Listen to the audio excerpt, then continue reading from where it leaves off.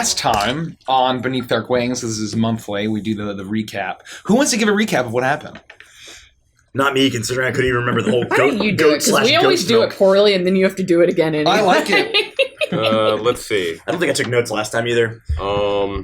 I can do Last it. time on Beneath Dark Wings, we founded a restaurant called To Dinner, and did someone say breakfast, but what about lunch and tea? Question mark. Iris died. Oh, yeah. Yeah, it started off with Iris being killed. Killed by Ankatep. Then we had a fight, and Very because important. of We don't see this happen. And we switched to smoke that bitch. Yeah, and Caprice forced Toa to put him down. Yeah, he turned to me. Oh god, that was awful. I cast Feeble Mind on him because I was like, maybe we should keep him alive for Toa, no. Oh, no. And then after we killed him, we pretended to be him and told his servants to fuck off. And then we decided to go to the Black Pyramid, and we went through the storm and became mad. Yes, we teleported there. We teleported there, and then we went through the madness and had a bunch of stacking RP effects. It was a lot of fun. Did we know that Zurn was waiting for us there? No. Or was that a surprise? No, we knew he was there. I thought so. We knew he was there. We knew we were trying to find him at the entrance. We were told by Anubis as well. We weren't told Zurn was there. We were told somebody... an envoy of the Raven Queen was there, is what we were told. But I think we could have assumed... I assumed it was Zurn. That it's Zurn. Well, Kelsey didn't know. Oh. Shocker. Zurn. I think he says that. Feel the Zurn. Feel the Zurn? That should be his catchphrase. And then we get to the pyramid, and it's bulging disgustingly and in a non-Euclidean way. Non-Euclidean is my favorite word. It's a great phrase. And then we see Zurn standing at the gate of the pyramid, and that is where we ended the session. No, one more important thing. What did I forget? He was standing in front of a very intricate chalk drawing with different artifacts and things. Yes. And there was one missing piece. I have the description of that. Should I read Oh, it? yeah. Read it. A rune in silver ink on the ground, 6 points with items, a crystal ball, a bloodied tabard, cracked glass vial, blood-stained needle, small bluebird statuette, and a blacksmith hammer. At the center, a tracing of the talon blade. Yep. Thank you. That was much better. And it wasn't chalk. It was ink. I misremembered. Awesome. So, great recap, guys. There. Oh, yes, of course. My brother. And his... I wasn't going to say better half, because that's kind of weird. That's really funny, though. That's a really... I don't know how I feel about that joke, but it's a good one. Regardless, I don't know how I feel about it, but it's a good one. Let's roll the intro. Yeah. Derek. Go ahead. We start and you see the curvature of Evantris floating in the astral plane, and we turn just as the sun starts to peek over the horizon. We start rocketing towards. We just fly right through Evantris, and it explodes like the final spell that Sephiroth casts at the end of Final Fantasy VII. Even though that would kill everyone, and that's his whole plot. Why does that? It can happen 3 times the whole fight. That doesn't make any fucking sense. How many Bahamut's are there? Beneath Dark Wings.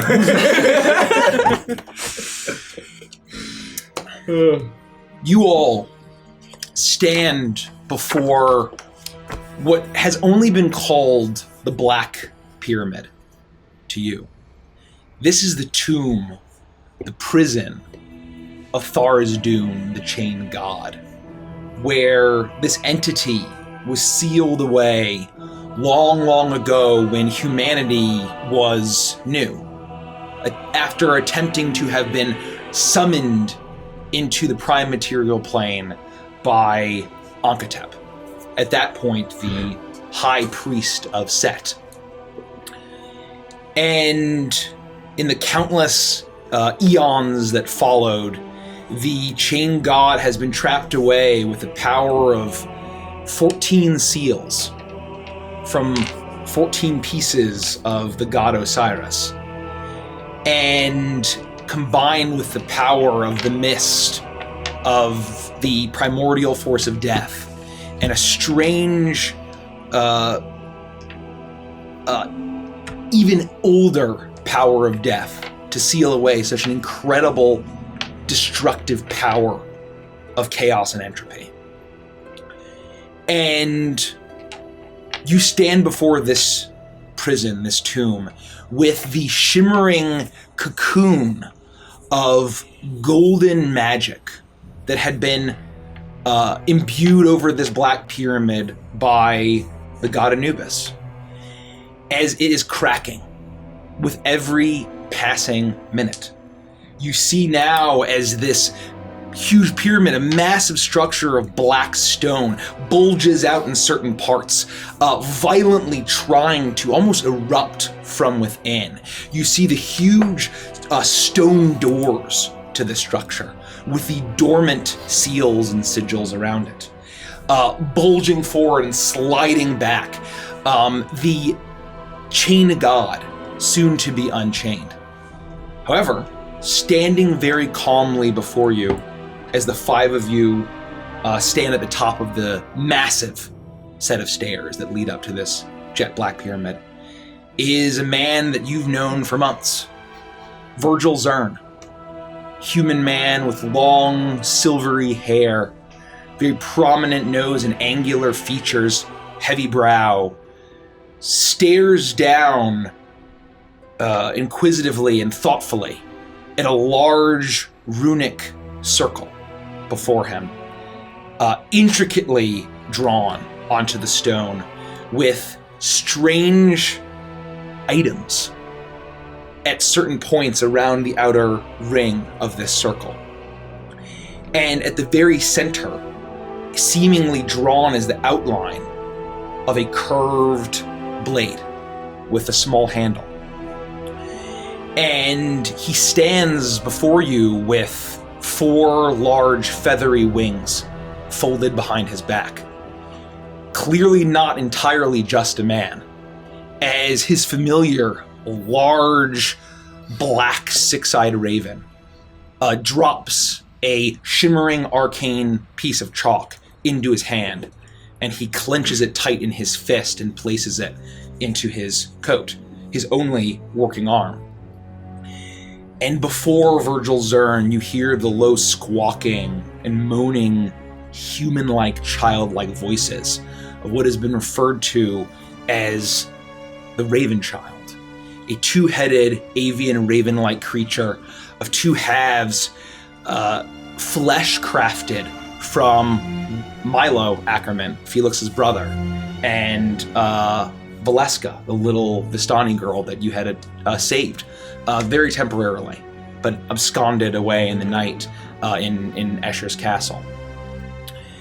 And it's at this point that Zurn has welcomed you to this place, but he's made no motion to turn to you or speak to you as you hear the voice, as those 4 eyes look at you, of the pained avian creature.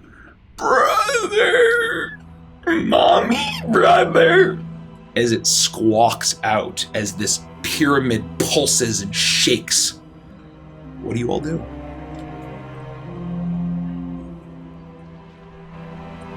Just look at Felix. You gonna be okay? I don't know, Tella. I don't know about anything anymore.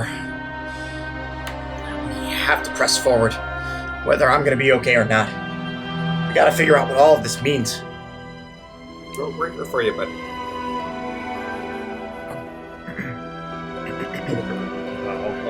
Are we close enough to Zurn? that- Yeah, he's like 20 feet away from you.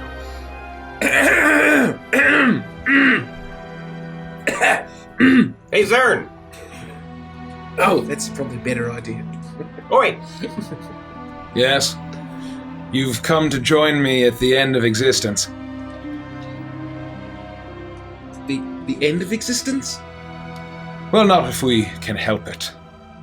I have told you that I plan on saving this universe, this world and all the worlds beyond, no matter the cost. You've got one opportunity to tell me your plan and convince me. to help you out. That's it. I'm giving you one chance. Start talking. Zurn finally finishes examining the runic circle on the stone before him as he turns to you.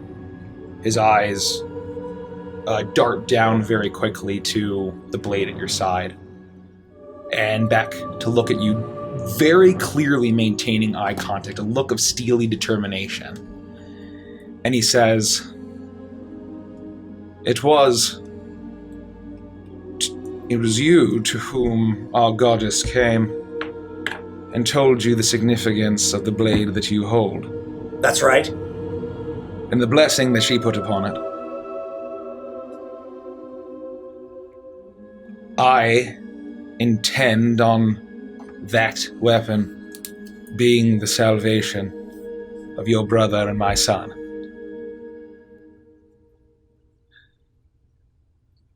Yeah, but how? The use of the Raven Child is a vessel for Thara's Dune. It is of the same primordial power that seals him in this tomb.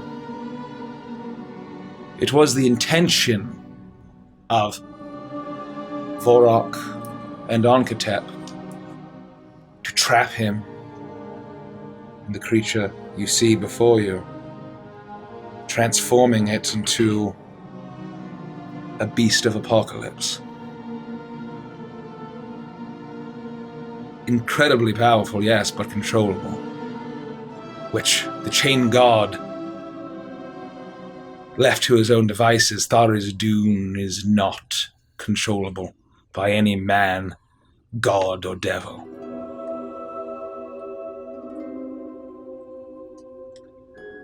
I intend to make it more manageable. I intend to fulfill the role of the Raven Child. They will take on the full power of Thara's Dune. But after he has been weakened, stricken down by the rod of law, by the 7 angels, reduced to a helpless, weakened form. And then, once consumed by that creature,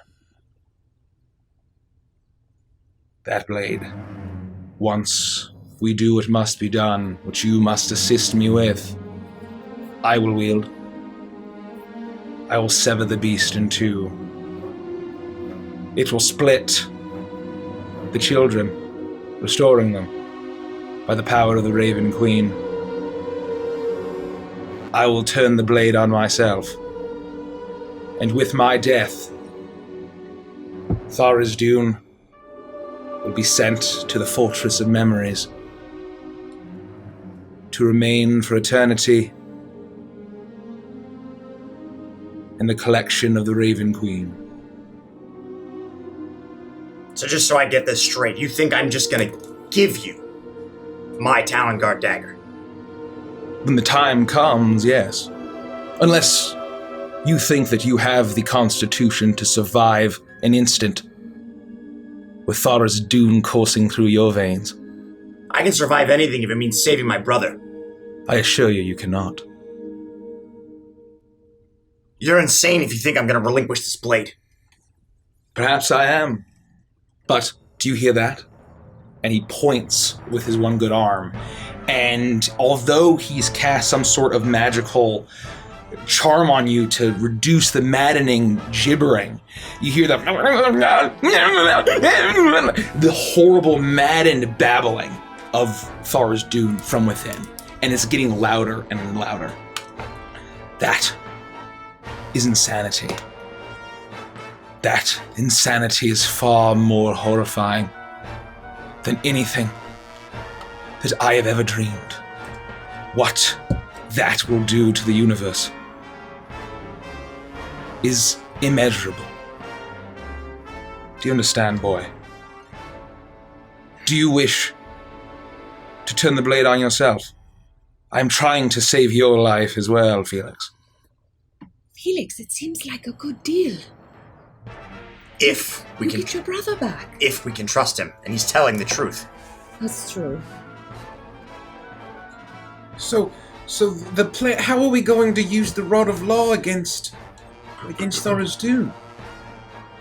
Out of character, when was the last time we saw the rod of law? The Windux happened. It was in Akka. That's right. Okay. Yep. Got it. Zurn turns to you, Lufty. You have the feather that your mother gave you. Presumably. I'm sure I do somewhere. Yeah, I've got it. You didn't lose it, did you? No, I think I tied it on my I spoon. totally recall. have it. I swear. Yeah. Yeah, I just Without have it, it we hidden are for lost. safekeeping. I just have to go. No, for I a think I quick tied run. it to the end of my spoon, if Okay. I'm remembering that correctly. We have it. It's somewhere. That's a very precarious place to put it, given that it's critical to the savior of the universe. Maybe I tied it in my hair. I don't know. I put it somewhere. Fashionable. Oh, here it is. Once that door breaks open, once the power of Anubis finally cracks and breaks, and Thari's Dune starts to become unchained, he will be vulnerable as he exits the tomb. That is when you call upon the Windukes. They will have a single strike. They will know what to do. This is not the first time they have used the Rod of Law, as you have seen. So it has to be instantaneous? What if the timing's wrong? Can't we give them like a heads up? Then we are doomed.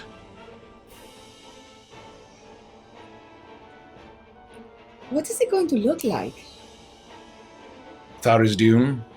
Yeah, I can't even begin to fathom. if that's what it sounds like, I don't know. Thank you, Snuggy, Thank for you, the sub. Snuggy, for the sub. Really appreciate it. 2 years. Yeah, Wow. crazy. Insane. Thank you. Thank you. He turns to you and says, I have been planning this moment for almost my entire life. Once I had seen in my nightmares what was to come. I have been putting the pieces on the board. It has all been coming to this. The last piece is to harness the power of death, the final remnant, the new goddess of death. This is old magic. Does not mean it is inherently better. Felix, you know that. We give the Raven Queen her foothold here. Take this power, combine it with hers. Thari's Dune will be no match. If it is this primitive power that can hold the trained god, imagine how impenetrable, how inescapable it must be to be locked away in the fortress of memories. So you're okay with dying for this? That was always your plan? No. My original plan was to kill that creature. Its soul, like mine, is tethered to the fortress of memories. But as soon as the opportunity presented itself to save my son, my only child. Sacrifice of my life is nothing.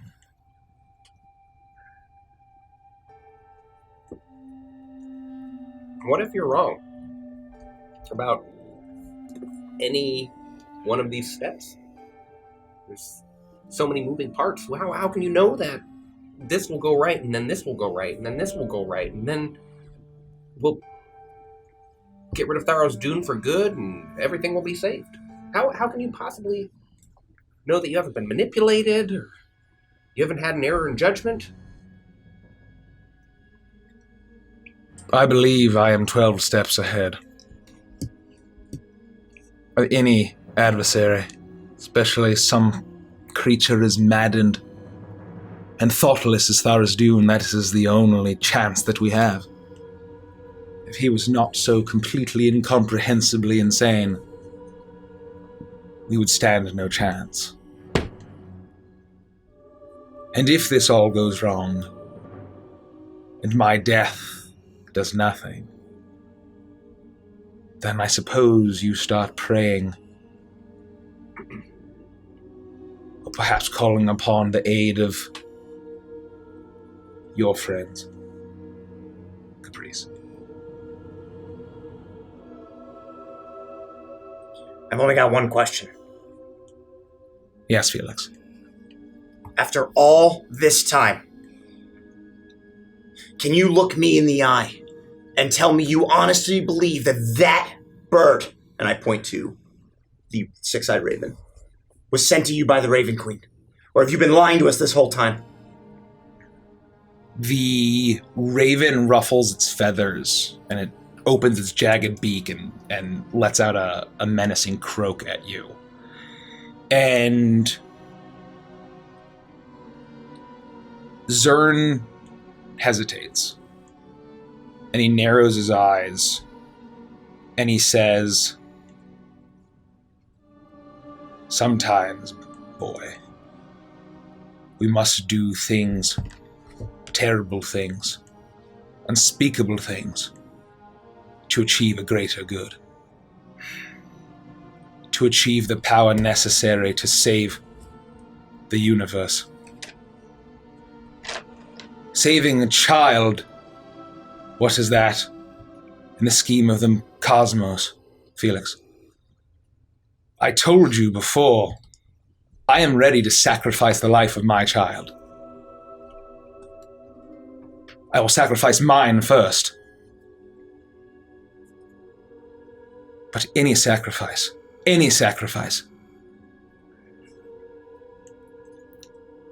Do you think I could have gotten this far without assistance, Felix? I noticed you didn't really answer my friend's question. No.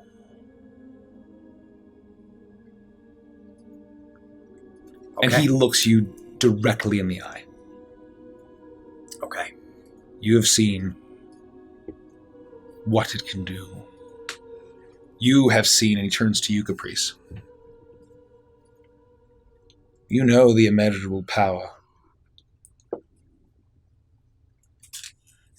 You know what can be achieved.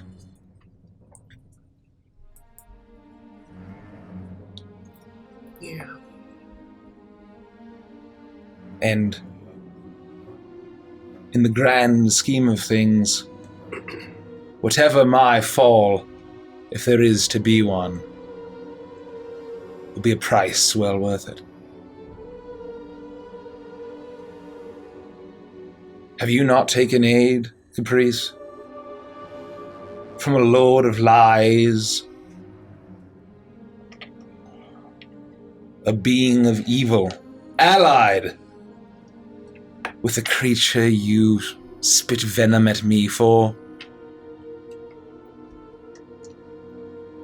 who have been in treachery, maintaining a war between devils and demons for countless millennia? Are you any better than I, Caprice?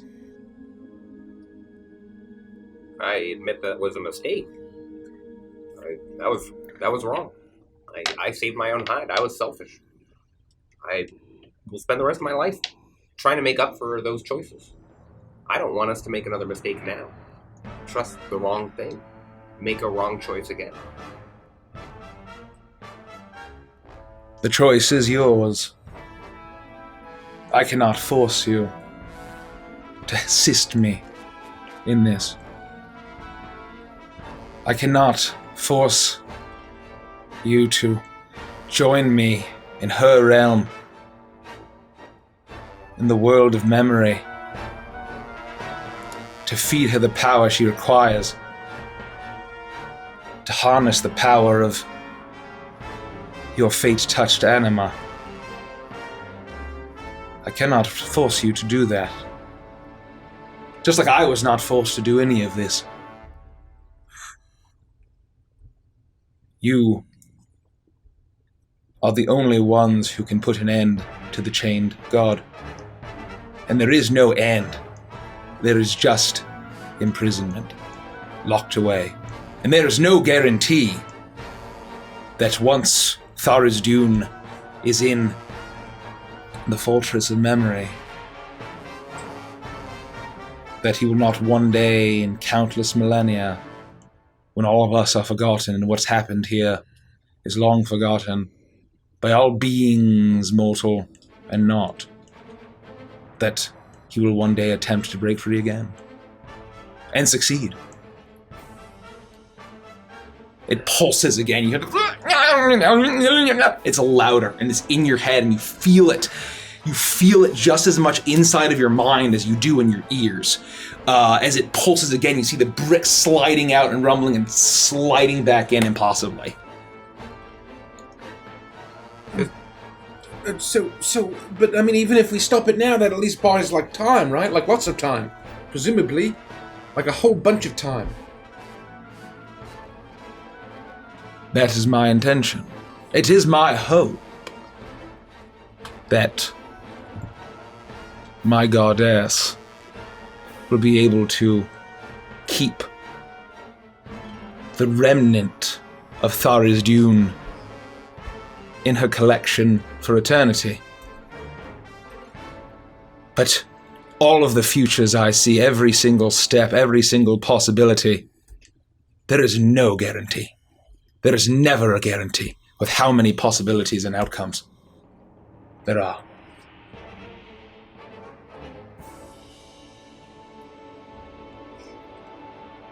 Do you wish, Felix, to wield the blade yourself? Do you wish to split the Raven Child and then end yourself? You would doom your brother to being alone. When the Raven Queen gave me this vision, she said that I would have to do what needed to be done. That I would have to have the strength to do what needed to be done with the blade.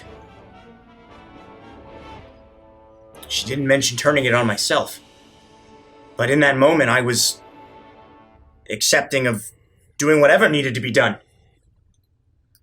to save Milo. Well, Felix, maybe whatever needs to be done is giving your dagger to Zurn. Maybe that's what she meant. You might be right. All we can do is, if we choose to move forward, is trust him. Even though every fiber of my being is screaming the other way. Do you have to give up the dagger? Can't he just stab you in the back right at that moment?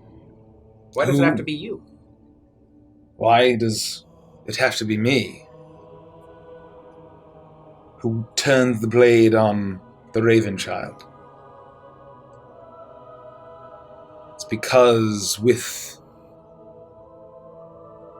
the slicing of the tether that Ravanovia von Zarovich put on those children, the power of Tharizdun, that terrible entropy, will enter me. I will be, in a manner of speaking, an avatar consumed, possessed by madness. And Tharizdun himself. Either one of us takes it on, or he breaks free. If you are quick with the feather, and the Wind Dukes come when called, he will be manageable for a time. That is the only reason we can take on that power and survive for even moments, and not be completely lost to evil. And you think that you can do that? Still turn the blade on yourself, even though you're consumed with madness? I will have a moment. And he stretches out his four wings and back and folds them back. The changes to my body,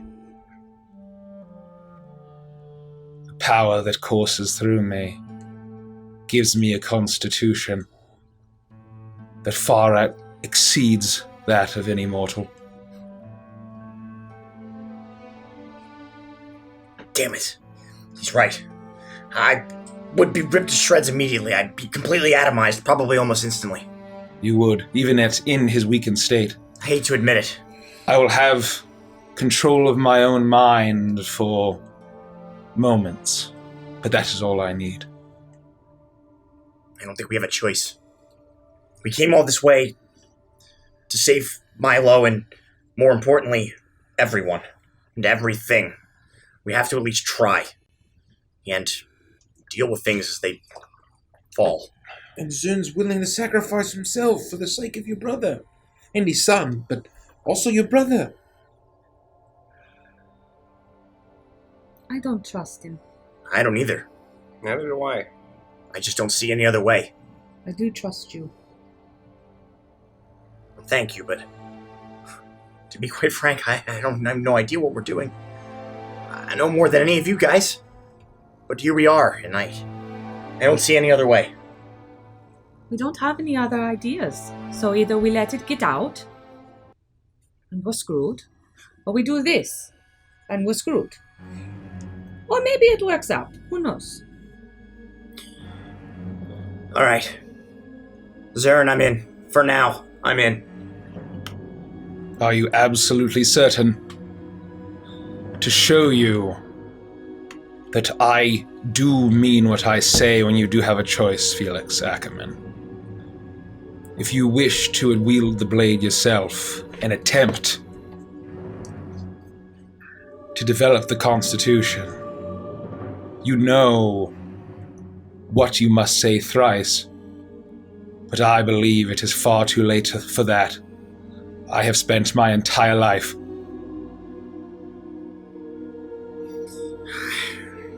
Look, the logical side of me is saying that you've done everything you can to prepare for this, and it doesn't make sense to deviate from that now. Granted, until you just brought it up, I guess suppose there is a plan B or plan C, but no, you sound like you know what you're doing. There is a reason that you all came to Striga, that you returned, that you three arrived on these shores. Well, not these shores, the shores of my home. There's a reason you all met. I believe it is to be here, to put an end to this madness. I cannot think of a being or an entity worse than what resides meters from us. In the grand scheme of things, that level of destructive power dwarfs, anything else.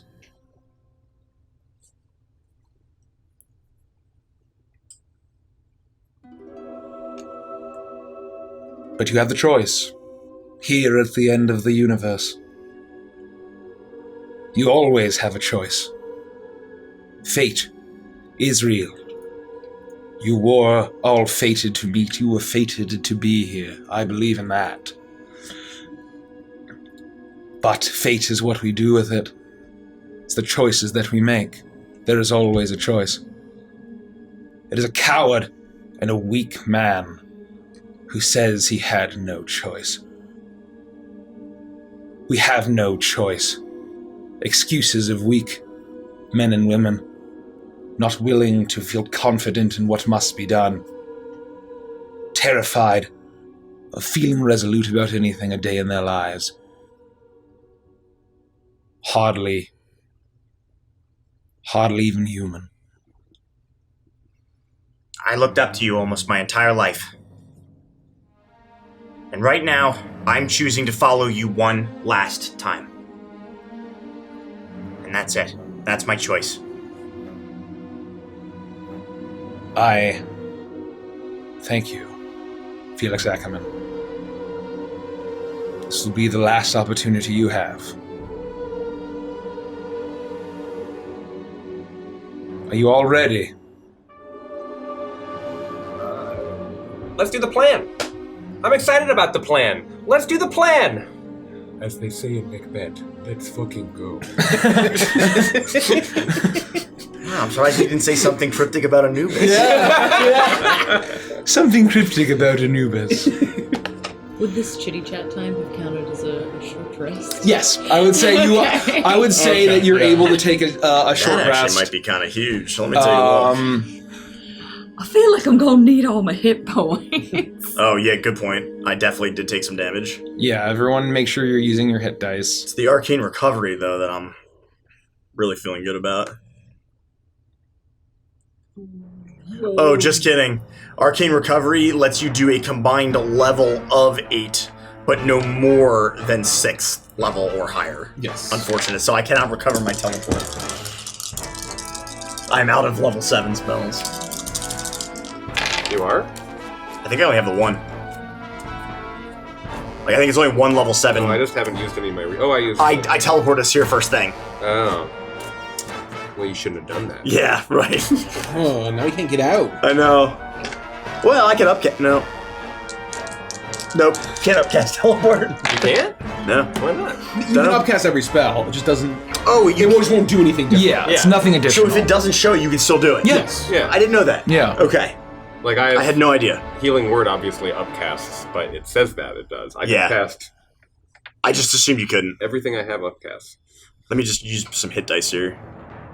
1, 2, 3. I probably only need like 4. You might need it. Oh, fuck yeah, I'm using What does it. that mean, Mike? It's awfully cryptic. Something Something cryptic about Anubis. Oh, Think about shot.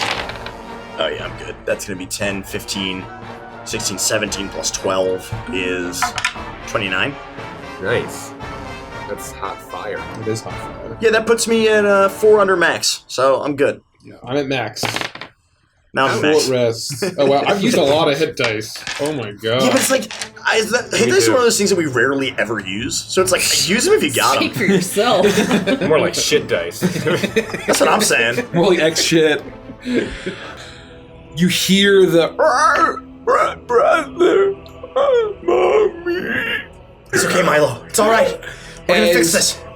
You see that there are the runic symbol that the Raven Child is standing upon is of a very similar makeup to the one that is before Zurn, and you see those 6 mementos, for lack of a better term, and the phrase that I'll be using throughout this session, of the 6 mementos that are placed evenly spaced around in the circle, and you know that that the number 6 has been something that has been obviously a recurring theme with Zurn, and you see the items, and you see that one seems to be a very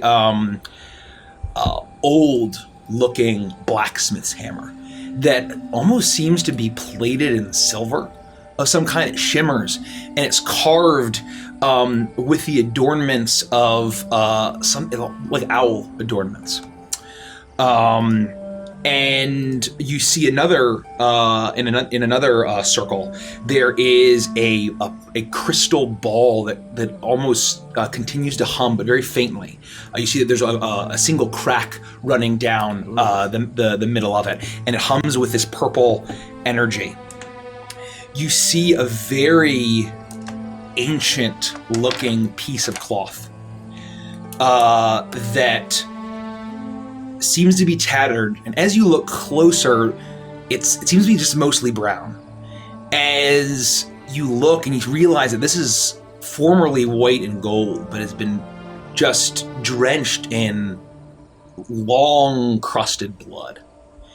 And throughout the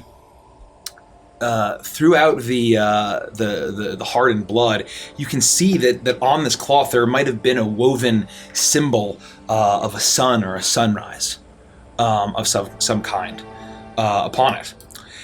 You then see in the fourth place is what looks to be a rounded, rectangular bottle that is uncorked, no corked, as if the cork were to be there, and it shimmers with a strange kind of not quite an energy, but it seems to be treated with a very special glass that almost kind of glints a shimmering blue. And I would say that with your bag of holding and what you've experienced, you might think, I would check Sophiana's stuff, and you find a bottle of holy water, and it seems to be almost like the exact same bottle. How much do you want to bet that Bloodstained Tavern is a Von Zarovich artifact? I assume that it was the Shroud of Turin. I don't know what that is. Oh, okay, never mind. Don't worry about it. Oh, Jesus. What does that mean, Derek? I prefer the Shroud of Toblerone. Oh God, there's your hand! Oh, and I pull out the holy water. And the sixth spot seems to be a large, almost garishly, almost cartoonishly jagged and large and horrifying looking needle with a little bit of remnant of a horrible shimmering thread that's been snapped off, coated similarly in dried blood. And yeah, my thoughts exactly. What was that? He said, what the hell? I said my sentiments exactly. And you see that there also seems to be some adornments on the needle as well. As they just look like lines at first, and then you realize that they are in the pattern of spiders' legs on the needle. Oh God! We're stitched together. I was gonna say it's like her flesh stitching needle. And then in the fifth placement in this arcane rune, and you'd be able to tell that that even though it's circular, that the way that the arcane symbology is drawn, that there's a first 1, 2, 3, 4, 5, 6, and in the fifth spot, you see a pop of color. There's no dried blood. You see a small statuette of a bluebird that looks very familiar to you. Yeah. This, it looks like Beatrice, and for good reason. It looks very similar, if not identical, to the little carved bluebird that sat on your mother's nightstand in the fifth slot of this arcane circle, and you've been so focused on the man, Zurn, and questioning him, that you've finally just taken the time to observe this silver glowing runic circle. And that's what you see.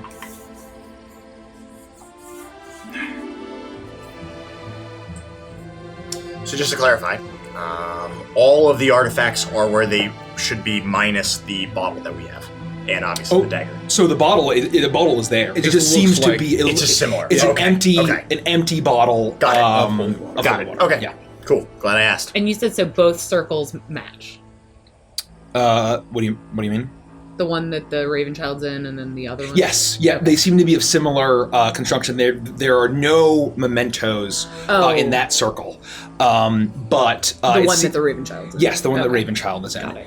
And you see though that there are empty circles. There are circles still painted on the ground that do not have anything in them.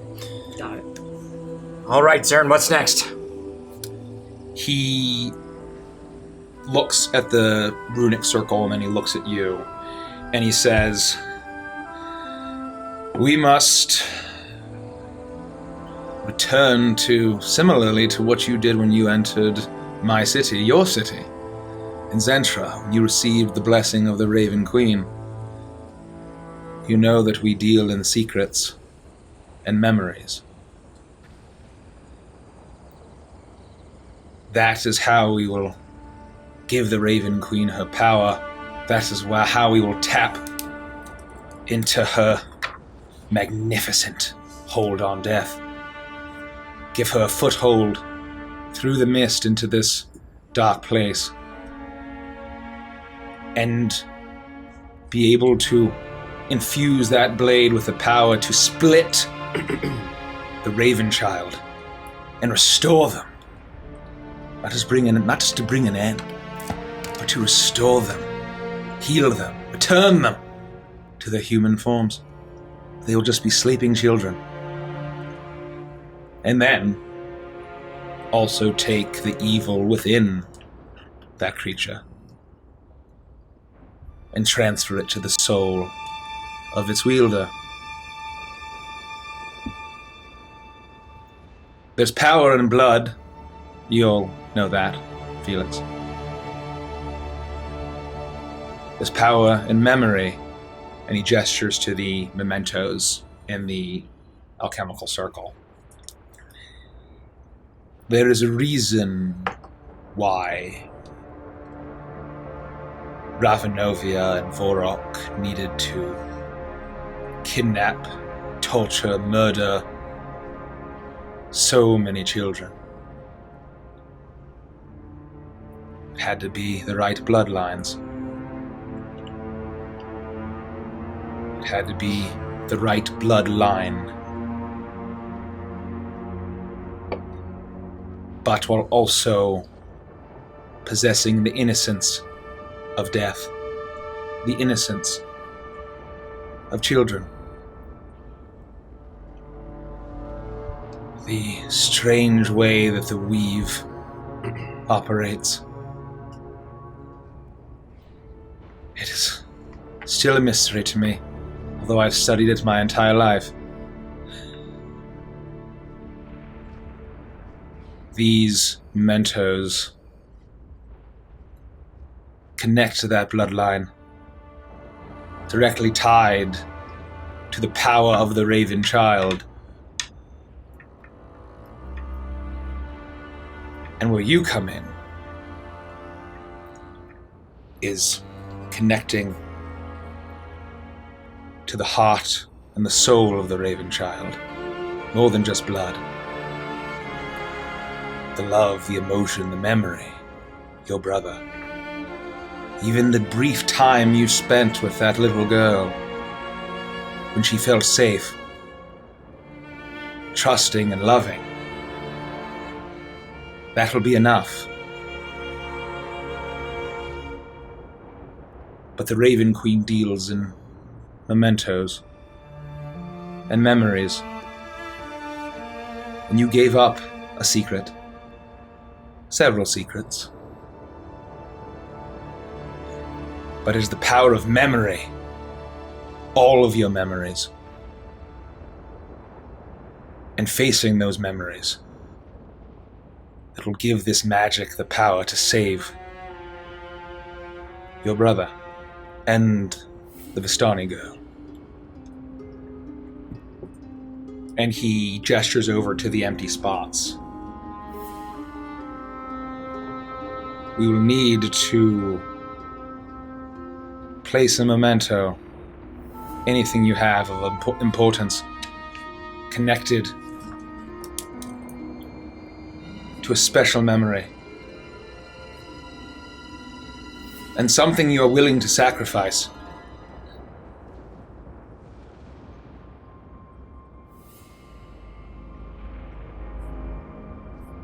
For when this spell is complete, that memento will be in the collection of the Raven Queen, in the Fortress of Memories, forever. And it will connect all of your memories to her collection. She will be able to peer through your entire mind, your entire life, your entire soul. It requires a vulnerability that is indescribable, but freeing.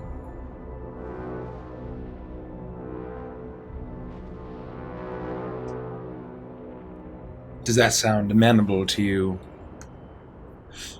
Yes, I'm not backing out now. All right. Well, I'm ready when you are, Felix. I'm ready. I know what I can offer. Maybe you should go first, because I don't know what I want to offer you. Sure. Join me. I've never been more sure of anything in my whole life. He steps forward and he has you all circle around the Raven Child. Although it's called the Raven Child and it is made from two small humans, this is a large avian monstrosity that is not tethered, it's not held down, but looks very weak. It does have wings, but they're folded back. It looks like its heads are too big for its body at this age or this stage. And you get the sense that what Zurn said about what the plan had been of Vorok and Ravanovia and Ankatep, you can't imagine what this creature would transform into if it was able to absorb and consume the power of Tharizdun. Jesus. And he gestures to the 6 slots. And he says, we will place each of us a memento. And then we will be searched by the Raven Queen. Our entire lives. And she will take the memory that you offer here, but then we will go to her collection. We will go to that beautiful fortress. We will go to the world of memories, and she will choose an impactful one, and we must face them together.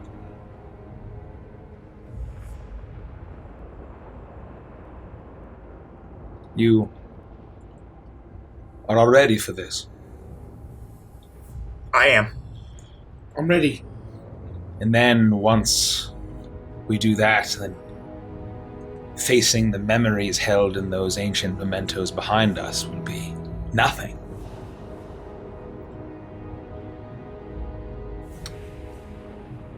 Very well. Felix, are you starting? And he gestures to the first slot.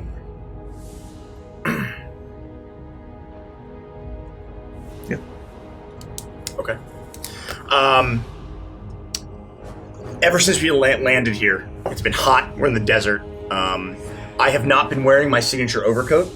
I am not wearing my gloves. My sleeves are rolled up. I'm wearing this tan, dirty, ratty undershirt, and it's hot and sticky, and I'm sweaty, and you know, it's very clear. You know, it's just we're in the desert. Very right? uncharted. Yeah, exactly.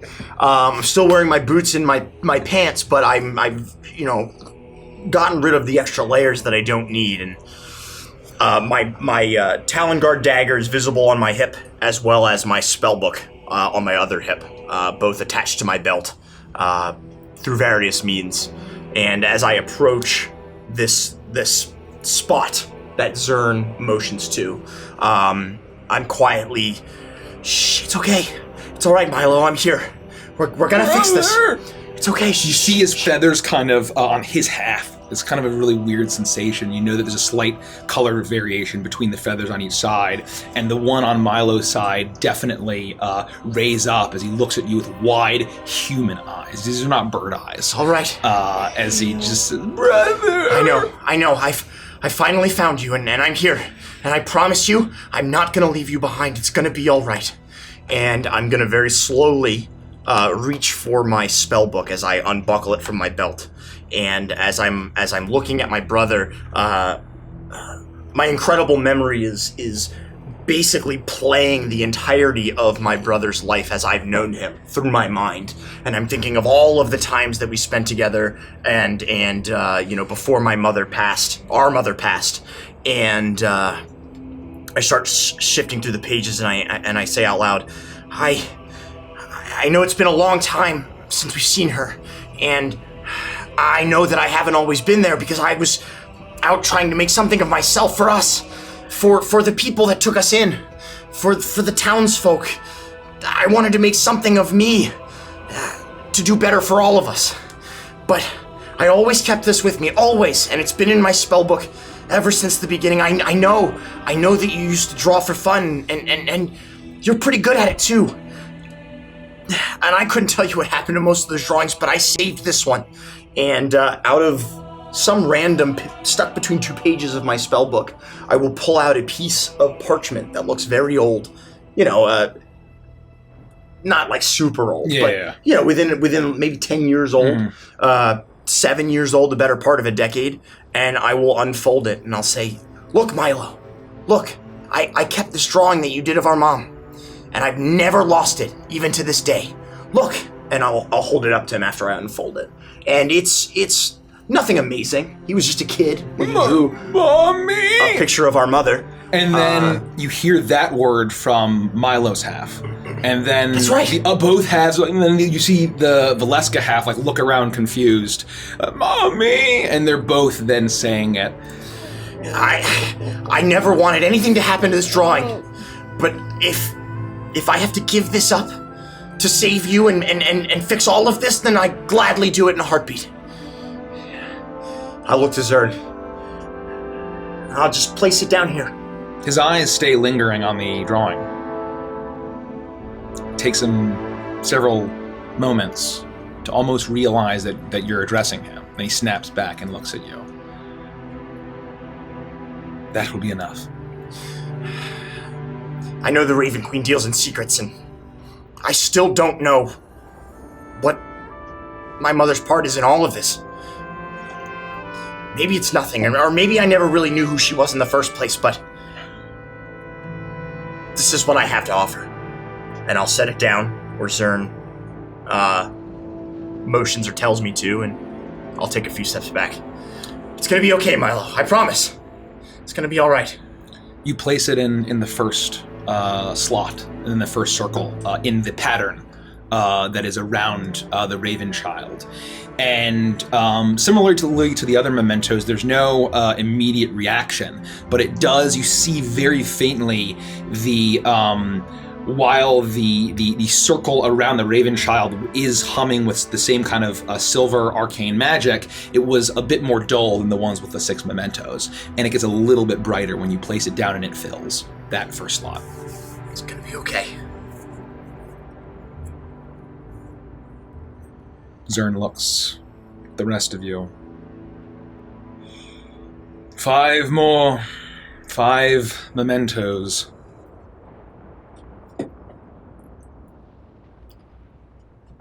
I guess I can go. I have a small pack on my hip, so I'll open that up and kind of look in. There's really nothing to shuffle through, so I reach through and pull out a little, it's like a little carved figurine of Laporte. And it's, all the joints are kind of disjointed. It has a little button on it, so when you push it, a good slap. And you let it go Oh, and I it fucking dances. So love you that make shit. slip for him dance. So That's pretty clever. I'll play with it for a minute and chuckle. Brother Gruber made this for me when I was just a little thing.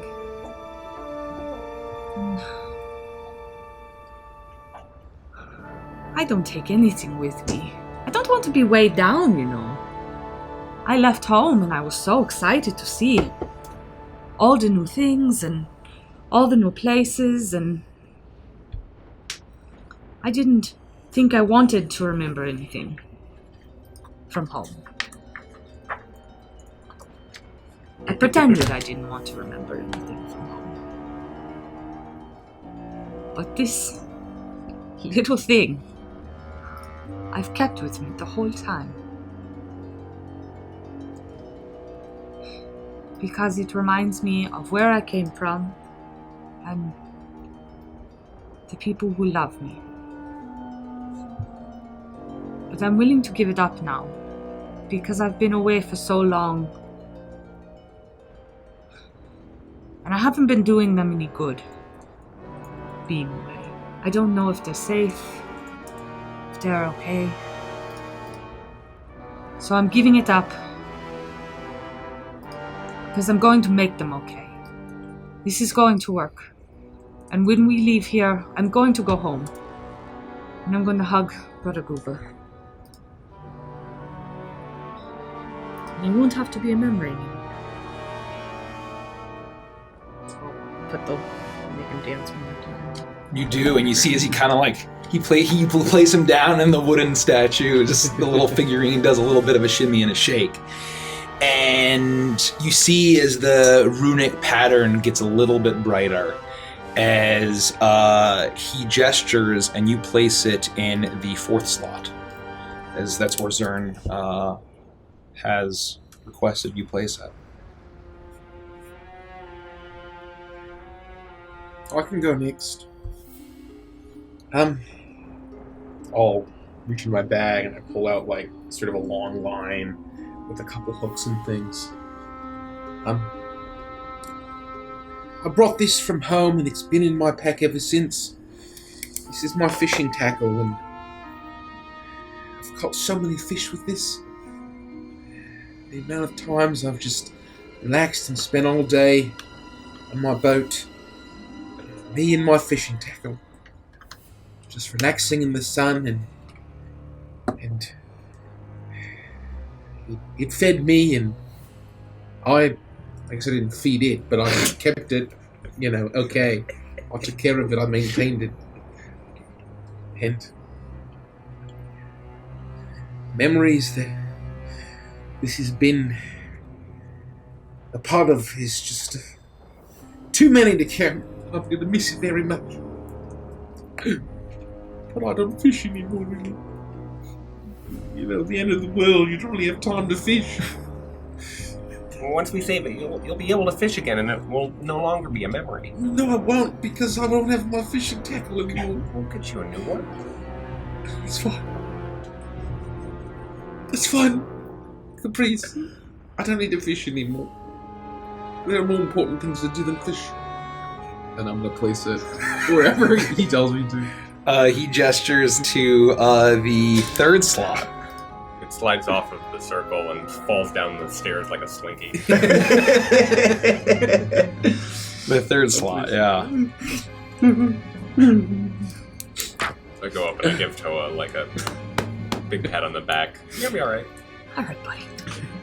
Iris? Iris steps forward and she says something cryptic about Anubis. Yeah. And Meow, meow. how similar sentiments about how she doesn't trust Zurn, but she trusts Felix. Motion to say instead of something cryptic about Shar, it should be something regal about it. Oh yeah, regal about Anubis. Regal, Yeah. That's good. Yeah. Something regal about Anubis. So be written, so be told. And she'll pull out some sort of religious memento, perhaps one of her rings that has a powerful family memory, and we'll place it Oh shit, she took mine. into the not a ring, so a scarab. She stands in the spot, and A then all of scarab. her fur just flumps off in one disgusting blob. What are those, like, Sphinx cats? She was actually a Sphinx cat the whole time. I would say that Her fur was glued to her. that you see a wadget, like a little metal wadget, the little eye thing. It's not an eye horse, but like he places it down and Definitely thought you were mispronouncing widget. Me Oh, too. no. What the hell's a wadget? I didn't know. I It's don't know a what. winged scarab, right? Is it? Or is it a Yeah. winged snake? I did not know that. A Yeah. wadget. Wadjet. Huh. Going up. Learn something new every day. I'm gonna get that wedge. a carving of that snake type biz. Yeah. I'll look at my hands, and I will pull off my right hand pinky ring.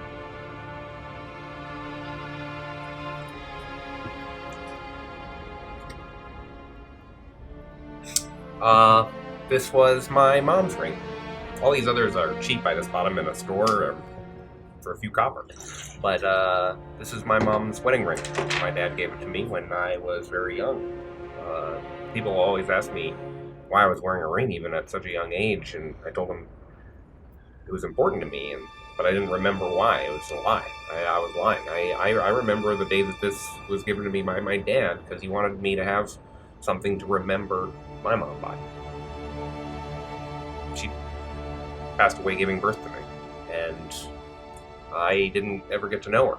And he shared a story after story about her, and it was a very special day. It was a long and beautiful day just at our little flat above the place where we made and sold our instruments.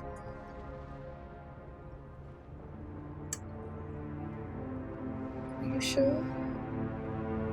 If the world ends, then we're gonna have bigger problems than me carrying this ring. I think that it'll be all right. It's very big of you. Thank you. Mementos. Mementos. You, Zurn nods at you as you place it in the second slot, the second circle. And with that, Zurn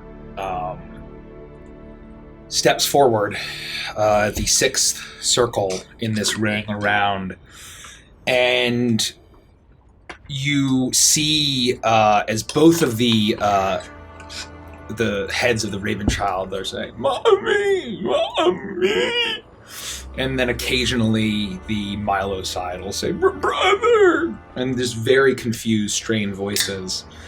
And Zurn steps forward, and he takes his one good arm, and he reaches behind his back, and he pulls out the greatsword that he's able to so effortlessly wield with a single arm. And he looks at it, and he says, "This is what started it all. This has given me the strength, but I've come to the end of my road. Kept me alive just barely against that orc. I've outlasted him. I don't need it anymore. It is yours now."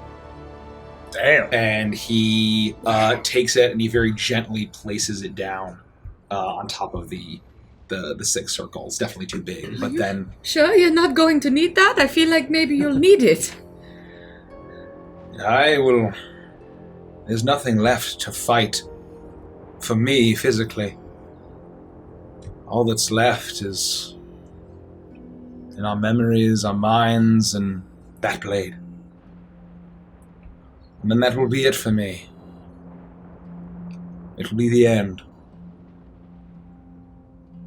And what better place for that sword to be than in the Fortress of Memories? With my fishing tackle. Yes. Do you all remember the first time you experienced death truly experienced death. Yes. Oh. You will. And immediately, both rooms erupt in silver light.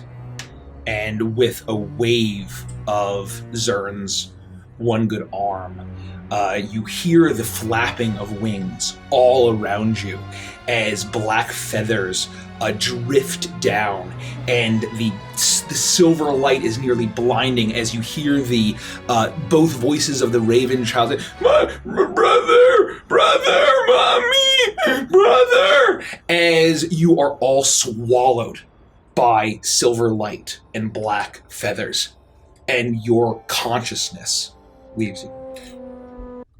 Fuck. Does that change music? Did you just kill us? What if You we know, died and the campaign's over? I'm not gonna lie, while he's doing that, Sucker. as soon as he was like, "Oh yeah, no, I'm gonna take Tharsdoon into myself and become, momentarily just the Avatar," I'm like, "Hold up, bitch! Like Andy's like, no fucking way are we gonna let this happen? Oh no, it's fine. I'm just gonna momentarily become the Avatar of Tharsdoon. I certainly don't have any ulterior motives. No, it's just selfless. It's selfless. Trust me, bro. Trust me. Yeah, okay, motherfucker. It could all be horseshit. Oh, absolutely. It could all be horseshit. Motherfucker! We'll see. We shall see. We're between a rock and a hard place over here, you know. It's Toe of the Rock. He is. Tell us, It's my me. rock. I'm 40% wrong. Gone is the Black Pyramid. Gone is the desert. Gone is the eternal sandstorm. The heat has left. The biting sand on the wind no longer strikes you. The shaking of the pyramid and the maddened babbling of Tharsdoon is now a memory. As you stand in a black void, something that's slightly familiar to you, Felix. You'd faced that masked woman not so long ago.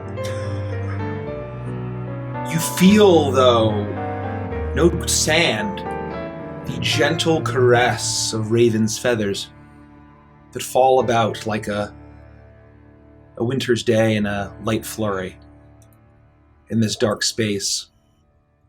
Flicks now of silver amongst those black feathers, tiny motes of light. As you see them there, they almost dance in this darkness, and it's not hot. It's not uncomfortably cold, but it's cool, and there's a level of peace and stillness. As you will see, you look around, there is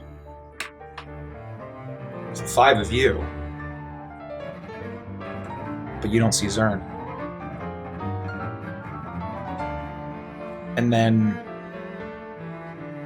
as you look around to find him, you, Felix, in your periphery, you see a black shape, and you feel now perched on your shoulder. You almost expect to feel Beatrice and see Beatrice, but you just see a raven. And it's not the massive, six-eyed familiar of Zurn. There is a simple raven with black feathers, silvery highlights. It looks at you with knowing eyes far more than any kind of bird should have. What do you do?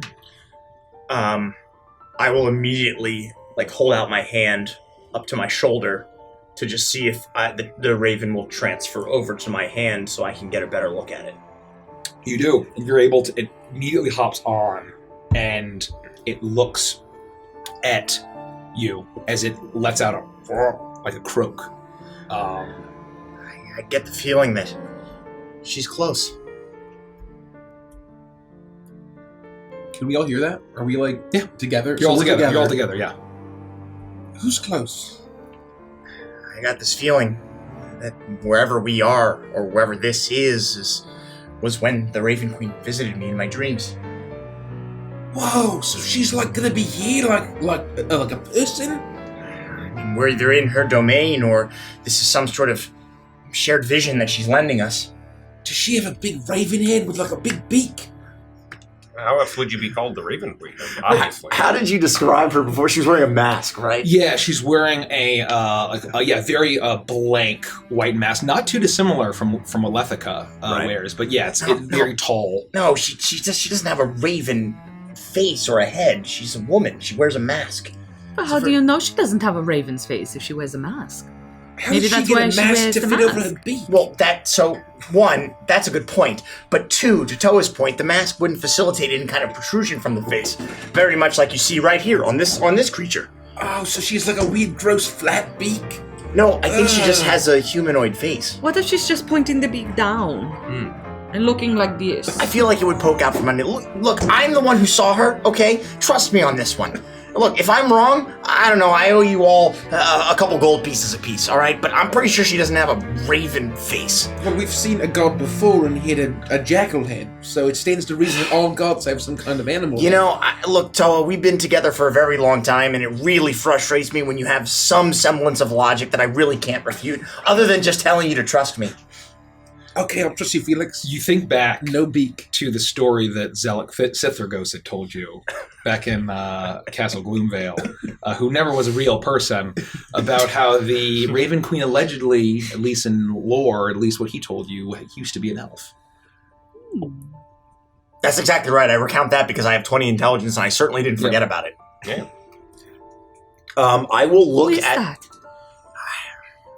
I don't know if it's a familiar representation of her, but I was hoping that maybe, and I will address the Raven, are you going to lead us? Or are you here to help us? What can we do? Make a perception check, Felix. And thank you for the follow, Oh, SPQR. Thank you for the follow. Maybe I it's just a regular smashed it. I don't. Let me figure out what it is, it but would be +5. smashed it. We can train it. I might be Don't mind proficient though. points. I am. Watch. Perception? Yeah. 26. Oh, I thought it was... Oh, hell yeah. As you look at the raven that has hopped onto your finger, you realize now that you only feel the clutch and the grip of one of its talons. Oh. As you see that one of its legs is slightly bent and almost like held up slightly and and he's standing on one foot. Oh, how can I be so foolish? This is Zurn. That's Zurn? Yeah, look at the feathers. Look at the way there's silvery detail. I think that's supposed to be kind of like his hair. And then obviously this is kind of jacked up here. He's got a messed up foot. Well, why Zurn? is he a bird? Can you understand us, Zurn? Peck Felix once for yes and twice for no. No, don't peck He me. pecks you. He pecks you very No, stop. Just croak. just once. You got him. Yeah, okay. Well, let's stick to croaking, not pecking. Why are you a bird here? That's a great question. I don't think he's going to be able to answer us. Maybe it has something to do with the deals that he made with certain entities. Oh, no, croak once if you've always been a raven this whole time, and that's your true form, or croak twice if you were turned into a raven by the ritual that we just did, and now you're helpless to help against the end of the world. If a raven could look at you as if you asked the stupidest question that any humanoid The had ever raven's uttered, Yeah, the raven rolls its eyes. That's what the raven would do. As it lets out a croak and flaps up into the air, as he flies and he swirls. He swirls around each one of you, and you see as he then takes some time and flies, and he circles around your head, Felix. And then as he circles around, he then flies off into the blackness. But then you realize now that although it looks like a void that goes off as far as you can see, you suddenly hear the beak of this bird tap on glass. As you realize you're actually in an incredibly tight, confined space, standing on glass, surrounded by glass. You hear a tap, tap, as the light floods in and crashes, and all of reality splits like broken glass around you. For a moment, you hear the cacophony of thousands, hundreds of thousands, millions of ravens. As you see a brief moment through the glass, a world of gray and blacks and whites, a massive looming fortress surrounded by barren crags, surrounded by a cacophony of ravens. As you see it off in the distance, a low glow, but it's just grays and blacks and whites. As then the glass splits around and reforms, and suddenly you hear the shouting of voices. As I change my music. That sound was murder. Was that a joke? Yeah. What was the joke? The murder of ravens is a thing, I thought, isn't it? No, isn't that crows? But isn't it interchangeable? I don't think so. I'm pretty sure that a group of ravens is called a conspiracy. I think you're right. Fuck. But hey, I knew what you were going for. Well, maybe it's the Crow Queen, not the Raven Queen this whole time. Don't be disrespectful. Oh, I'm sorry. I still think that she's got a face of a raven, and that behind the mask is a portal. What did I just tell Tella? Don't be disrespectful. Oh, there's like a portable hole inside the mask. You guys are dicks. You are faced with the terrified look of a young man as he stares at you. And you jump back for a moment. And you realize this is just a statue. Young human lad, can't be older than 18 or 19. Eyes wide in terror. You see dark stone all around you and the shouting of voices. As Felix, you look around, this is an incredibly familiar place to you. Your friends are nowhere to be seen. You are in the simulation training halls of the Korvakian Academy of the Arcane. You see a large pedestal off to the side where you see uniformed military officials and instructors are watching as you hear the panicked shouts of recruits, trainees, your blasts of magic firing off. And you hear a guttural, hissing, rumbling growl that shakes the core of your memory. Basilisks. This is your first real field training. And you look around and you are no longer with your friends. You are with your squad.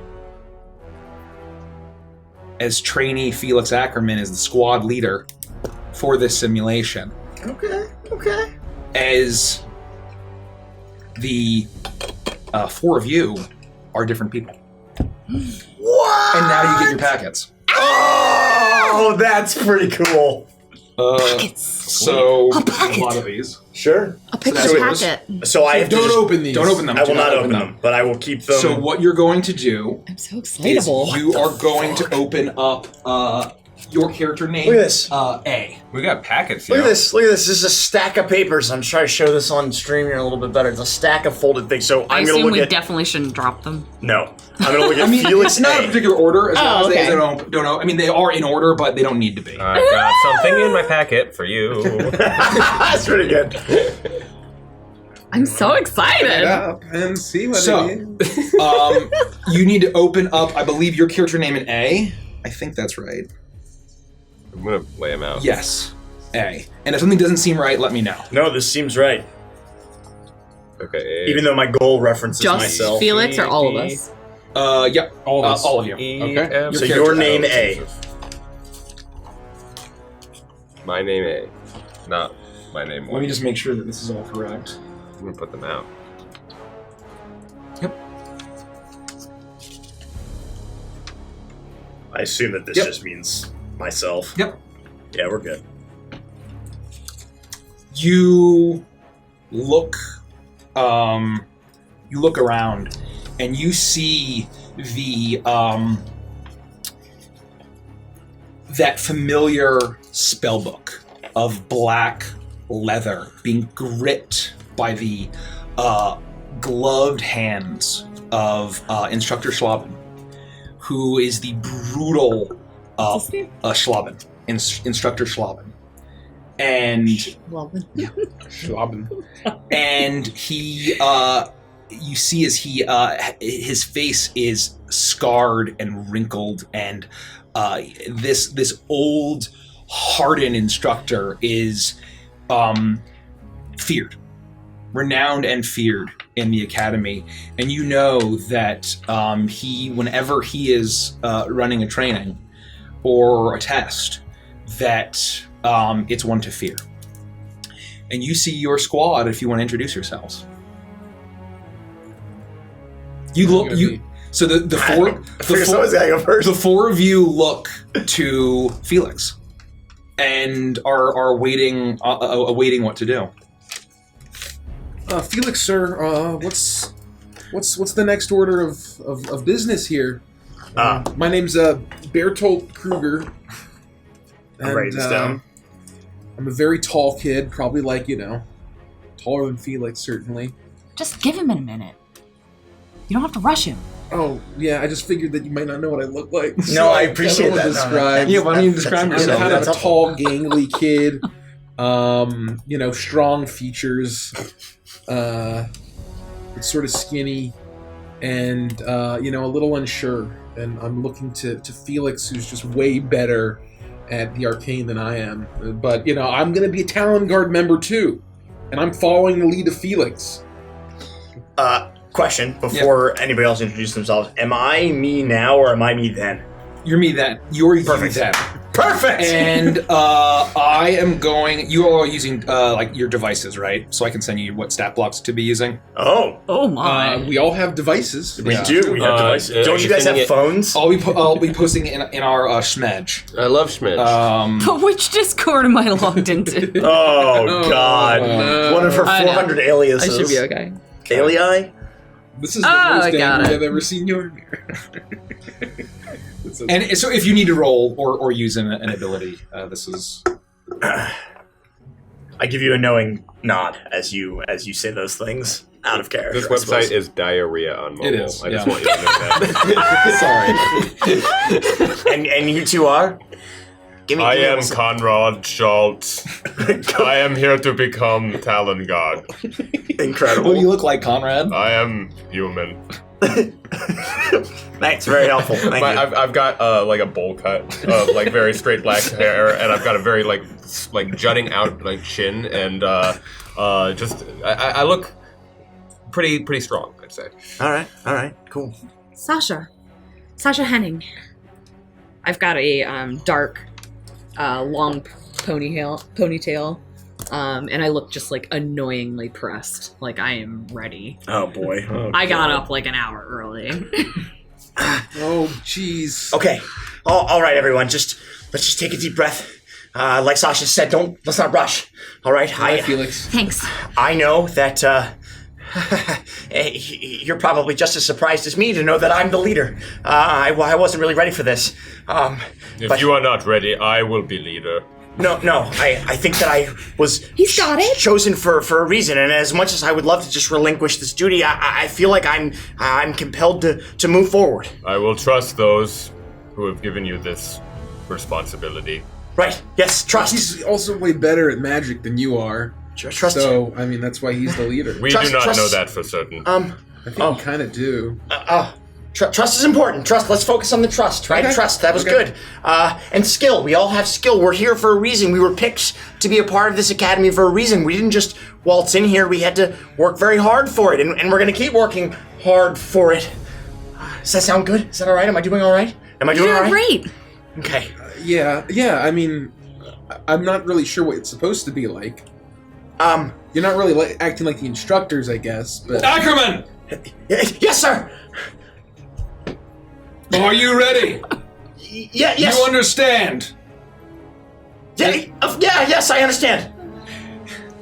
You understand that if you fail to complete this trial before your competing squad, you will all be disqualified from the opportunity of Talonguard. And you'll be sent to the front lines. Yes, sir. We understand, sir. And I will salute. Go on. Ackerman squad, you proceed in 3, 2, 1. And you hear the rattling of chains as a massive door opens before you as you see a dark tunnel, which looks like a dungeon. As you hear the rumbling hiss and you hear slithering of some type of creatures from beyond. As soon as he says go, even though I'm nervous and sweaty and very clearly don't appear to be ready for this, there's an almost surgical focus that overcomes me, and I begin to shout orders. All right, Bertolt, you're the tallest, and you're the best at movement and coordination. I need you to fall back immediately and assess the situation. Conrad, you're the strongest. I need you to be ready to run interference. Nobody has better abjuration and protection magic than you. And Sasha, you're with me. We're gonna formulate plans on the fly, and if I need to, I'm gonna provide the ultimate firepower. Get ready, squad! You got it. Let's go. Okay. What are you? So who's? Go ahead and tell me. So tell me what you're doing. You see as it opens up into what looks like a subterranean cave. As you see that, although the architecture reminds you of the great citadels and the architecture within Zentra, but the basements and Felix, you think back to the time you spent in those that library in the hallways, deep beneath the primary citadel of which I can't even remember. Oh, the Queen's Conclave. As it seems to have been built on top of a network of tunnels and caverns that are the native homes to the basilisks that live in Korvakia. All right. This seems to be some sort of seek and destroy mission. The basilisks, from what I understand, will most likely be watching us and waiting and maybe testing our abilities. Sasha, you know most about this, the creatures that we're fighting. If I get something wrong, feel free to correct me. I'm sure I won't have to. And again, Bertolt, when we have to make strategic decisions on the fly, I'm expecting you to be my right-hand man. I'm going to lead the best that I can, but if tactically something comes up that might be better, I need you to speak up. Okay. And you're our shield, all right? You're the strongest. You're the most stalwart. It's pronounced Schultz. No, I know your name. I'm saying we don't have time for this. Follow me, and I'll begin to lead them down these twisting caverns and corridors to hopefully find these monsters to eliminate them. You do that, and you make your way through as you see that you see a figure up ahead as the light is very dim, but you do see that there is the flickering light of magically illuminated wall sconces very clearly established by the wizards of this academy. And you see it glinting off of a young woman frozen in eternal terror as she's rearing back. There seems to have been some sort of rock slide in this cavern at some point as you pass. As you approach her, you see now that the tunnel splits into two different directions. One, you hear the sound of water very clearly going through, and the other one sounds a little bit more quiet. Okay. Squad. Talon Guard daggers at the ready. We're going to make sure that we use the mirror sheen of these weapons to check behind corners before we move too quickly. We don't want to end up being petrified for forever. Understood? Yeah. All right. Yeah. Bertol, watch behind us. Okay. Move with me. And we're going to slowly move as we start to look around and Sasha, you know what signs to look for signs of where they may be, where they build their nests, markings on the walls in the caverns. Whatever you see, shout it out. I'll be looking at the ground for like slithering. And, Okay, like, Sasha the Basilisk Esper. I love it. So make a survival check at advantage. I made an executive decision, and I hope you're okay with it. What is survival? Wisdom. +0. +0. Okay, so just an 11. That's not very good. An 11. That's okay. We're all probably level 1. I hate this. You look through the sheen, thanks to Felix's quick thinking, as you hear the shouting and a blast of what sounds like a firebolt from deeper into the cavern. You presume that is the competing squad that you are racing against, knowing that you basically need to make it through to the other side to the end of this tunnel system. And if you need to kill a basilisk, you need to kill it. Either way, you have to survive, not petrified. And so you, Sasha, are able to keep an eye out. And I'll say with that, you see that there are, you see what looks like to be a petrified leg, as you see that there is towards the corner of this cavern that, and I'll say that with your knowledge that these basilisks they prefer to lurk and blend in with the stone and stay away from water. You guide them down the path of with the where the rock slide had poured in, and you see that there's a petrified leg with some very clear bite marks out of it, and you get the sense that off. Further down into the tunnel, you see another split where there are scrape marks on the left side versus the right. I just want to say also I have no idea if basilisks work like medusas, but that was what I was going for. So if that's just wrong, I apologize. No, that's correct. I'm stupid. Does it? Okay, all right. That's cool. Hey, wait, did you guys hear that? The other squad is very clearly engaged with one of these creatures. If we can just avoid it, we'll make it to the end, no problem. But if for some reason we do come across one of these basilisks, we must destroy it with extreme prejudice. Understood? Understood. All right. Keep with me. Follow Sasha's lead. Should we cast Mage Armor? Wait, what? I did that like 4 hours ago. Yeah, but so did I. What were you doing?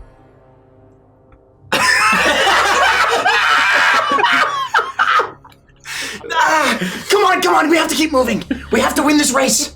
If we can avoid combat at all costs, we'll win. Okay. You do that.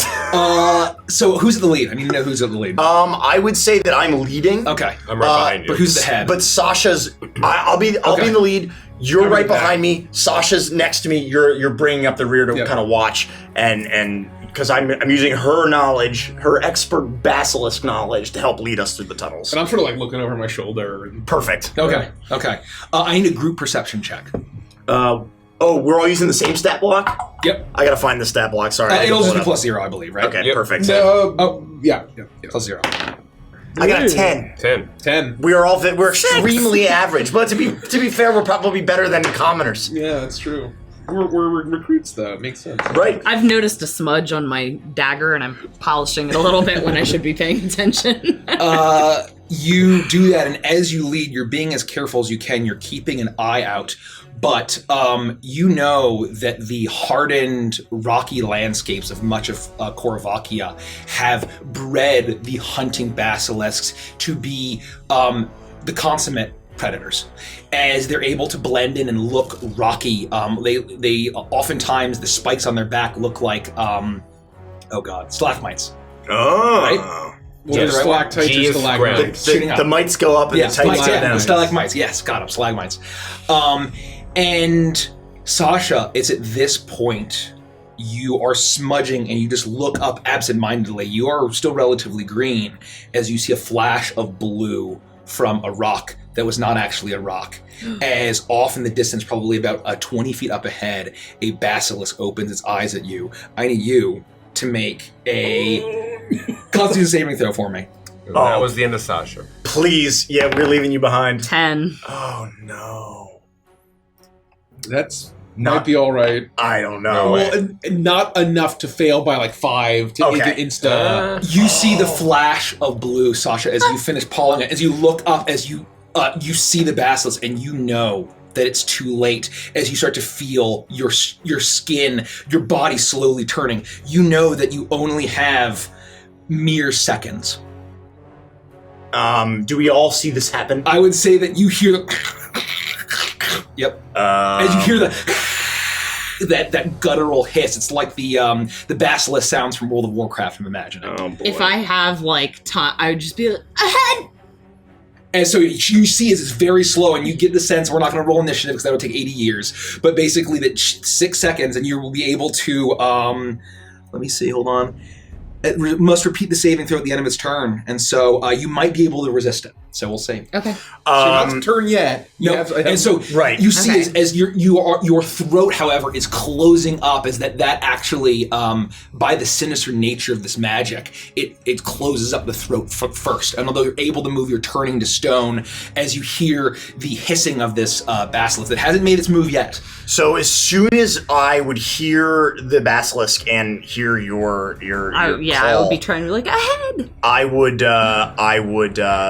immediately snap into leader mode and say, Conrad, you're in charge of carrying her and protecting us if need be. Berthold and I will deal with the basilisks if they get too close. We need to keep moving. She's going to be okay. Come on. It's done, and I grab you by the hips, and like a football, I lift you up, and I just start to continue And on. we're going to try to avoid engaging Okay. and hope that she'll be able to resist as Okay. we move forward away from this creature. Make one more saving throw. Is for the me. goal to get to the end or to kill basilisk? It's to get to the the end. end. Yeah. Okay. So I apologize. I should have said that. Got it. But I made a very grievous tactical statement at the beginning of this 18. before I knew that. Yes! so as you feel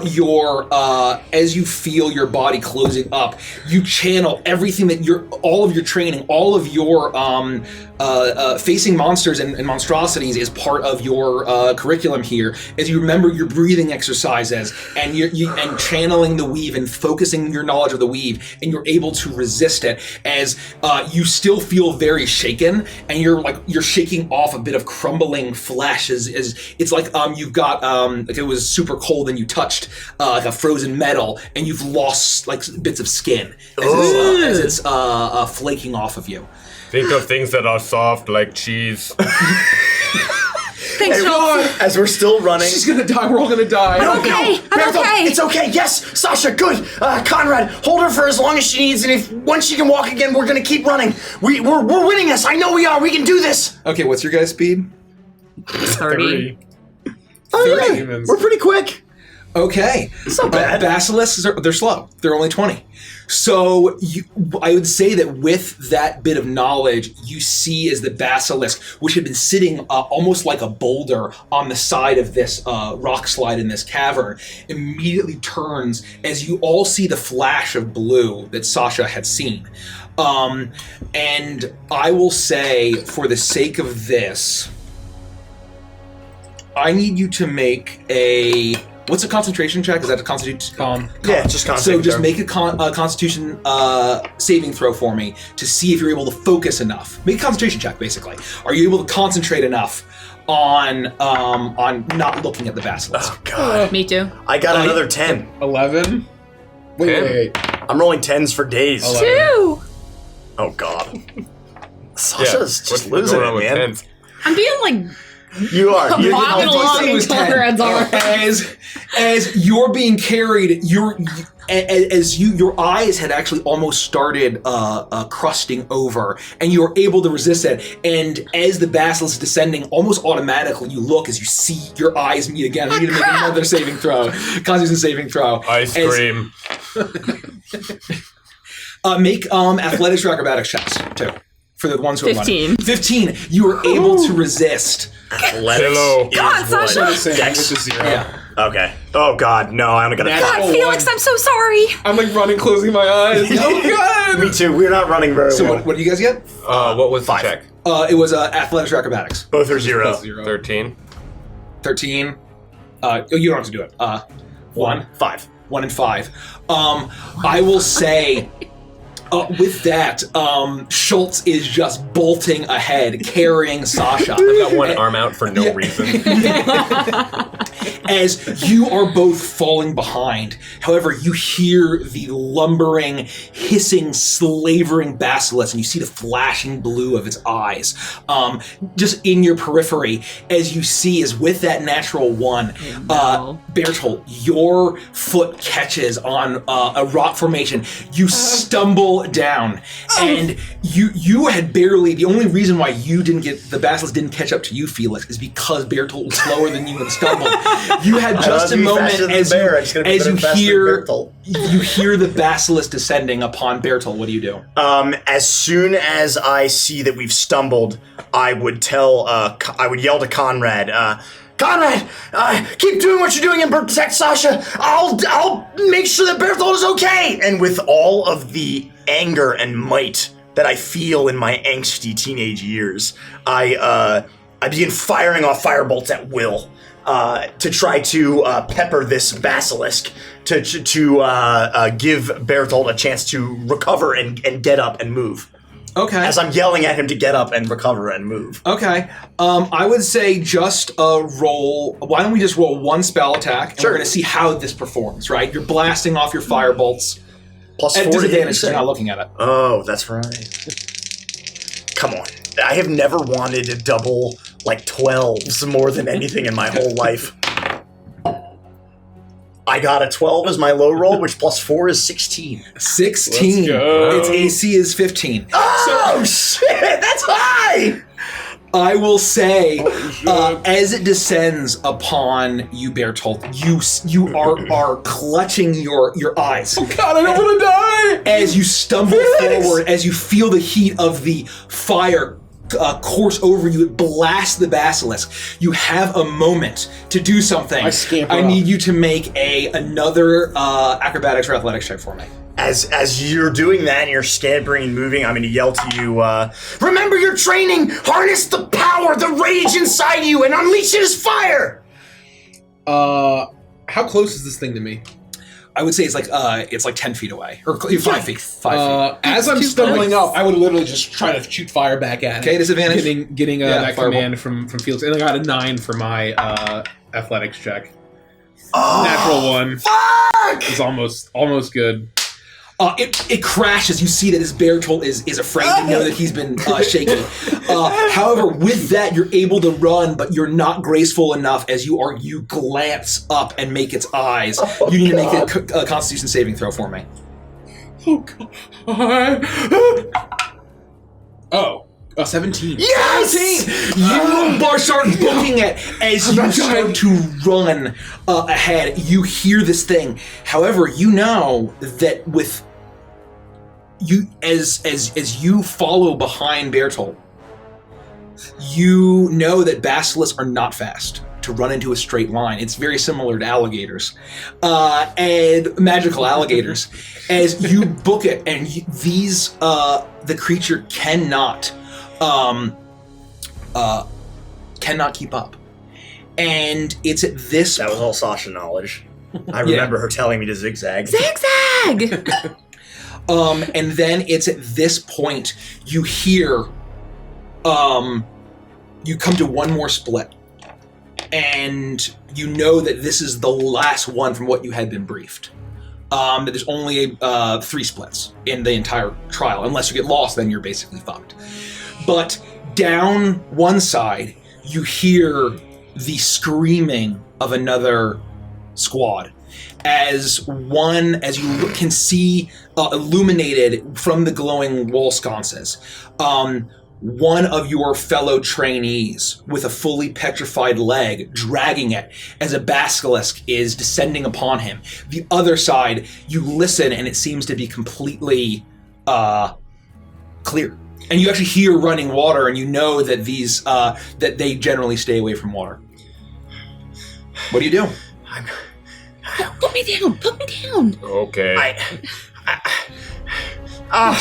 This is why I didn't want to beat the leader. We have to make tough decisions. Felix, I can't go to the front line. We have to win. Please. Please. We can't just leave him there. Sasha's right. We're not leaving our fellow trainees. We never leave a man behind. We're going after him. And we're going to go down the pathway where where we hear the screams of our classmates. And we're going to attempt to save them. Okay. You stay close to me. Remember, don't look them in the eyes. And Bertolt, I believe that you can do this. Summon the strength within and unleash it as magic. How far am I from this trainee? The trainee, I would say, is probably like 50 feet away. As you see that he has about shoulder length blonde hair, like, oh no, I'm gonna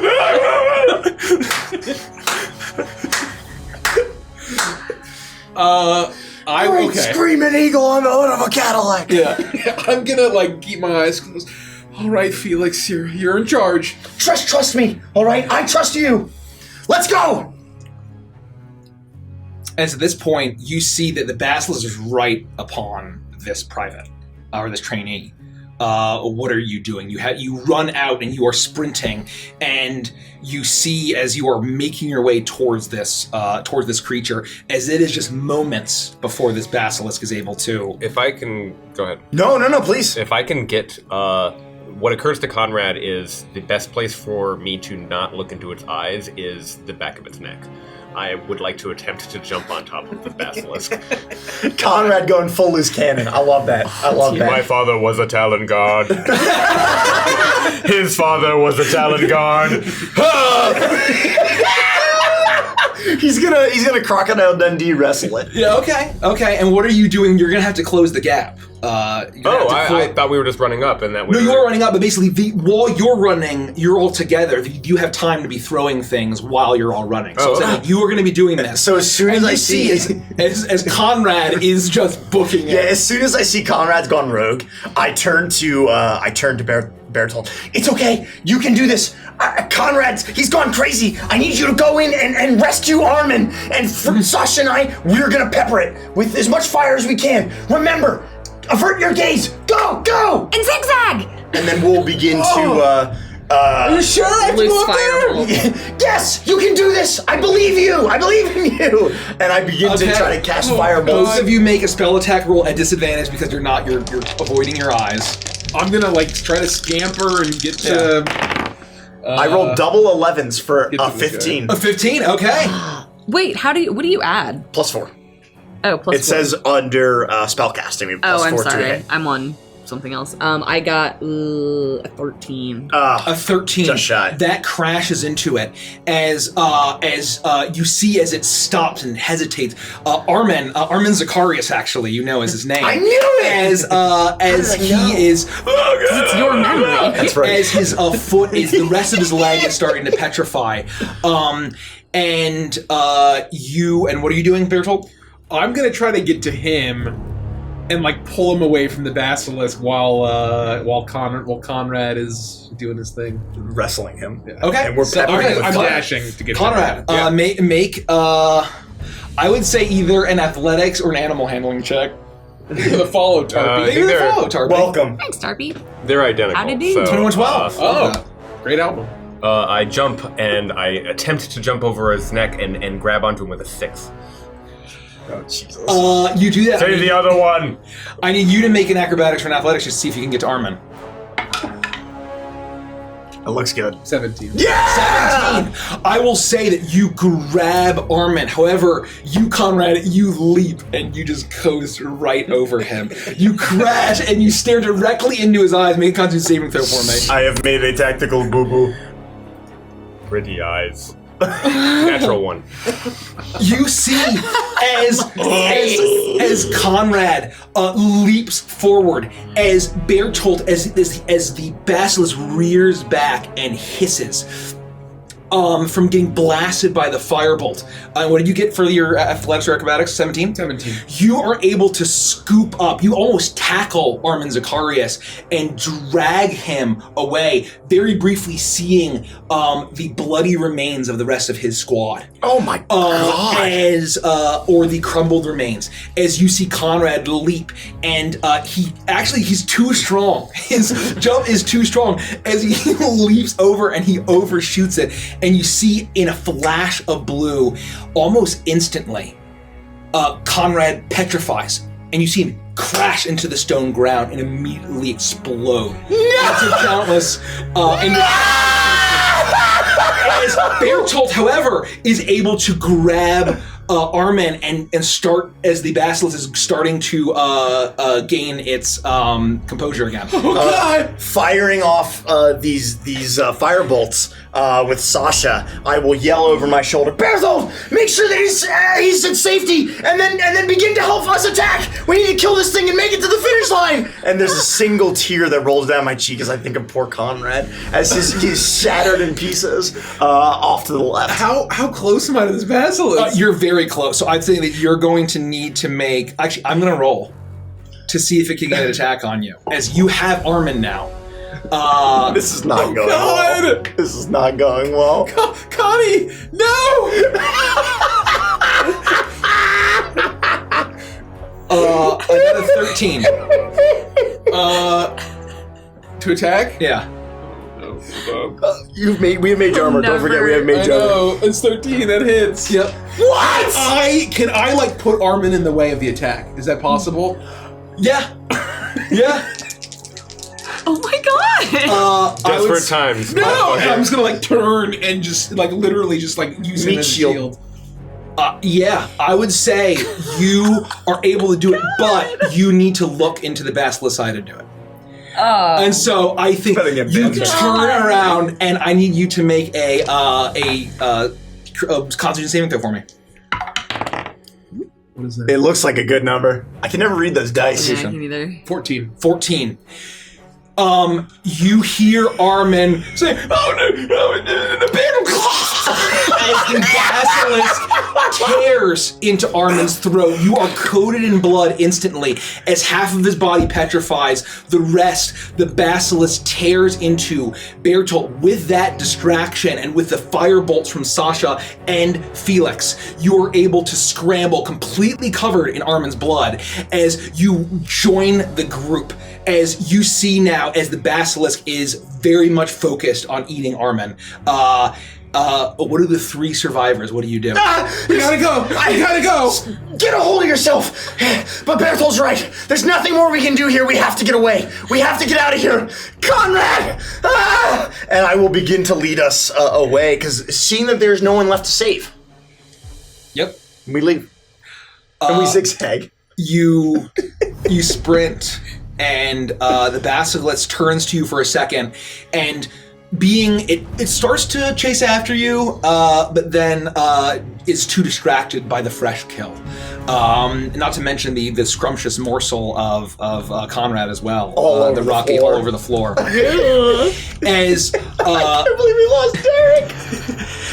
As you sprint to the end, and you have to leap over a subterranean river. You hear a waterfall.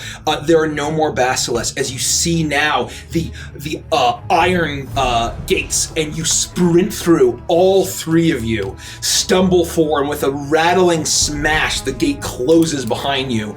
As you the lights flood down, magically illuminated, as you see the instructor, and he surveys you, and you see that there's a separate tunnel off on the other side of this circular chamber with the different military instructors and the various wizards as they're all staring down. The gate closes on the other side where the other squad had been, and there are no survivors of that squad. The three of you emerge, and the instructor looks at you and says, Ackerman, you stopped to save trainee Zacharias. Sir, yes, sir, I did, sir. That got one of your squad killed.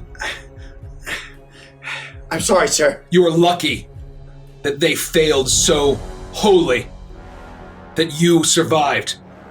Hopefully that will teach you a lesson about stopping to save the weak. Sir, yes, sir. Are we still Talon Guard? You're still on the track for Talon Guard. Congratulations. Thank you, Felix. You've passed this trial. Thank you, Felix. And I just start sobbing. Okay.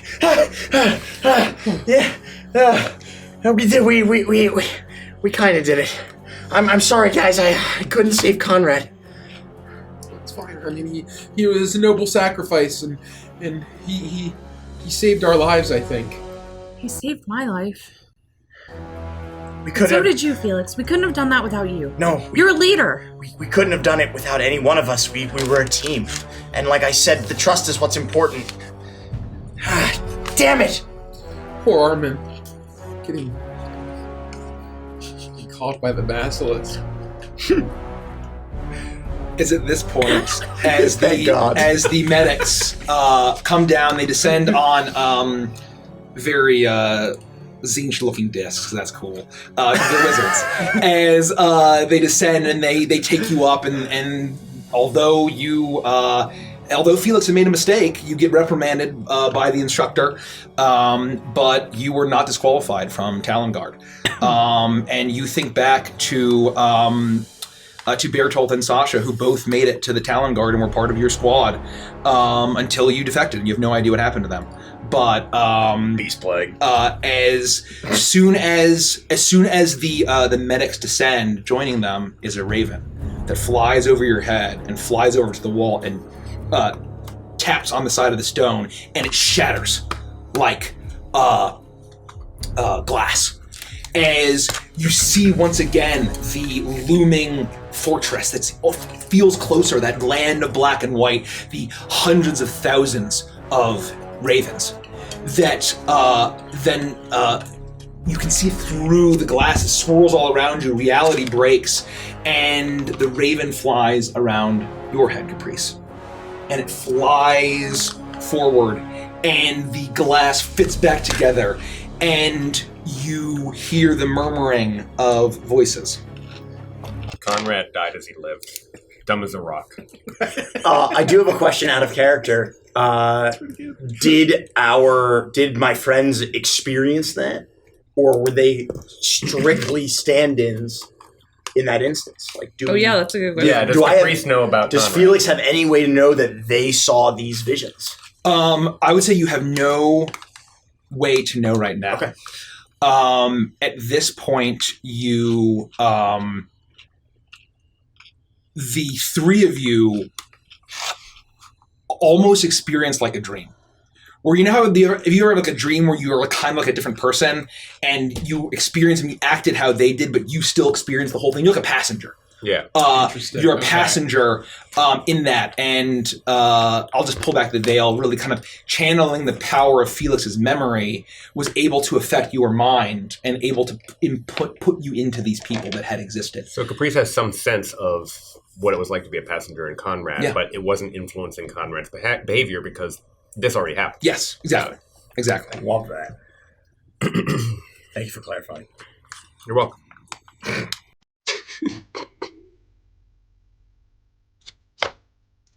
You hear the murmurs of voices as you see beautiful flowers draped around a very plush upholstery, large dining table with white tablecloths, of great feasts, a dance floor. Individuals, humanoids of all varieties, dressed absolutely impeccably. As you look around and you seem to be in a place that can only be Galtica. As you seem to be at the starting of what is a wedding reception. as you see tables around, waiters are coming in and out of a kitchen. As here, let me pull this up real quick. I lost my notes. I apologize.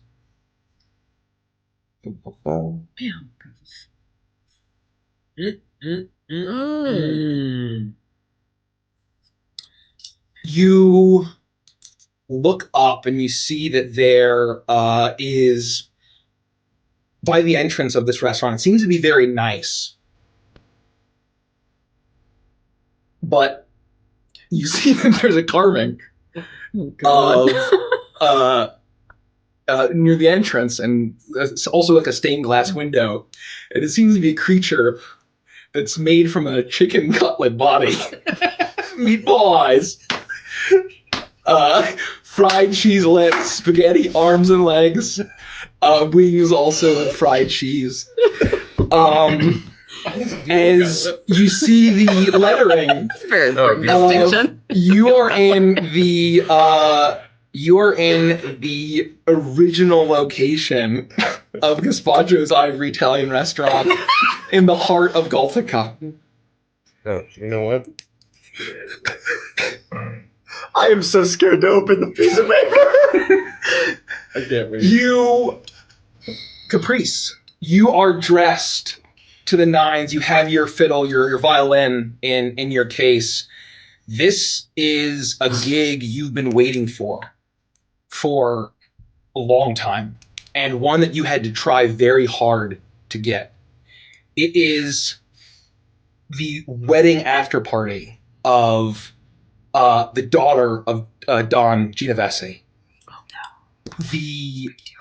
His daughter Muffaletta has just been married at the church.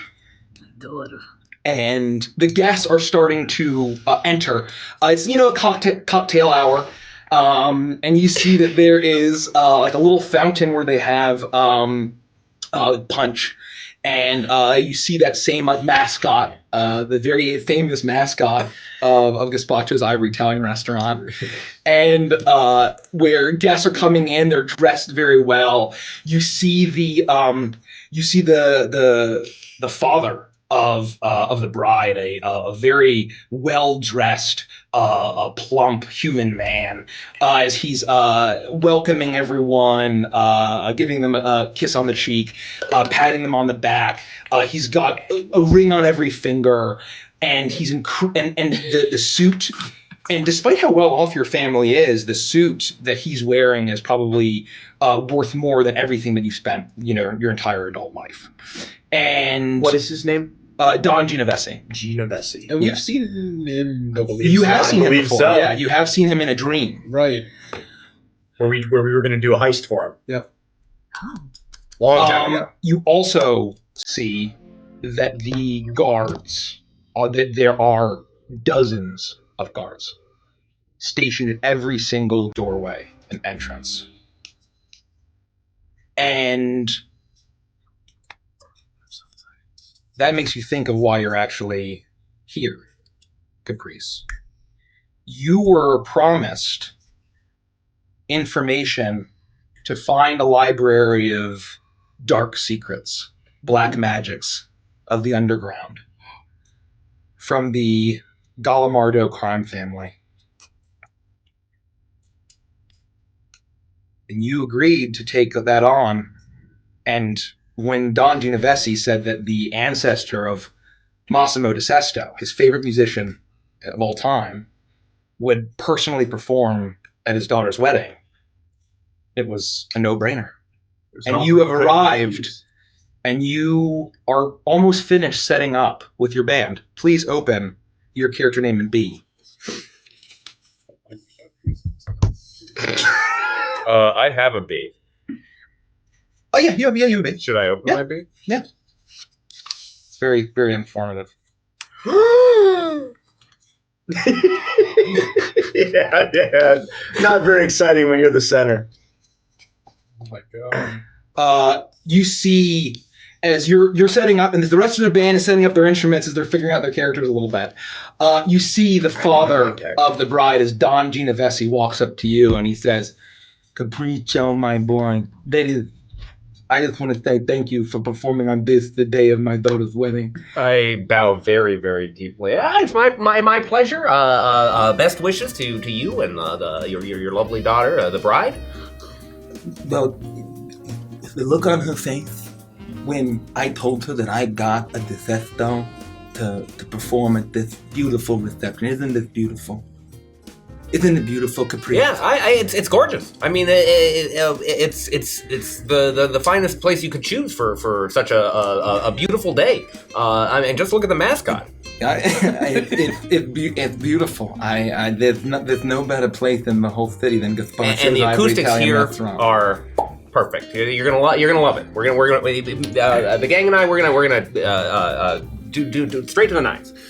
Well, I appreciate it. If you need anything, I'll make sure that the chefs have a hot meal ready for you at the end of the night. If you need anything, please. Happy to. If you have any requests or slow, fast, you name it.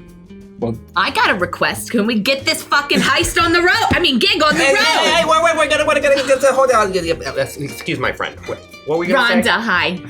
oh, hello, Rhonda, was it? I'm like a little halfling with really like teased out dark hair. So why don't you describe? So that's what are you playing? I am playing a stand-up bass. So I'm setting up my my stool so that I can reach the neck of my bass. That's awesome. I It is love that. despite my small stature, I am playing a full-size one. Sorry. That's okay. Sweetie, I'm very excited to watch you play that instrument. Oh, honey, you're gonna love it. Oh, I know I will, but... and he's like blinking, and I'm gonna get in trouble. I gotta go. As he What a turns, and you see as the door to the back in the kitchen opens, and you see a very large Loxodon stirring something. As he looks, and he gives a wave to the Don, and then goes back in. And you know, as your band is getting ready, that it's your job to basically lower the defenses of this party in whatever way you deem appropriate. And you know what the Gallimardo crime family is attempting to do here. And how about the rest of the band introduce themselves? I'm happy to go next. My name's Vinny Polino. I'm obviously your trumpet player. I wasn't your first pick because I'm a little unhinged, and you know it. And I'm a little bit of a wild card. You know, all I'm saying is I know that this is a wedding, but I got a little taste for muffaletta, if you know what I mean. Just a minute, Vinny. Vinny, you better not touch that girl. Well, I never said I was going to touch her. I'm just saying I like the taste of a good muffaletta. Jeez.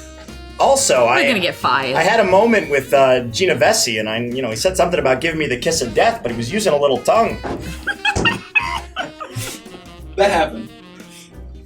Well, You want to show me how we did it? Oh, naughty. Maybe later. Well,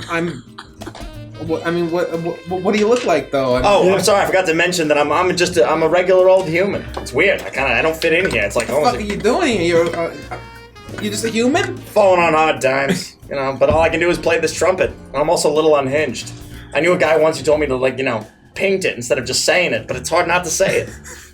Well, I'm Benny Duganelli, and I'm an 800-pound Loxodon. Fuck. Hey, Benny.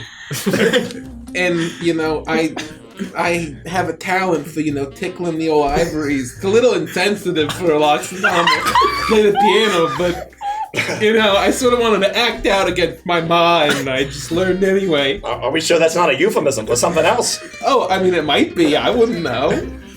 You've just got elephant feet, right? So it's just. Mom! I got elephant very fingers. thick I hands. know. And I have an extra appendage to play with too, so it gives me an unfair advantage. That's definitely a euphemism, if I've ever heard one. Some say two appendages, yeah. Well, we gotta set up. What was that? You guys need anything before we hit the stage? I could use a drink. And maybe a little giggle water.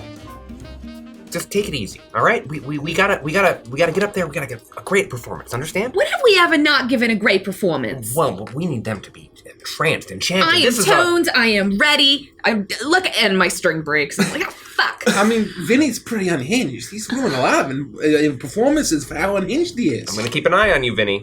This is gonna open us up to a whole new world of musicianship. I promise you. The trumpet solo just won't fucking end. He just solos for like 38 minutes. I guess I get it. This is jazz, but still, it's ridiculous. It's called autistic expression, all right, Benny.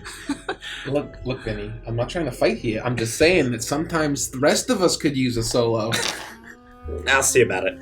No promises. Thank you, Zimmy, for the follow, the subs. So much appreciated. Thank you. Join our Discord. We love having you here.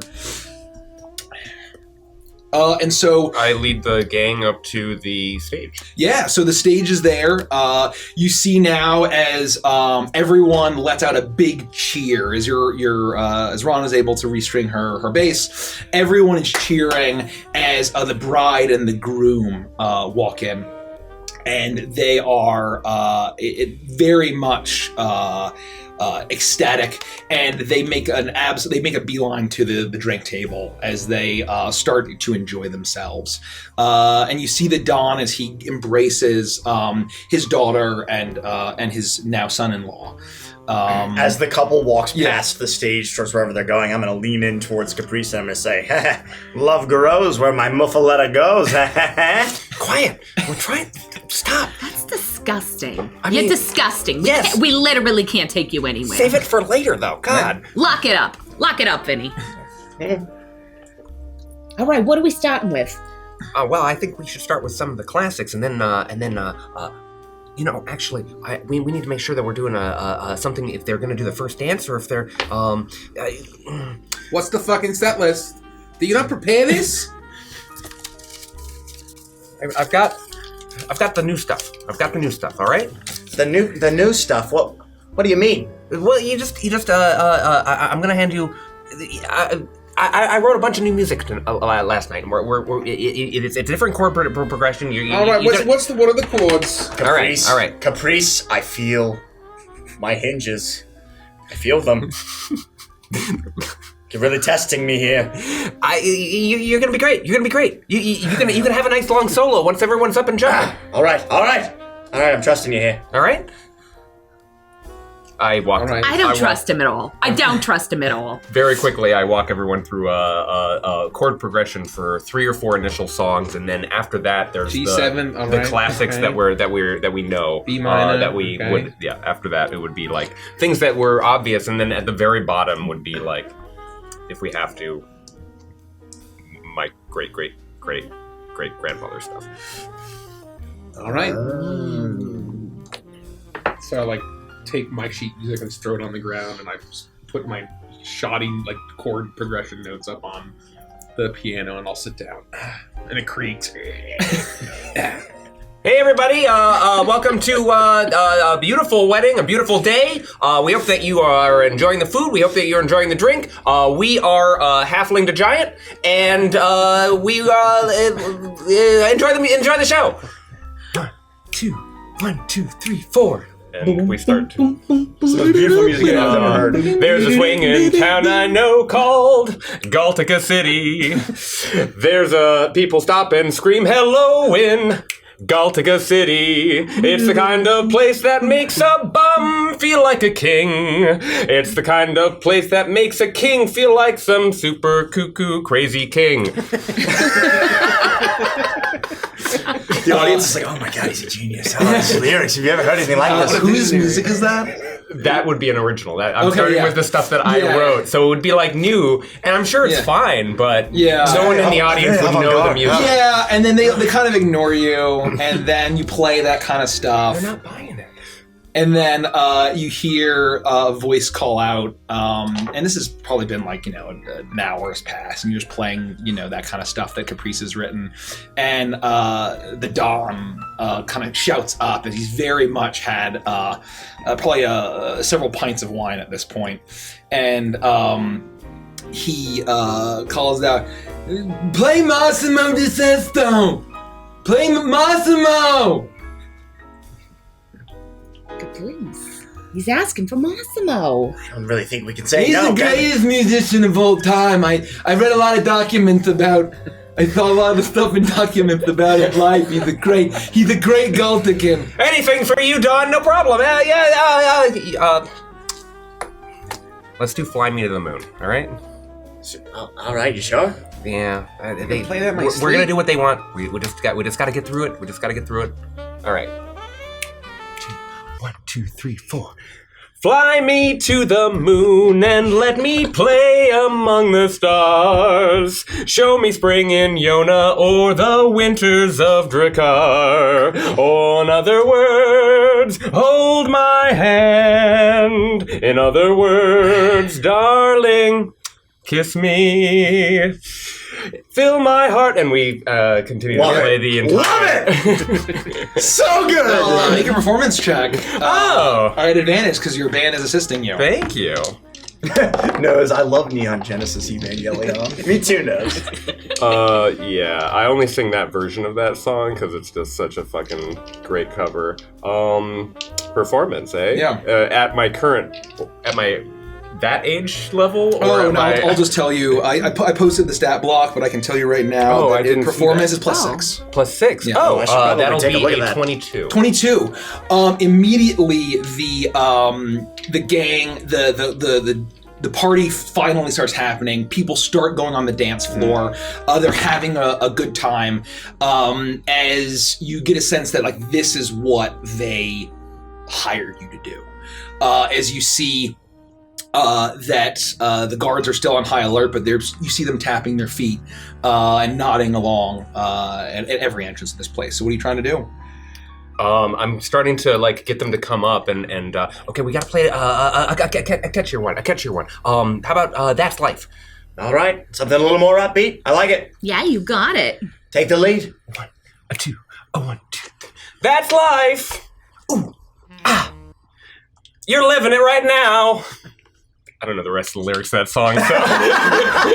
But It goes on incredible. And at a certain point, I imagine that we would have a slow song, and we would sing Yeah. "Summer Breeze Comes Blowing In." And I'm winking at the guards when we're playing this one. The more I can get the crowd to get up from their table and either just be watching or something like that. Anything that I can do to get eyes on us, I am attempting to do as much as possible, and as much as I can leverage the three of you to, being Winky to do a dramatic solo up on the top of the piano. Three fingers with appendages all aligned. I am really trying to please this audience to the best of my ability. Okay. I will say Rhonda, make a charisma check. We'll say a persuasion check, which will be at plus... 2? Yeah, plus 2, yeah. Thanks for the follow, Jero. Thanks for the follow. Terrible. 6. 6, as you see some of the guards towards the entrances looking at you. You see now that there were actually 2 guards at the buffet table and the food table and the drink table, but they seem to have been gone. They're now gone, but the ones at the entrances are still there. Can I say that I go to wink at one, but my eyelash glue sticks to my lower lid and I can't get it back open? Yeah, exactly. No, it's tough, and you're like, you almost fall off your stool as you're playing the... Damn it. I need to look up more Frank Sinatra songs. Thank you for the sub. Yeah, wow, Jero, thanks for the sub, 19. Thanks. Welcome. Thank you so much. Welcome. So what are the rest of you doing? I'm just following. I mean, I'm Yeah. just gonna keep playing until this is over. I would, in between every single song that we do, I'm flagging a cocktail waitress for another drink. I'm getting kind of loaded. Oh yeah, you're absolutely Caprice is definitely getting a little worried that I'm not going to be. My trumpet solos are getting a little sloppier, a little Oh, longer. yeah. Oh, yeah. That's not good. I was very clearly not his first pick for trumpetist. Take it easy, all right? We're doing great, but just all right. Just empty the spit valve for the love of God. I empty it on Benny's shoe. Ew! Oh, you disgusting. I'm sorry. It I was smacked it away. it was an accident. I really didn't mean to. I meant to. Keep it together, you guys. We gotta make this work, all right? And then you just tell us what to play. I mean, I'm just. here I am. I'm just trying to, read your I'm fucking getting chord tired. progressions. And you haven't told them the plan yet. Or unless you would, like you said that you would have, then that's a whole... I would say that. No, I don't know if I would share that. I think that I would tell them that it would be a portal to future wedding gigs, or I would try to put it onto my shoulders as much as possible. But I am, as much as I can, trying to emphasize we need to get the everyone in the place to be looking at us, to be paying attention to us. So that Well, yeah, that's the point of a band. We get it. Surely you have one of your great grandfather's songs in your back pocket that we can use to really just bring the room together. Yeah. This lasagna is free, right? There's like on the piano, there's a plate of lasagna. That's my trunk. And just... Where'd that come from? Oh my god. Oh, I ordered it between songs. All right. Let's try Luck Be a Lady. All right. I love that one. Luck be a lady tonight. Luck be a lady tonight. If you're not feeling lucky, ask for the ladies. Luck be a lady tonight. Little Benny on backup. I like it. I am either missing the prompt or I am doing my best to continue to try and get everyone to pay attention to us as much as possible so that whatever needs to happen happens. I would say that you get the sense that you're going to have to be a little bit more crafty as these guards are paid. The guards are stationed there, and they are starting to get a little bit more. They're getting into it. So make a performance check at advantage. Okay. Some spells. That'll be a 23. 23. I would say that they're starting to get a little bit distracted. They're really loving the musical selection. As an aside, you would know that Vinny, part of the reason that you both like and despise Vinny would be that you know that if Vinny gets drunk enough, he'll do almost anything you say. And you feel like you have that in your back pocket. And you would know that Benny is very known for hacking into places. And by hacking, I mean he has a hatchet in the trunk of his car that he uses to, chop doors down. He can also just break them down with the shoulder too. So, he would know that would be a special skill that he would have being an 800-pound Loxodon. We perform another version of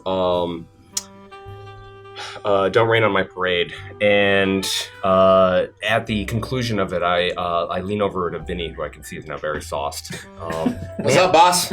Did you feel like Benny was really stepping on your solo just now? I feel like I love you a little bit. Oh, and Benny, that bastard, he's always stepping on my solos. Yeah. Everybody is, even you. I didn't mean that you pay my paychecks. I feel like you should probably go talk to him, and if he doesn't understand what you're talking about, then you should just give him one, just to make sure that we are all in sync as a band. Are you telling me that he was talking about me behind my back? Well, let me tell you what for. He may weigh 800 pounds, but I weigh about 183. So I'm gonna go talk to him right now. Right now, boss? Right now? Benny! Benny! Jeez, are you unhinged now?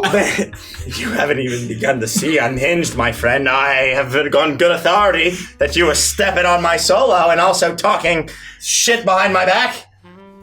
What kind of shit would I be talking Before about? he's even finished, I punch him right in the face.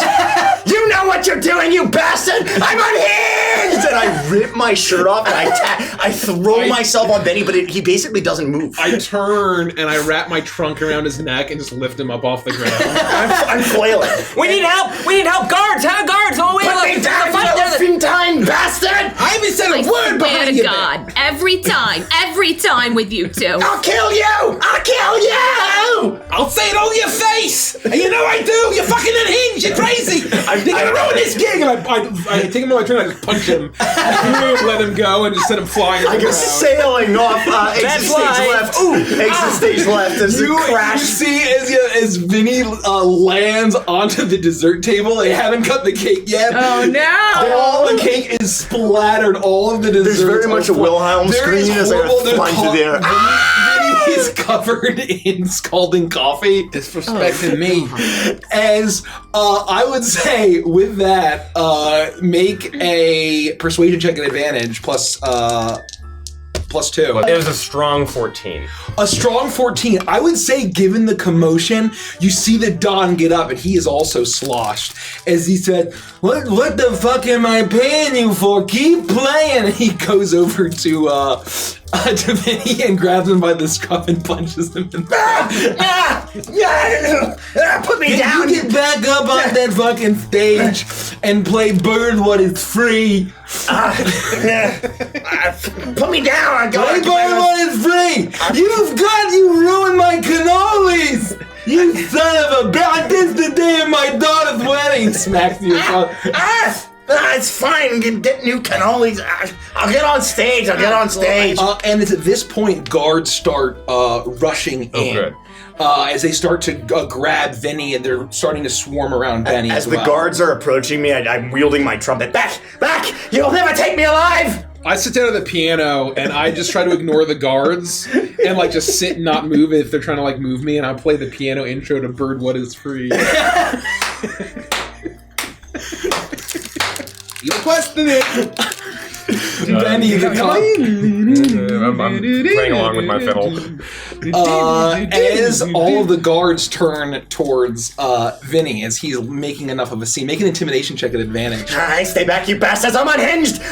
Didn't you hear me? I would say, Caprice, you now notice that the entrances seem to be unguarded, and you know that the soldiers from the Galamardo family are waiting for the signal. What is it, charisma? Right, yeah, it's charisma, so plus 2. I got a 9. So I'm a little more intimidated than the average commoner, but only because I'm so drunk and raving. Yeah. It's not really scary, it's just like, this guy's a little unhinged. So you see that these very heavily armed guards approach you, and because of how just incredibly unhinged you are, and you're swinging the trumpet, and they're like, "Oh, boss, he's got a trumpet! I don't know what to do!" As that's happening, and and Vinny's making a really great distraction, and the Don, he's really pissed. But as soon as he hears the piano intro to Bird What Is Free, he immediately like, yes, Bird What Is Free! Bird What Is Free! And he grabs a handful of just smashed cannoli, and he just shoves it in his mouth. Quick change of plans, guys. Okay, and I double check that the guards are they're totally all around absorbed with Vinny. Vinny. Yeah. All right, quick change of plans. I know Bird What Is Free is excellent, but Are you kidding? The song's more used up than I am. We're doing the classic Massimo song. That's impossible, Rhonda. 1, 2, a little something different, everyone. You've all been waiting for it. It's the Massimo classic. Send in the clowns. Oh no. Send in the clowns. You gotta get in here right now, cause it's fine as in the clowns. As soon as you say "send in the clowns," you see as the Don, Giovesi, his face is covered in cannoli and spilled wine from just the commotion, and he's like, "Wait a minute! I wanted Bird What Is." As a crossbow bolt flies through his throat, as the doors are all kicked in and smashed in, and it is an I dive under the absolute piano. hellfire of bolts as armed thugs with heavy crossbows, well-dressed, seemingly dressed as party guests, and staff. And you see actually the Loxodon bursts out of the kitchen with a heavy crossbow and starts firing. Pulls it out of the soup You pot. see the bolts as all of the guards, the entire family of the Dawn. You see that the soldiers, the enforcers, are all taking hits. There's an operatic performance of Ave Maria going on right now. And who are you? As it is absolute fucking carnage, and this all just happens. What are you all doing as you see, as you are not expecting this? As the Holy shit! I'm gonna jump down from my stool and jump into my base case and just like clamshell it shut. I will jump first underneath the piano, and then realizing that I'm still exposed because there's a fucking under the piano, I would immediately crawl up and try to get into the actual, like, where the strings of the piano are between the sandwich of the top of the, like, if it's one of those, like, grand piano style. I'll slide in there and just, like, keep my eyes shut and cover my ears. I'd probably turn to Swiss cheese. I mean, I'm like down in the thick of it. Like, why don't you make? How far am I from Vinny?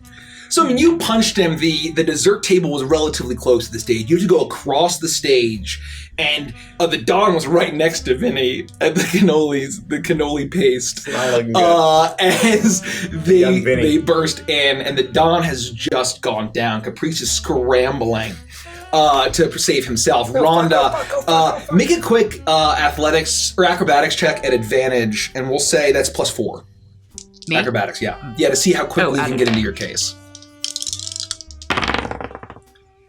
Ooh, 13. 13. The DC was 12. You're able to do that, and right as a bolt pierces the entire stock off of the, or whatever that's called, the base. Yeah, but you are able to barely get in your case as it starts firing. I'll just say, that unhinged fuck is gonna get himself killed! And I'm gonna jump off the stage, and I'm gonna try to, like, put my tusk down and just charge, and try to grab him, and then, like, turn and charge through some doors to get out of the room. Okay. Possible. I would say if you're not resisting. oh no, I'm drunk and terrified, and there's bolts just flying all over the place. Yeah. I would basically be like in the fetal position, like praying. There's wood splintering everywhere. It's a nightmare. Yeah. I don't even know where I am. Yeah, I would say make an athletics or acrobatics check. Bleed +4. Uh-oh. Oh no. You are able to twist these dudes if you want. I'm twisting this. All right. I'm twisting this.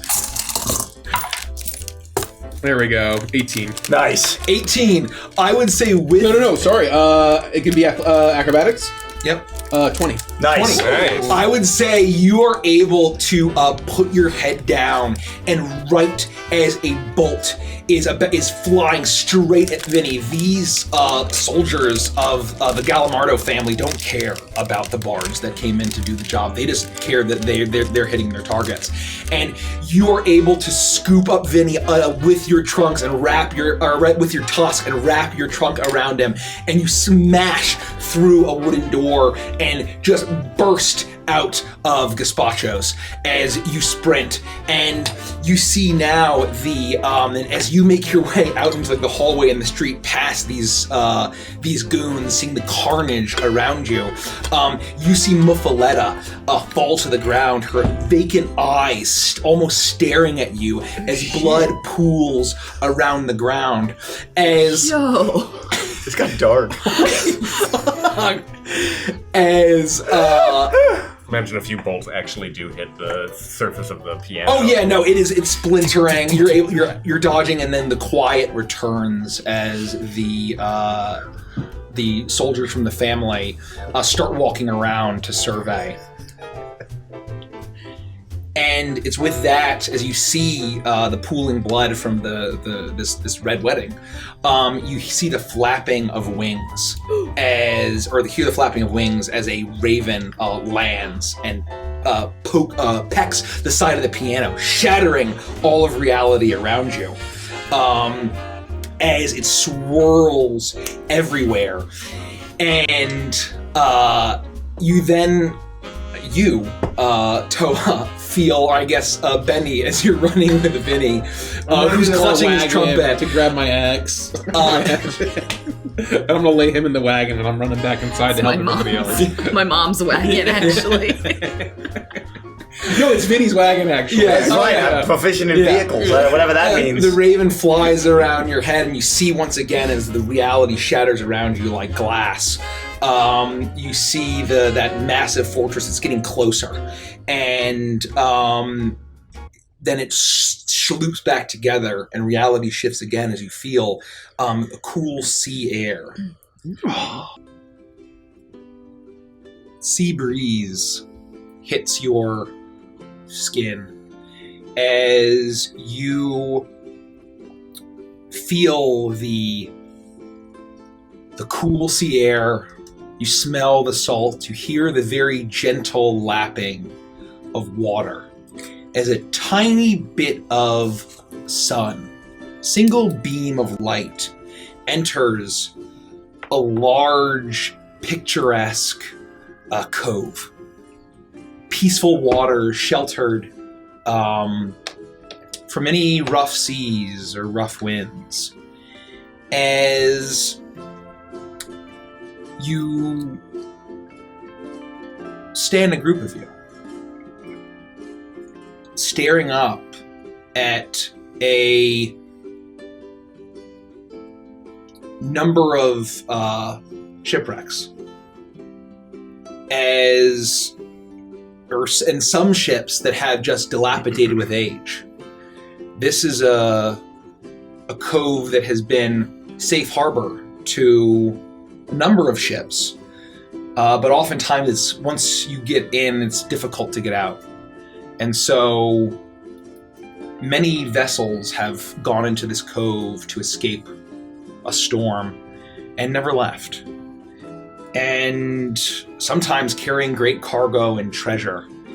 And on one of these islands in the Makani Island chain, this place has been called by locals Treasure Trove Cove.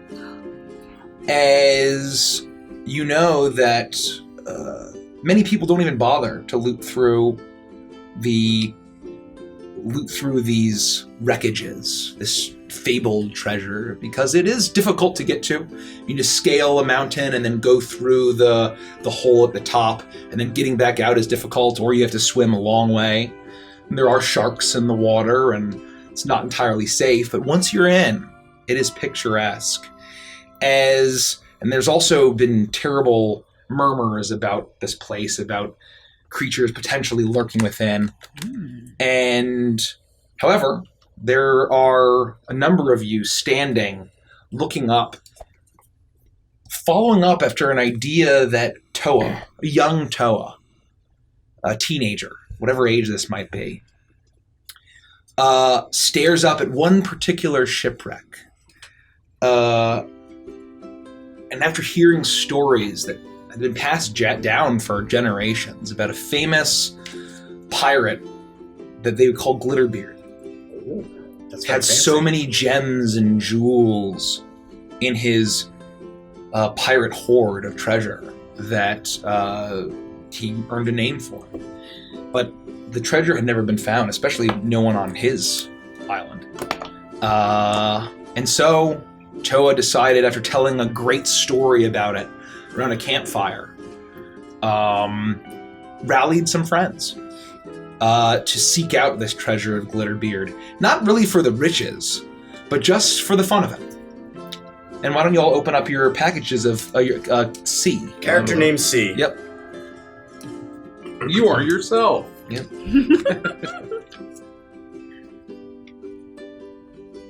Oh, I'm so excited to go on a treasure hunt. Oh, what a fun activity. Thanks for coming with me, guys. Hey, man. Toa, this was a great idea, man. I'm very excited as well. Oh, good. Wow, it's nice. Hello. You know me. I'm your good friend Kai. Hey, Kai. Well, thanks for coming. What do you look like? I'm just happy to be here. I'm a Makani Island Goliath. I would say I'm not as tall as you though. But I'm still built. But you're tall. I'm not that tall. I'm just happy to be invited.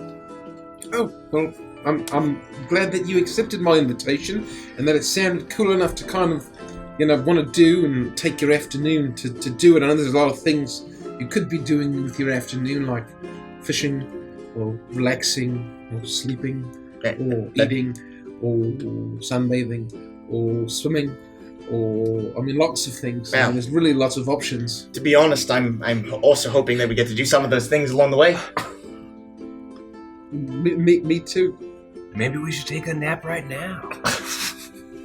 Oh, we just kind of started. We just left. Like, we were just napping. We just got up. It's true.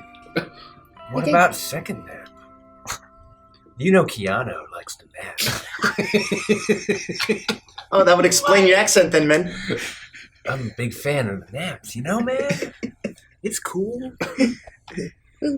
I'm with you guys.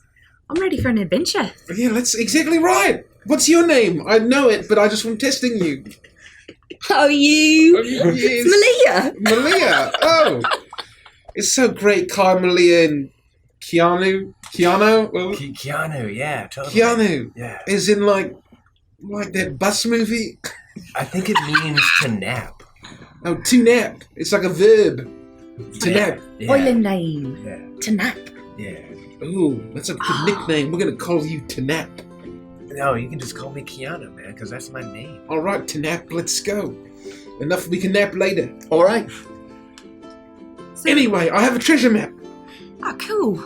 Yes, and it's a treasure trove code. Do I have a treasure map? Yeah, sure. Sure. I have a treasure map. Did you draw this? This is so well done. No, I bought it from the treasure map It's really store. nice. Yeah, I've heard of this cove before. I'm very excited to go. I've never been. Yeah, they were selling treasure maps, and they're like, "Oh, here's a treasure map," and they sold it to me for barely anything. It was a great deal. I haggled quite a bit to get it. What? Is that rude if I ask what you paid? Oh, I paid like 2 fish. Wow. It's kind of a deal. I got 2 fish, and I'm like, "Hey, you want these 2 fish for that treasure map?" And he's like, "Sure." I know. I'm a very intense haggler. I know we're supposed to be going on an adventure, but I was hoping that maybe you'd bring along your fishing tackle. I know you've had it ever since you were a kid, and I hope that you never lose it.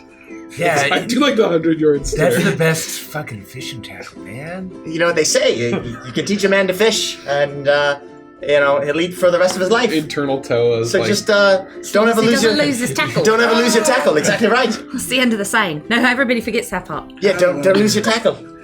Never lose it. It's very special. No, I would never lose it, and I certainly would never give it away as part of a ritual to save the world and prevent the apocalypse or anything. That's oddly specific, but I appreciate the I definitely would never do that. optimism. All right. I feel like if you gave it away, that would be like the end of the world, dude. Yeah, it would be like a metaphorical end of the world. But I don't know what a metaphor is yet. I'll probably learn later. Man, that really hurts my head.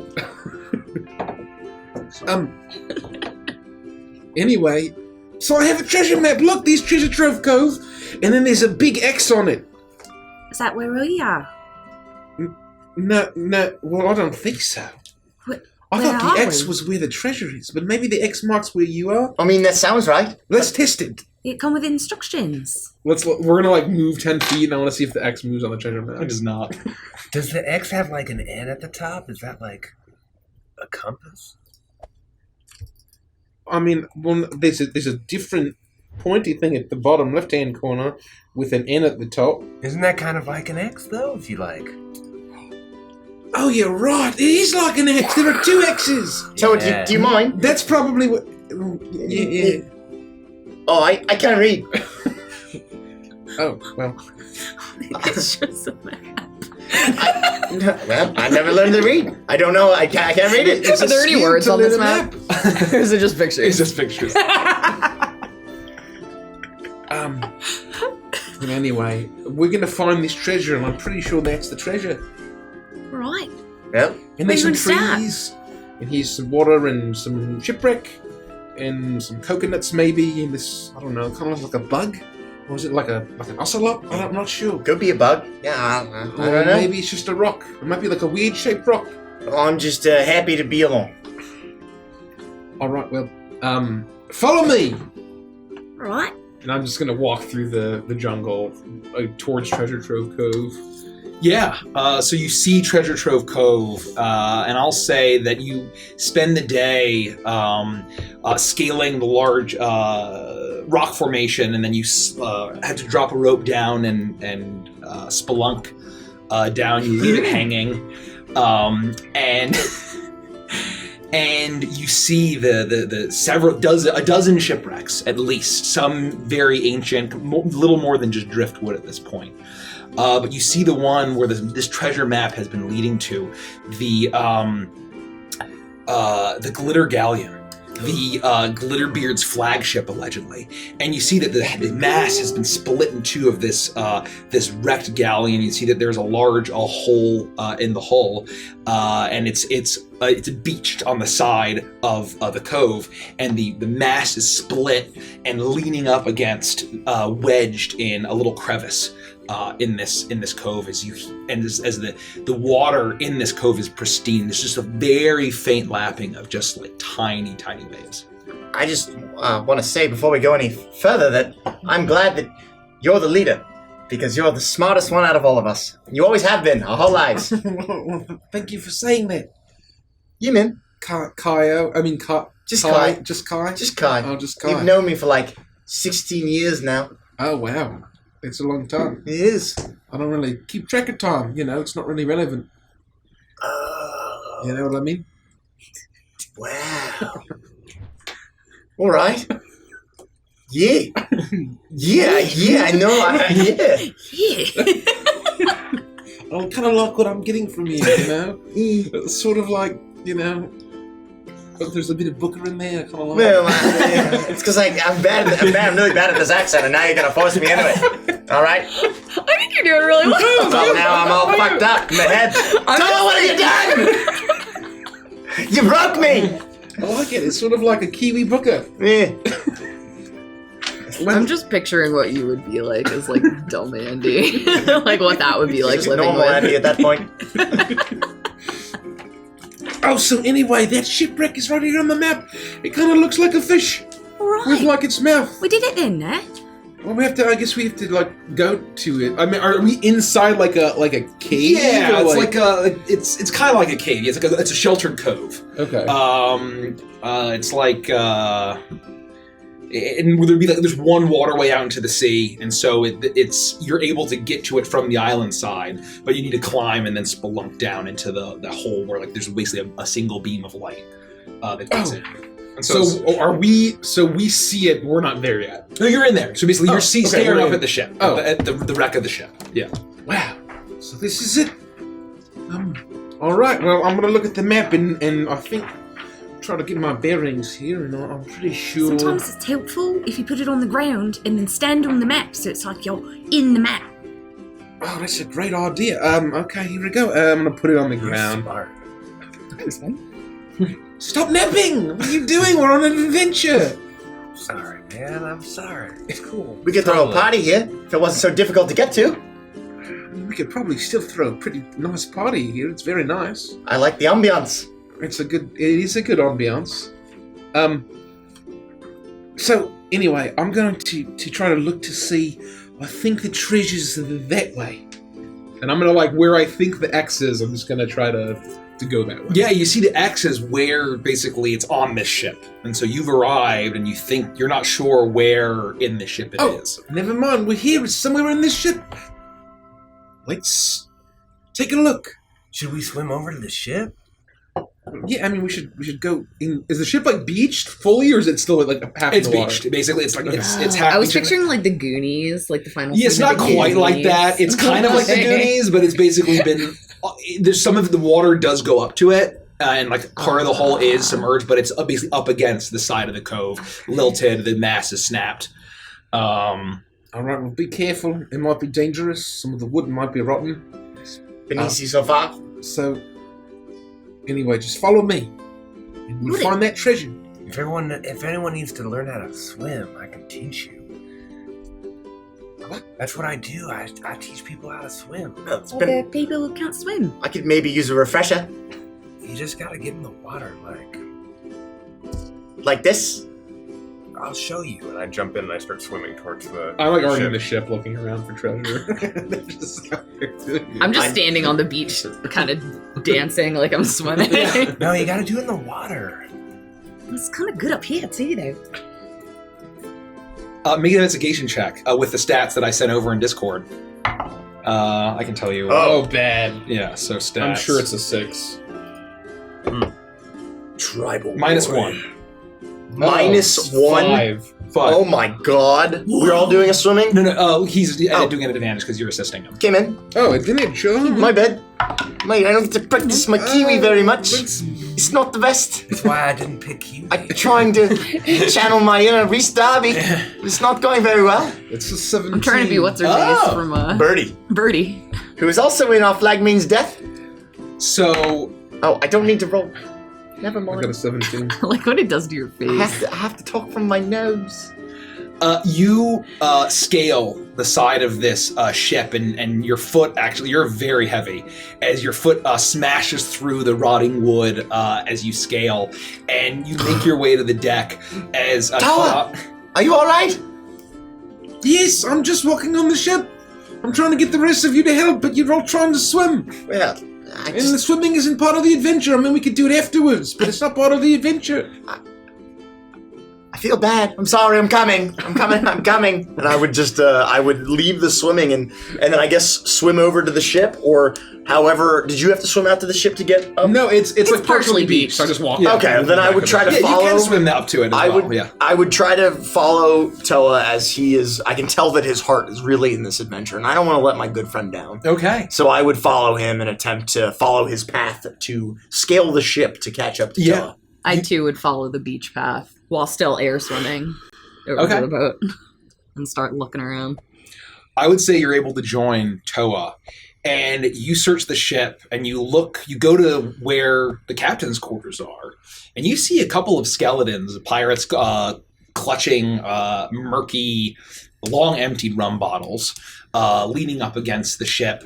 But you find nothing. You go the several decks, but then you see that the bottom part of the ship is completely waterlogged, as the lowest deck has filled with seawater. And I need a group perception check for me. That checks out. Natural 20. 10. 16. But do we have any plus? Nope. Just a 10. 19. 20. Natural and dirty. Okay. I would say that with those rolls, you're able to see that despite being waterlogged and the water being very dark, you can see a glint of something shiny down in that water. Let's go. I think I see something shiny down there in the water. Is it treasure? I think it might be treasure. I mean, his name was Glitterbeard, and it's sort of glittering. Now's probably a good time to say that we live in paradise, and certainly absolutely nothing could go wrong. Especially right now, right here. Exactly right. I mean, it's just paradise was surrounded by skeletons. Nothing could possibly go wrong. And we're best friends. We're best friends, and we're going to be best friends forever. I love you, Toa. I love you too, Carl. I love you guys. What Let's all Group hug. hug. It's nice. Why don't you go check out that glittering down there? All right. And I, without even a second thought, trusting my best friend in the world, Toa, I very quickly and without abandon just go to see what the glittering You get is. investigation check at disadvantage, -1. Oh, cool. You sound like Cartman. 17. Disadvantage. Oh, shit. 6. You see as Kai dives into the water, some of the wood has splintered in, so the opening is actually relatively large, but the water is just very gently lapping against that rotting wood. As Kai leaps in, and you swim around, and it is very dark. The sun is not reaching in here. As you swim around, and you finally see where the glint is, you were hoping to see a giant pile of treasure or a treasure chest. But instead, you just see a skeleton that is considerably larger than the other skeletons that you'd seen. And you see that it's lying on its back, completely submerged and sunken in. And way all around where its head is, you see that there are a number of gold rings and jewel tips, as if that gold and jewels had been in the beard of the skeleton, and then as it decomposed, it sank to the floor, the floor of this hold, and you see where the real treasure, as you see a tattered captain's hat and cloak, as you see the remnants of Captain Glitterbeard. And you see, at least from what you can see, the real treasure of why he was down here is the last stores of rum. Oh. Well, let me consult my character sheet for one moment here. It says my profession is something Makani Island related. I'm a professional partier. So I want to bring back the rum for sure, and also see if I can grab maybe a piece of jewelry or something to, one under one arm, one piece of jewelry in one hand, just to show the rest of the group that there is something down here. And as I go to do this, I think this is the best day ever. I would say that with that roll, that although you're not sure how long Captain Glitterbeard had lived, there was so many barrels of rum in this hold that he wasn't able to drink all of it before he died. Wow. You're able to find a cask, and with your Goliath strength, you're able to bring it up, and you find, perhaps a sapphire or something to show the group. When I surface, Oh, wow. we did it! It's treasure! And now We found the treasure. There's Good a lot, job, everybody. There's a lot more down there where it came from, but I'm doing book out again. It's really, really awful. I hate this. We can get it. We can get it all. I like how when you chose your tattoos, you kind of did like a little bend it. Thank you so much. That's a nice touch. It's a difficult accent, man. It's tough. It's tough to stay in it, man. And wow, I mean that's great. We found the treasure. That's nice. But really, the treasure was the fun we had along the way, wasn't it? Oh, that's nice. Wasn't it pleasant? Yeah. Very You pleasant. said there's like gems down there, though? Lots of treasure, yeah. I'm gonna go get some gems, because business is bad. I'm gonna dive in and attempt to go get some of my own jewels. Make an investigation check at disadvantage. Disadvantage? Investigation, you say? Yeah. Double 17, so this is gonna be a 16. 16, yeah. I would say that you are able to find a good number of jewels, and it was not immediately apparent, but tied to a bit of leather that looks like it would have been wrapped deep within the beard of this Captain Glitterbeard, you find a silver key.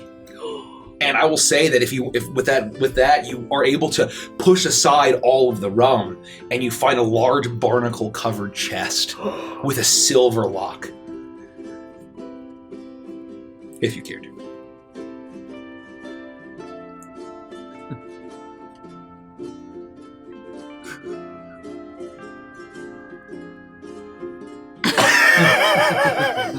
I put together that the key and the lock might go together. 3 or 4 minutes of debate, self-debate later, internal debate. No, you can hold your breath forever. And then I open the chest and I attempt to. You do, and you use your strength, and it's definitely rusted, and barnacle are covering it, but with some strength you're able to lift it up, and you see the glitter of Captain Glitterbeard's lost treasure. As you see glittering platinum pieces and gold pieces, even the fabled electrum. As you see jewels scattered throughout, and jewelry. As you see a verifiable barnacle-covered treasure chest that is your classic stereotypical pirate treasure. I'll close it, lock it, put it under my arm, and swim back to the group. Yeah, it was easy to be able to do that. Yeah, it's not like it's incredible that no one's found this before us. How is that possible? I don't know, maybe they didn't know how to swim. They should take my class. Fair enough. Or maybe they're all these skeletons. Everyone who's ever come to find it. Could be. I mean, you never know who these skeletons are. Wow, look at this treasure. We should go through it on the beach. Totally. Here. This is great. I hope there are some cool knickknacks in here. No, there certainly will be. So I'm going to take it out of the ship and like put it on just like some sort of sandy bit of the cove and just like start to go through it and see if there's anything interesting beyond like money. Okay. If there's any like cool shells or like I would say you don't even make it. You take your time and you empty it out, and you see that there are some strange shells interlace of colors, and as you pull them out, they almost seem to kind of dance hypnotically as you pull them out. Nautilus and conch shells, and there seems to be some strange glittering items and trinkets, a figurine carved from an art of far off lands. And you actually find rolled up in a leather case, it looks like a map case, as you find another map within. Another treasure map! As then written on it in really terrible penmanship is Glitterbeard's real treasure hoard. Whoa. I would love a treasure nap. It's Glitterbeard's real treasure hoard. Look, it says right here on this map. Another one. Another treasure map. What are the and chances? this one was free. Didn't even cost 2 fish. Well. As you say that, Toa, you have the realization. Did anyone throw a fish into the cove before you made your journey onto the ship? And you realize that you're not sure if anyone had. Wait, what? You heard him. Did anyone throw a fish? Did anyone throw a fish into the cove before we went on our trip? As an offering. No, We were supposed to do that, I think. I threw myself in to practice my swimming. I didn't really know that was a thing. I guess. Well, I just totally forgot.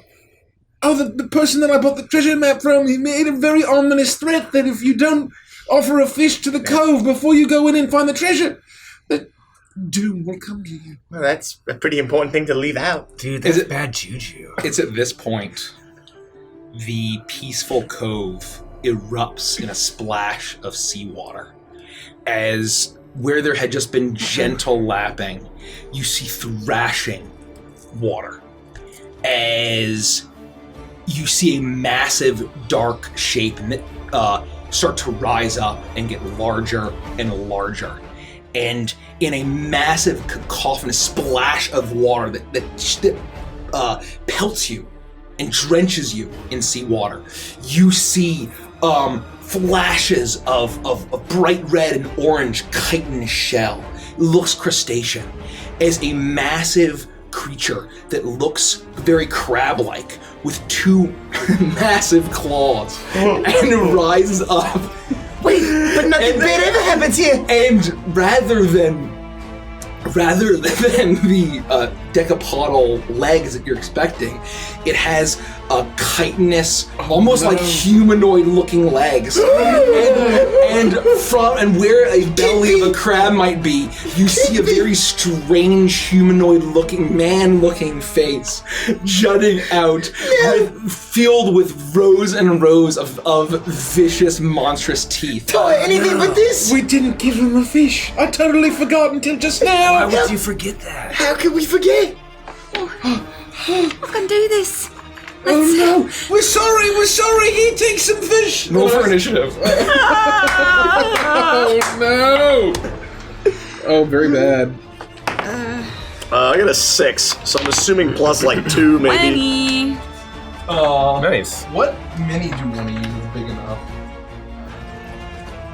Proficiency bonus plus Larva. dex is initiative, right? Donkey. Yeah, plus 2. I got an 8. Just draw like a little beach.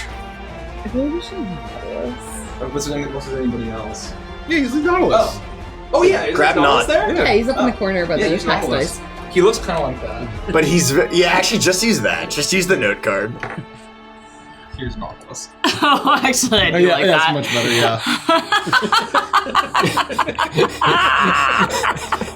yeah. Say it doesn't sound. It can't be.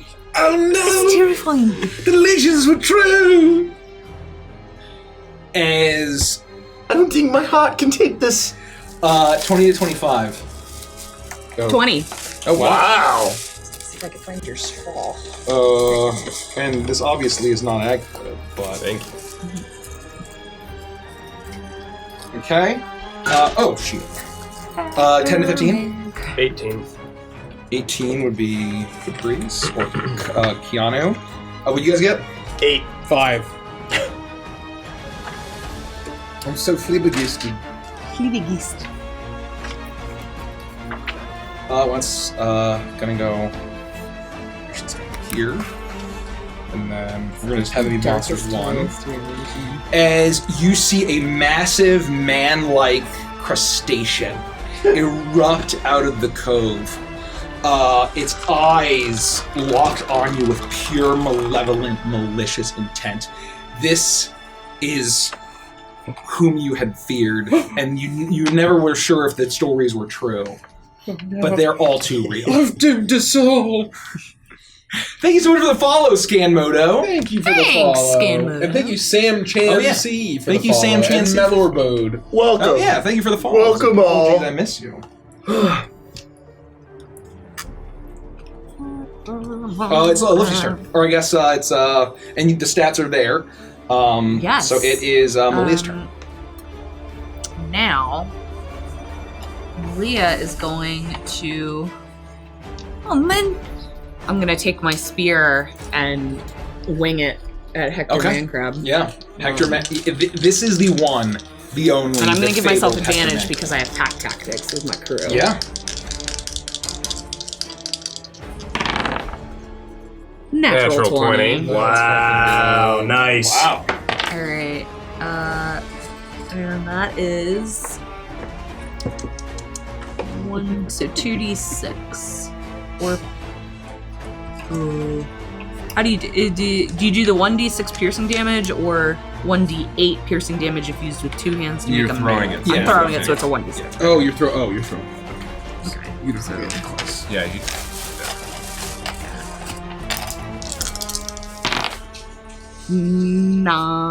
9, 10, 11. Okay.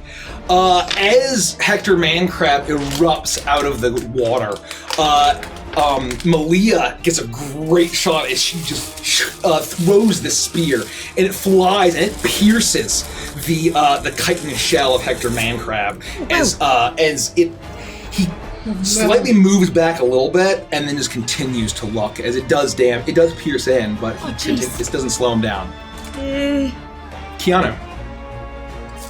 Dude, what? No, what? I look at and I see that you've already stabbed him, and I'll.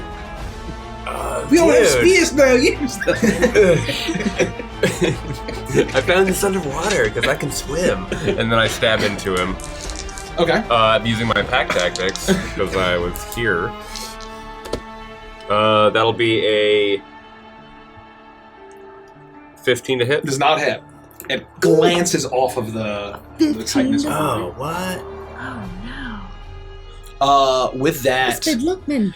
it is Hector Mancrab's turn. I As can't wait to find out how fucked we And are. boy, does he look mad.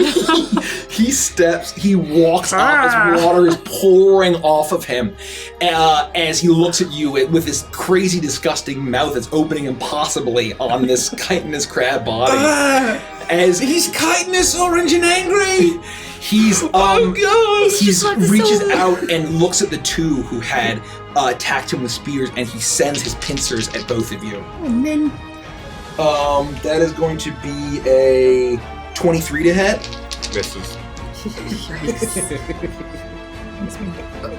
You got me. 12. I was like, 21 I was to hit. like, what? Jesus. You guys actually might both be dead. Like, for real. Why hasn't Tola told us I the only have story of 11 when hit points. all of his friends were literally murdered by Hector Mancrab? Well, he kind of did. Yeah, We just didn't believe him. No, I I guess. probably just blocked it out of my memory. You did tell us about the horrors, you just didn't get into the specifics. Yeah. This memory comes rushing back to you as you're transformed. It's a nightmare. Sorry, I need to see like the actual stats here. 27 points of slashing damage to Malia. That's instant death. Yeah. That's lethal. That's instant death. I'm gonna go, oh man! And then I'm gonna die. Oh man, and she just gets like I just chopped in half. Wait, she explodes like a monster in Quake into this fucking gib. Yeah. Instant death. That is If it's more than 24, I also instantly die. No, it's less, 22. 22. We have 11 hit points. Oh, you're right. If it's 23 points of hit, It's 23 points of damage. You're dead instantly. As Hector Bancroft lunges forward and just completely bisects both of the Goliaths and chops them off. I have my sushi now. I ready my spear and I look to Tella, That's Zurn. who is just unflinchingly brave, and I say, my spear was in my prison wallet, and I go after Hector. And make an attack. Make an attack roll. That's a nightmare. That is 11 plus 3. What's pack tactics? I get advantage. I'll fish for a hit here. Nope. So 14 to hit. Glances off of the armor. Oh no! As it's very clear that I hit it and it just slides off. as you've seen both of these friends get horribly bisected by a horrible crustacean creature. No, my friends! You can't stop him! Stay away! Go back to your coconut under a tree! And I'm gonna pull a fish out of my pack and like throw it at him. Okay. That's my action. Make a persuasion check at advantage. 2 natural ones. 13. 13. Pardon my sushi. Forgot about the battle. He's literally throwing fish and you're gonna put sushi on the table? Just trying to keep it real. Man. You see as the fish flies towards him, and with crazy fast reflexes, you see that disgusting maw open up, and it snaps up the fish, and he starts to chomp. And it seems as for a moment he's focused on savoring this fish that he has. Okay. That would be his turn again, then. If that was Toa's whole turn. Yeah, he's focused on eating the fish right now. Oh, this is my turn. Yeah. I'll keep it ticking. No, we have to run! You fool, don't be brave! 15! They tackle yourself. Oh, this is me? That's You can You don't like take yours out and through. Nope, 15. It glances off his shell, and it's completely helpless. As Never thought that would happen twice. one of his eyes looks at you as he finishes eating the fish. So what do you do? Go back to the water. Go back to the water. No. The sand is being pooled in blood. Yeah. Oh yeah. There's literally 4 halves of your friends. We have to run! And I'm gonna, like, is there a way out? Is there like a clear way out? Yeah, there's a rope hanging down from the opening in this cove. Get to the rope! Get to the rope, Kai! You're my best friend! And I'm gonna run to the rope, and I'm gonna try to climb up, and I'll throw another fish at him from my pack. Okay, make a persuasion check at advantage. Maybe if I'd been the best friend, I'd be alive right now. 7. He takes the he opens his mouth and snaps up the fish, but after being attacked by Guy, he's going to make an attack roll. What? You just summoned me, Hope? Yeah, we can do this. We can do this, I'm John. pretty sure You and me, best friends. He can't miss. Whatever. Best friends. I defeated the fish just like this song, Guy! He gets a plus 13 to attack. Yeah, unless he rolls a natural 1, you're dead. No. Okay. No. Oh yeah, because there's no automatic. Okay, he might not instantly kill you. He pincers for 10, 16 plus 7. I'm silly dead. He takes both of his pincers and just snaps the spear. It's all right, Toa. I can.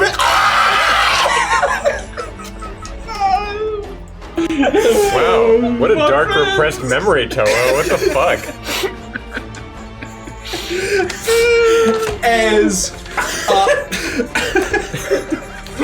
As what do you do, Toa, as you watch all your friends get slaughtered? Because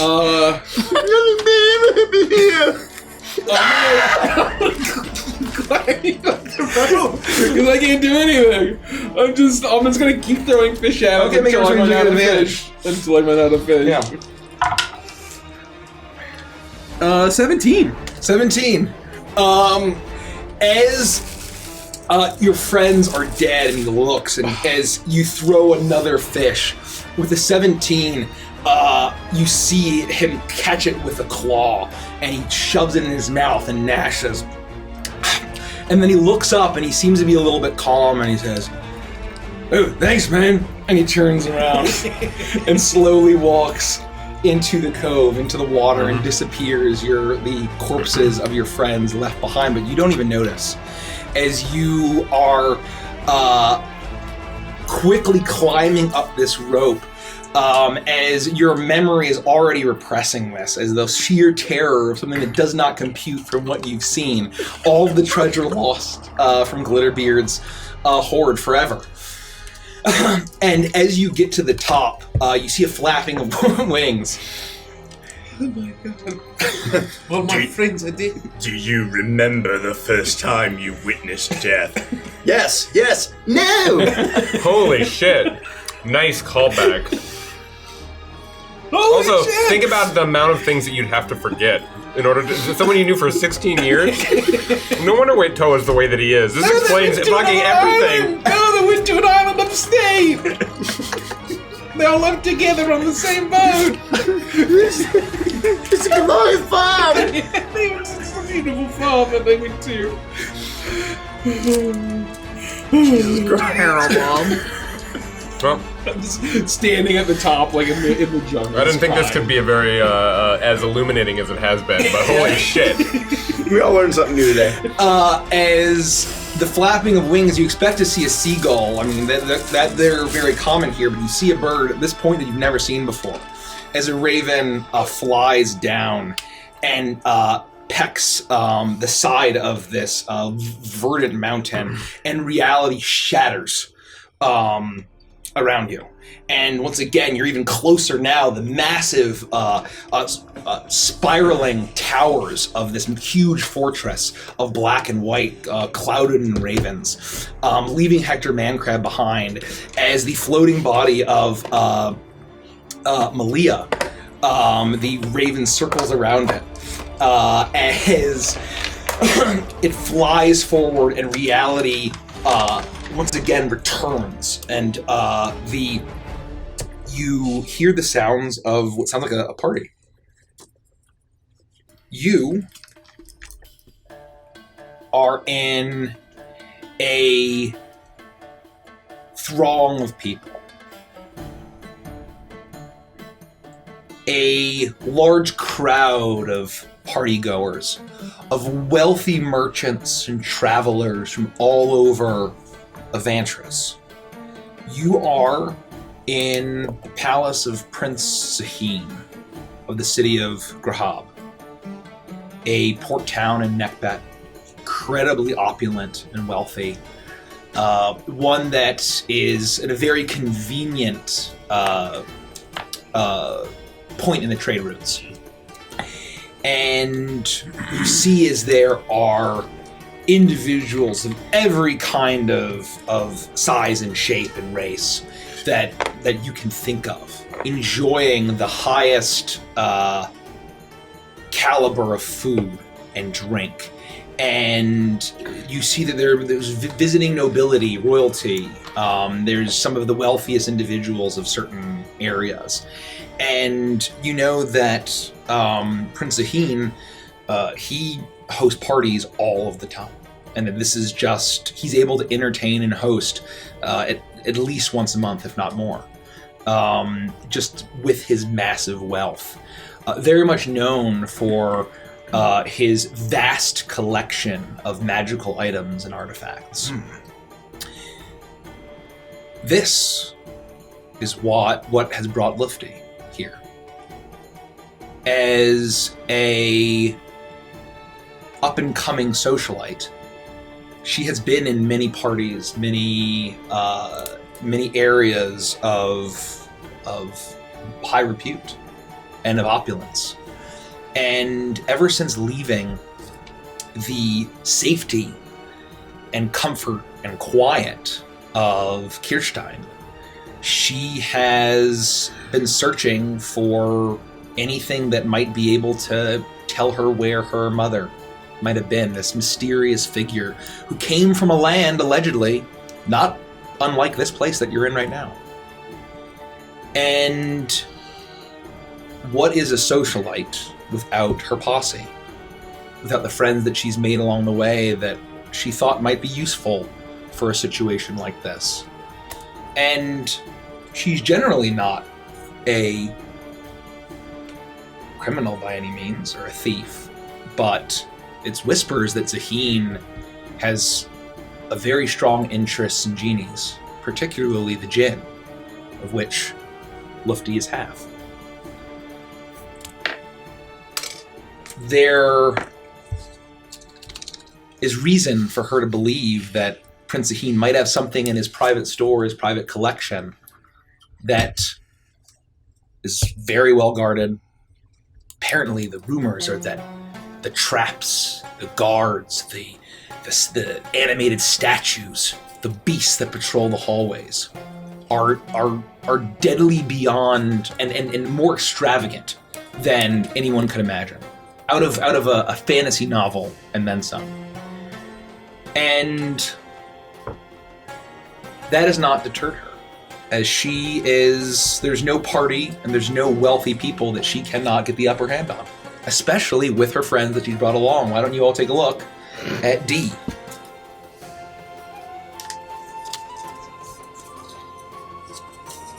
Whoa. D? Not what I was... E.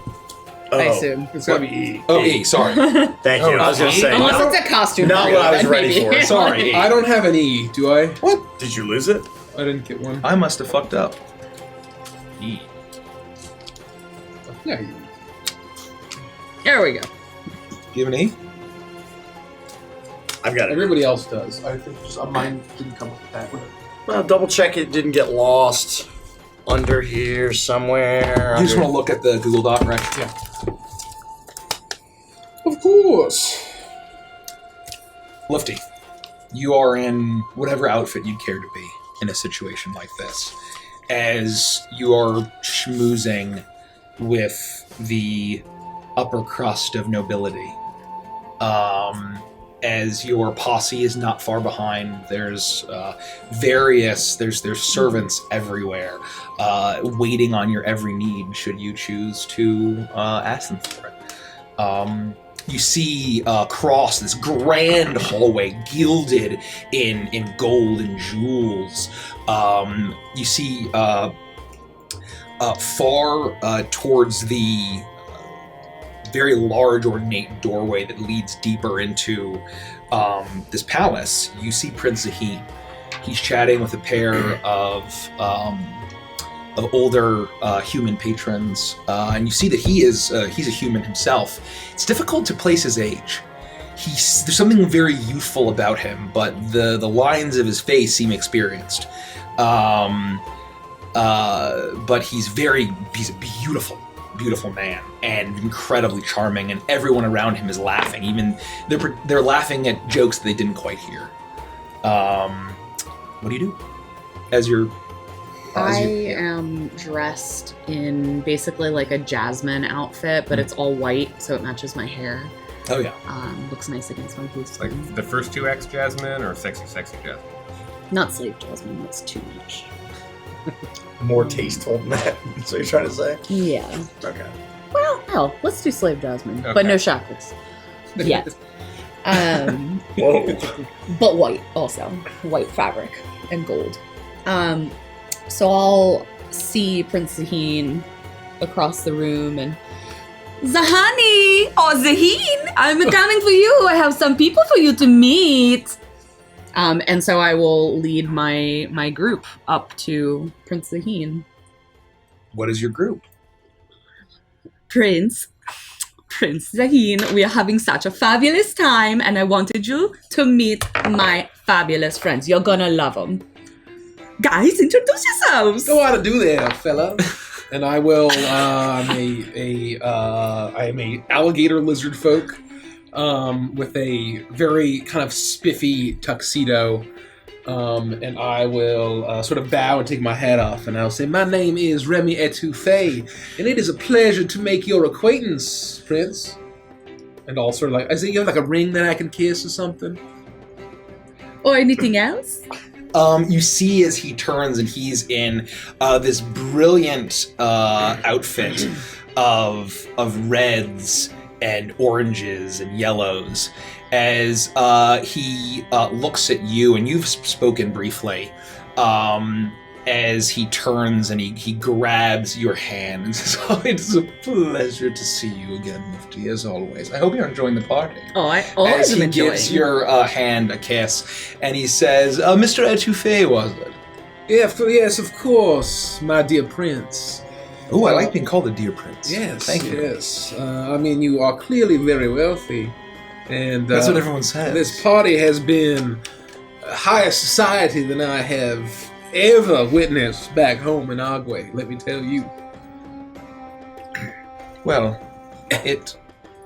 I appreciate the compliments. Flattery will get you everywhere. Tell me about your other friends. Oh, well, it's a pleasure to meet you. My name is Vander Bookings. I am a half-elf. And it's very clear. Well, it's not very clear. This is me setting the scene. It's there's a tinge of the fact that I might only be friends with Lufti for as far as she can get me in this social atmosphere. But she doesn't know that because You're she's not too much supposed to say that. too much of an airhead. Vander Bookings, it's a pleasure to meet you, sir. It's a pleasure to meet you, my good man. Yes. Vanda Bookings is like my BFF. Yes, could you please point me to the shrimp buffet?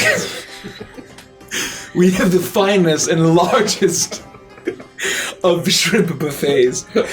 You'll find there's an entire shrimp station. As you see, looks like a coral palace, like a sand castle, with all sorts of seafood on it. And there's a large, very stereotypical party tray from Costco, shrimp cocktail, but it's really nice looking. Thank you, sir. Thank you. Isn't he a hoot? He's something. He's not sure what to make of you, but I can value someone who values shrimp. I always say the same thing. Now, last but not least, You may call me Marceline. And as a human woman with great bushy red hair, I will reach down. You can see what jewelry is on me, hanging in all facets, connected to my clothes, connected to my face, and I'll reach down and I will attempt to take his hand. And He will do very enthusiastically.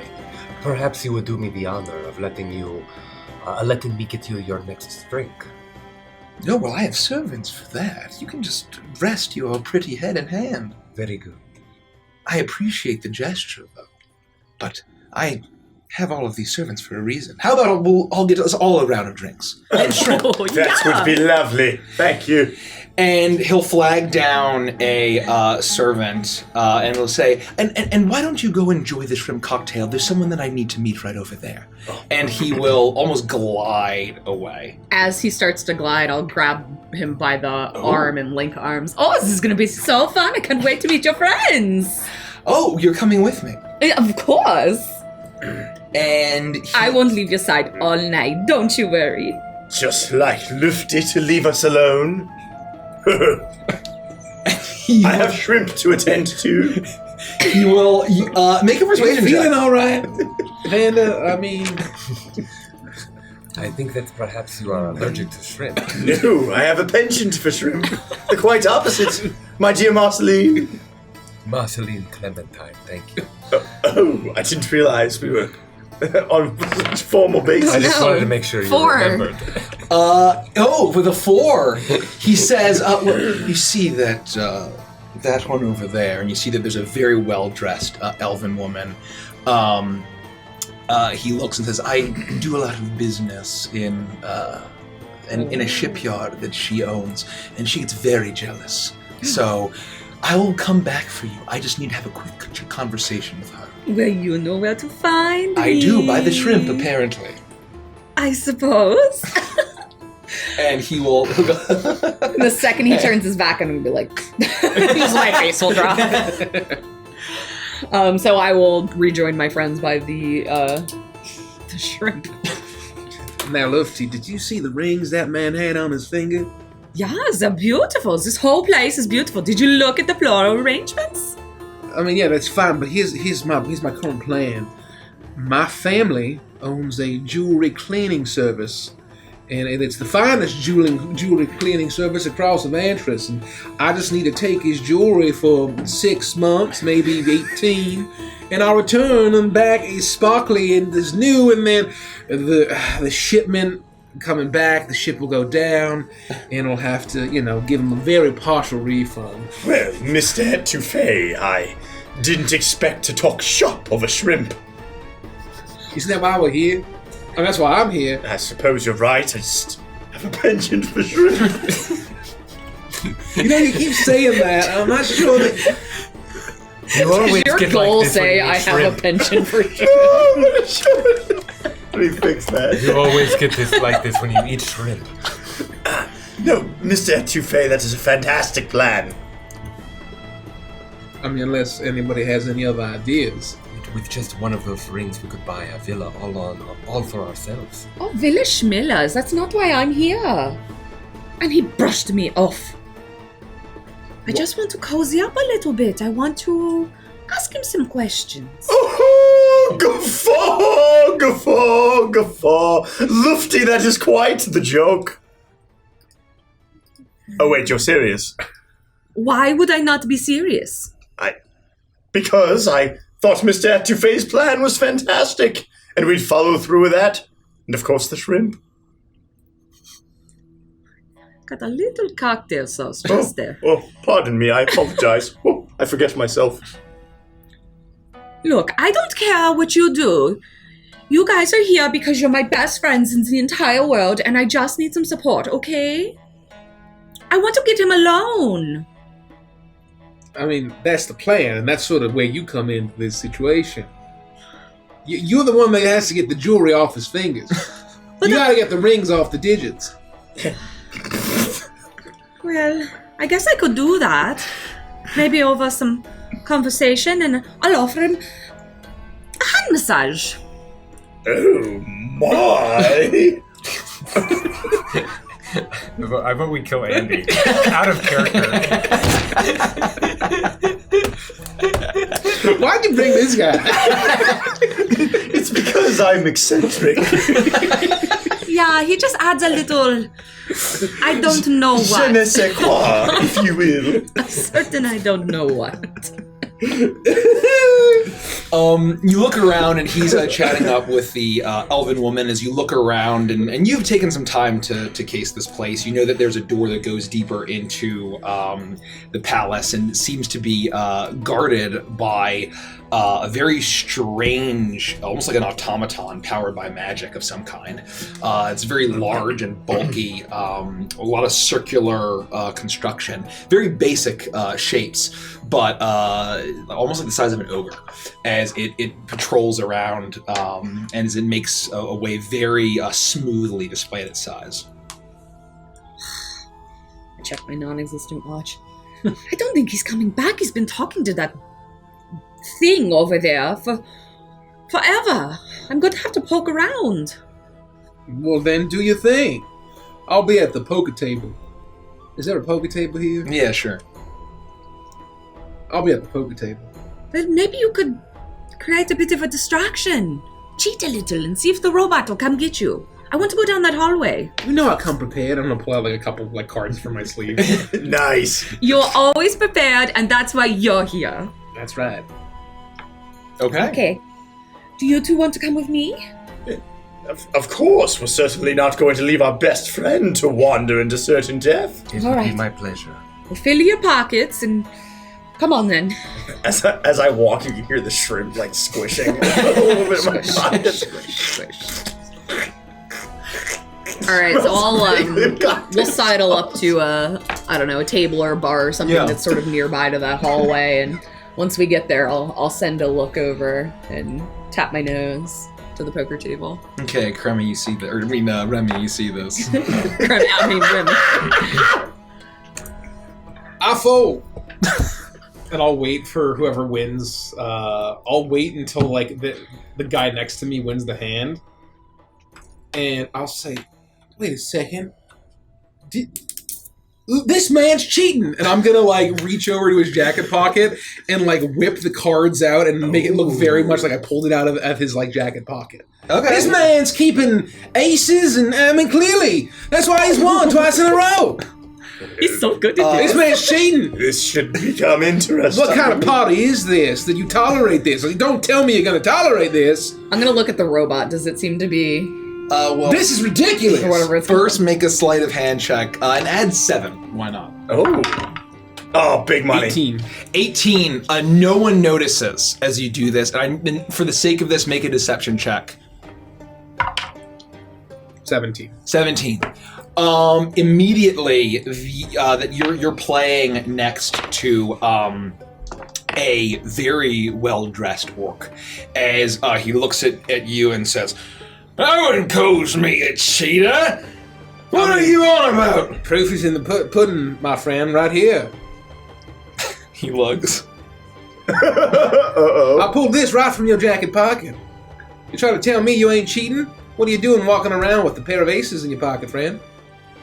And does he have aces in his pocket? Yeah. Oh yeah. Yeah, no, I literally I pulled them from my sleeve and put them in his jacket pocket. And As you pulled them up. see, there's a gnomish woman. He's like, oh, at the table too, and she's had way too much wine, and she's like, "Oh my goodness, she's hi." Wow. She's done for. Can we get security over here and escort this man out? I'd like a refund of my ante, please.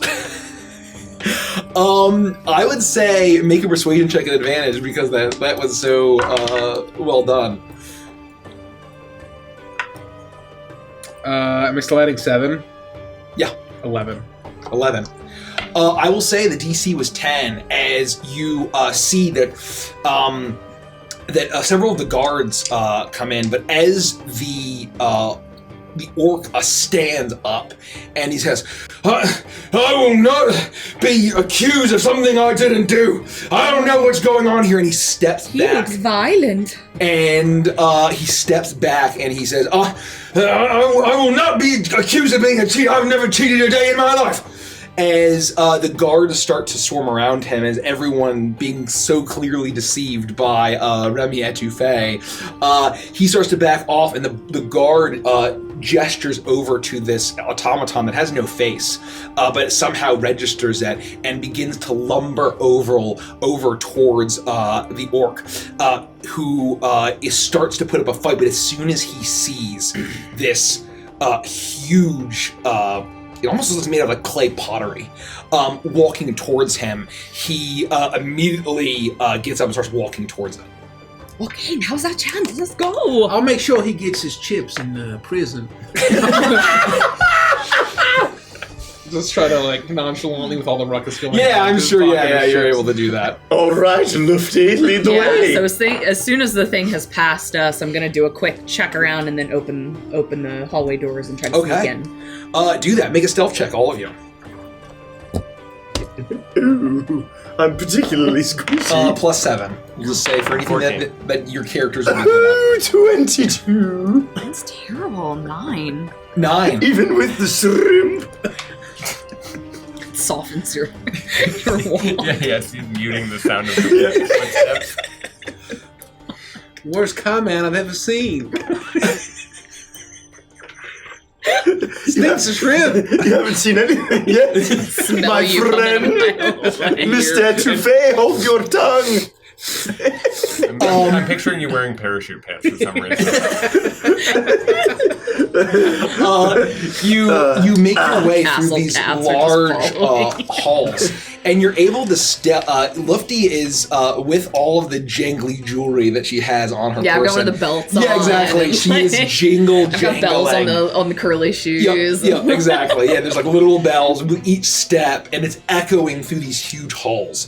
And all of your research has shown you that the grand party hall, for lack of a better word, is not too far from the vault that you know is where he keeps a lot of his display items. And you also know that he has a great number of artifacts all over the as pieces of art and displayed, and you see these strange weapons and these strange bottles and gems all over, and that shimmer with magic.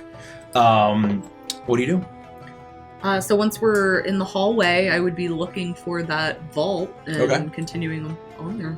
Okay. Trying to be as quiet as I can with each jingling step.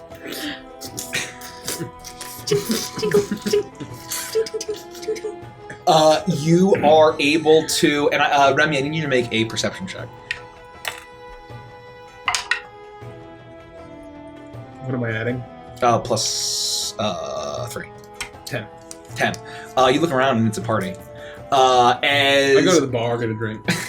you do that, and You've got all the chips in your shirt. and eventually you Pants make vodka. your way through. But then, as you listen up ahead, you hear the growling of some sort of feline creature. As patrolling the hallway, as you see sitting almost like statues at first, and then sniffing, and then their ears perk up as soon as they hear your jangling. You see a large gilded door that has shimmering magical. It looks like this would be where you might keep magical items, and these two massive cats, and you think they might be huge tigers, but they almost seem like they are made out of gemstone. As they're looking around and growling, as the three of you, they definitely hear something though, and look in your direction as you're stealthing along. Hey, is that shrimp? Oh my. Now I know why we brought you. Oh my. I am worried, Lufty, that perhaps this is where my fate is calling me. Yeah, I think this is exactly where your fate is calling you. Eat the shrimp as quickly as you can. No.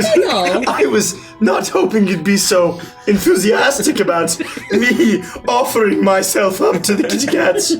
Well, I'm sure such is really playful, you know. Oh. They're probably bored back here in this big old hallway. Well, okay. Just give them a little treat. You'll be fine. Oh, Give them all right. scratches. But you have to promise me that you'll move quickly and perhaps snatch something for old Vanderpoo. Yeah, I'm sure the prince has so many things. Like, he's so generous, too. He wouldn't even care. All right. Whatever you want. On my word, I will go. Kisses, Lufty. Kisses, Lufty. Oh, that's my Lufty. All right. Good luck. And I'm going to walk around the corner at the cats and So clingy, you know. hello, pussycats. Oh, how are things going today? And see what they do. They immediately snap to attention like gigantic vicious predators. I see that you are. And although they seem to be made of gemstone, they look organic too, and their noses are twitching, smelling something as they let these growls out as they are aware of your presence and begin to approach you slowly like a stalking predator. When I see this happen, I wasn't ready. Oh boy, hold on one second. Hey, Jerry, do you like meat? Do you like shrimp? Do you like meat stuffed with shrimp? I think I probably deleted this. Yeah, I don't have it. Okay, I never thought of it like that. It appears that today Vanderbookings may have met his match. Pocket shrimp! and I'll reach into my pockets and just throw as much shrimp as I can at these cats, and then try to run the opposite direction of my two remaining friends to distract these creatures enough for them to get away. Okay, make an animal handling check. What is my stat block for this one? We'll say it's +3. Yeah, +3. Yeah, that's reasonable. I got an 18 plus 3 is 21. 21! Okay! So, Holy shit. as they're stalking, They're getting ready to pounce, you can tell, and you chuck a handful of cocktail shrimp out at them. And this is enough. They light up when they see the shrimp flying at them. And they take a moment to leap forward, and they're fighting over the shrimp. And then as they're eating it, it gives you enough time to be able to roll to see if you don't get instantly destroyed by these cats as you book it down in the opposite hallway. Guffaw, as I'm running and throwing shrimp behind me. Just creating a trail of shrimp to yourself still also? Yeah, to get them away from you! This is a selfless act, you bitch! Vander was designed to die. Perhaps he'll die a hero. Make an acrobatics or athletics check, and we'll give you a plus 7 acrobatics. 21! And yet, Vander is running in the opposite direction as that happens, as the door now is completely Let's go. Live by the shrimp, die by the shrimp. Yeah, I follow with you. You should get that tattooed on you. There wouldn't be very much room. Perhaps on my ass. So I'll open the door if it's unlocked. Okay. You approach it, and as you walk up, you see that you take a step onto the platform ahead of this large vault. And as soon as you step forward, it suddenly flashes with all of the gems flash with some sort of recognition. And then it almost like powers down and stops glowing. Oh, no. And you grab the handle and you open it, and it just opens without being locked.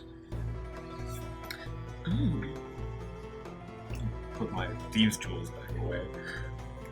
I guess he just leaves it open. I don't know. She probably trusts the two cats who have murderous intent on meat stuffs. That's fair. Let's go. Yeah. So I'll open the door and continue. Okay. You do, and as you open it, the screams. I'm gonna roll a perception check at disadvantage. Oh, I thought I was safe. I thought I was done with this vision. Well, I got a 14 and 15. 14. You see, as you make your way running through this hallway with all of these strange artifacts, you get very close to what looks like a priceless painting. And you see that there are a number of tiles all across this hallway that might be indentable. And so I will say that you'll have time to make an dexterity saving throw to see if you step on it. Jump into the painting Mario 64 style. I got a 15. Yeah, and you're just booking it down the... As I go, I have time to gently place a shrimp on one of the pressure panels, and I keep moving. Nice. Guffaw. It's this nightmare character you've created. His name is Vander Bookings, all right? And why is he going to live forever? Because bricks never die.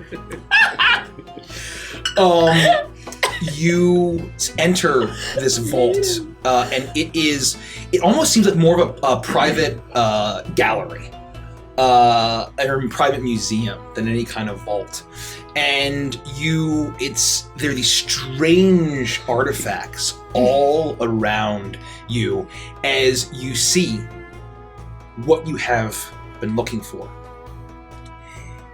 At the very far end, underneath a shimmering light, you see in a very thick glass case what looks like a tall bottle that is circular. It bulbs out in several places with a very long fluted lid and a very ornate glass topper. And there's this strange light shining down on top of it that kind of hums with this strange color as you make your way through. Marceline, I think this is it. Yes, I know how important this artifact is to you, and I'm willing to try and retrieve it for you. You want to do that for me? For Lufty, your best friend in the world? Yes, I would be happy to. I couldn't ask you that. Thank you. Go ahead. Hurry, I'm nervous. Why don't you scoot your chair in a little closer so that you're closer to the microphone? We'll just project just a little more. It may be. It may be counterweighted.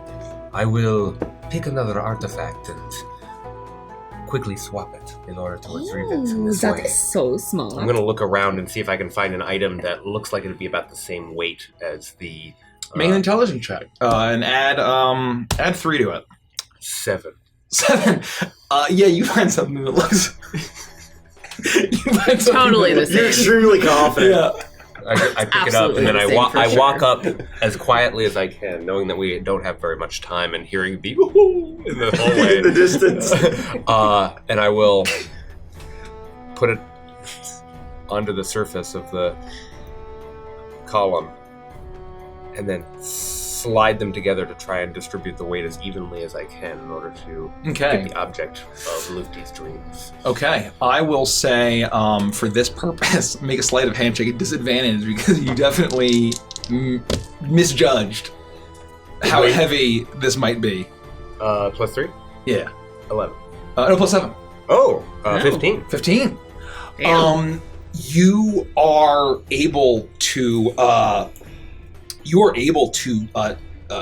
take this bottle and you swipe it, and you are able to place the counterweight on top of it as you grab it. However, I turn around and start to make my way. Lufty, I have You did it! Oh my gosh! as simple as pie. as you find, it looks like a falcon statue with gem eyes. As you hear, as it's definitely heavier than the bottle.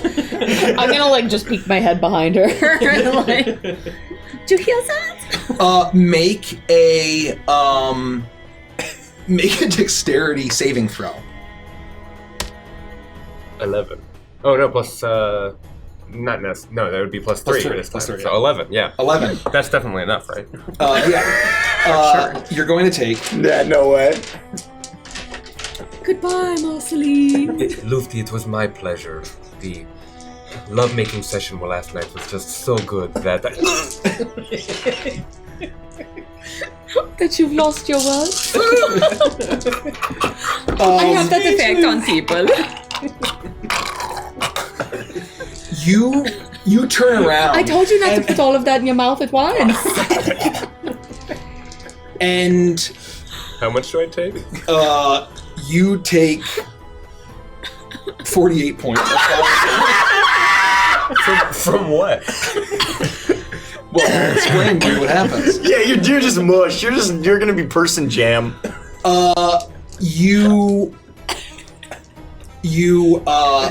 And as you approach, and as you hold it out to Lufty, in a similar way, as it gets closer to her, it kind of flashes with a strange color. But immediately from underneath you, and in a 5-foot radius all around this glass case, and actually, and directly in front of it, rather, a massive. You see a flash of magic instantly, almost like a portal opening up, and a massive pillar of flame erupts, dealing however much damage I said. 48. could this be the end of Marceline Clemens? Hey, who took my picture? You are turned into charcoal instantly as the pillar of flame. Yoink. As you are able to grab it, as the pillar of flame dissipates, and you blink for a moment, not expecting that. Derek's like over 3. I can't believe Vander lived longer than I did. This is for shit. Suck it!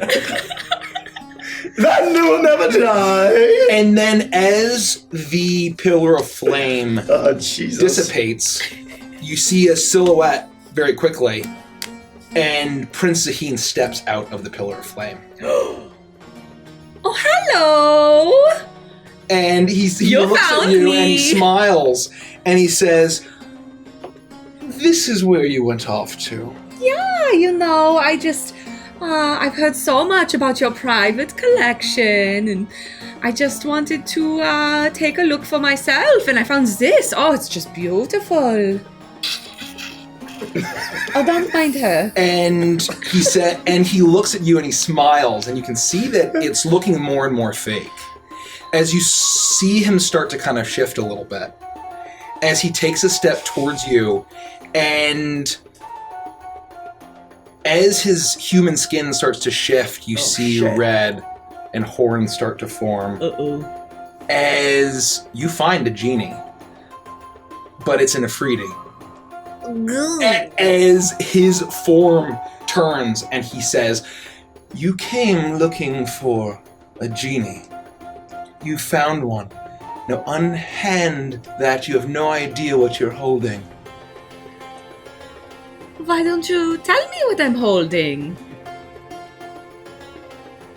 Aren't you half genie? Shouldn't you know? As he reaches and actually make an insight check.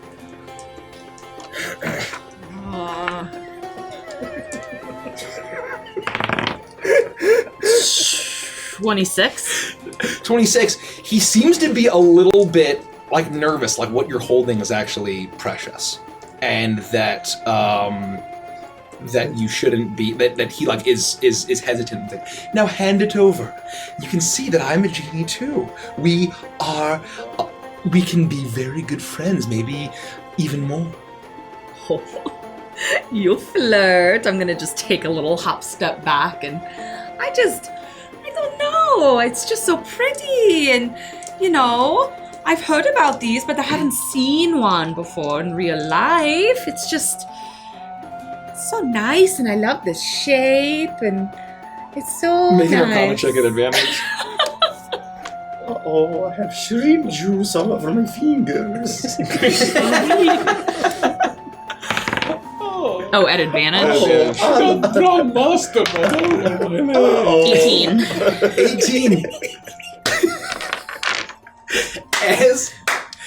As you say that, he lunges forward, and you see that your blue skin illuminates in a similar color to the bottle, and he says, "No!" As he lunges forward, and as you rub it, the cork unpops, and you see a burst of magic rip out and attach to him, and he screams as he's turned into pure magic energy and is ripped into the bottle, and the cork flies after it and plugs it up.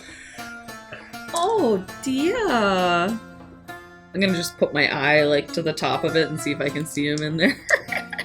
It is stopped up, and you can hear. Oh, poor thing. Well, I didn't eat hardly enough shrimp. Make one more. This is it. I have avoided death for far too long. I don't know. I'm feeling it at Make one more acrobatics check +7. Just straight. I got a 13. A 13. I will say, Lufty, with that, you are able to place the bottle back if you care to. And with that, you're able to rejoin your friends as you leave the calcified corpse of Marceline, and realize that everything starts shaking, and as he's stopped up, you hear the walls almost start to explode with a strange kind of liquid gold, and I've seen this part of the movie.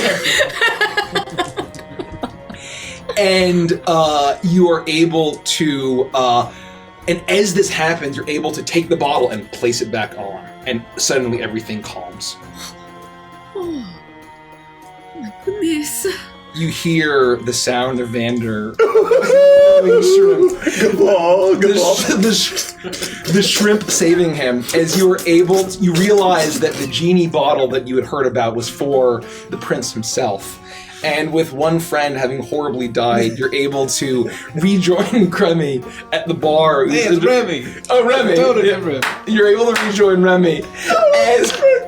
As miraculously, no longer with any shrimp, Vander appears next to you, but there's a large comical chunk out of his pants. Take a look at this, and I take my top hat off and I turn it upside down. There's a bunch of jewelry from all the different people at the party. Well, Man, they thought that I could add 10 to 15 carats to the diamonds just by telling them I'll clean the jewelry. And I'll put it back on my head. You're so enterprising. Brilliant, Mr. Etouffee, brilliant. What do you guys score? Just a large hole in my pantaloons. So you didn't like... You dirty bird. No gold or coins or jewels or riches or... Not a single one. Just... the shrimp sting? Just that shrimp thing. The odor is immense. What about you? Well, I think I got what I came for. Okay. Yeah. Oh, well, where's Marceline? Thank you.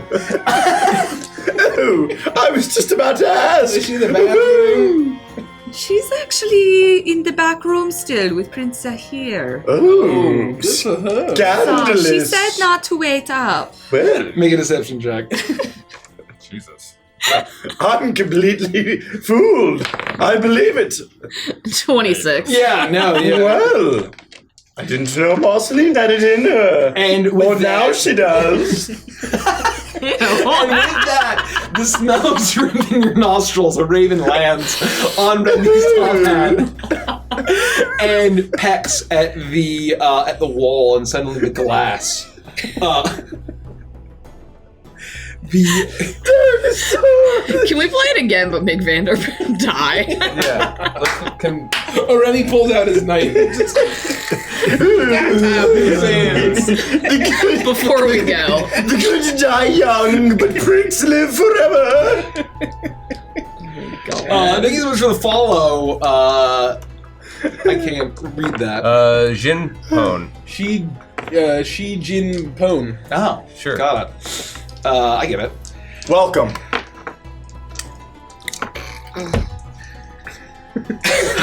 I am 0 for 3. This is.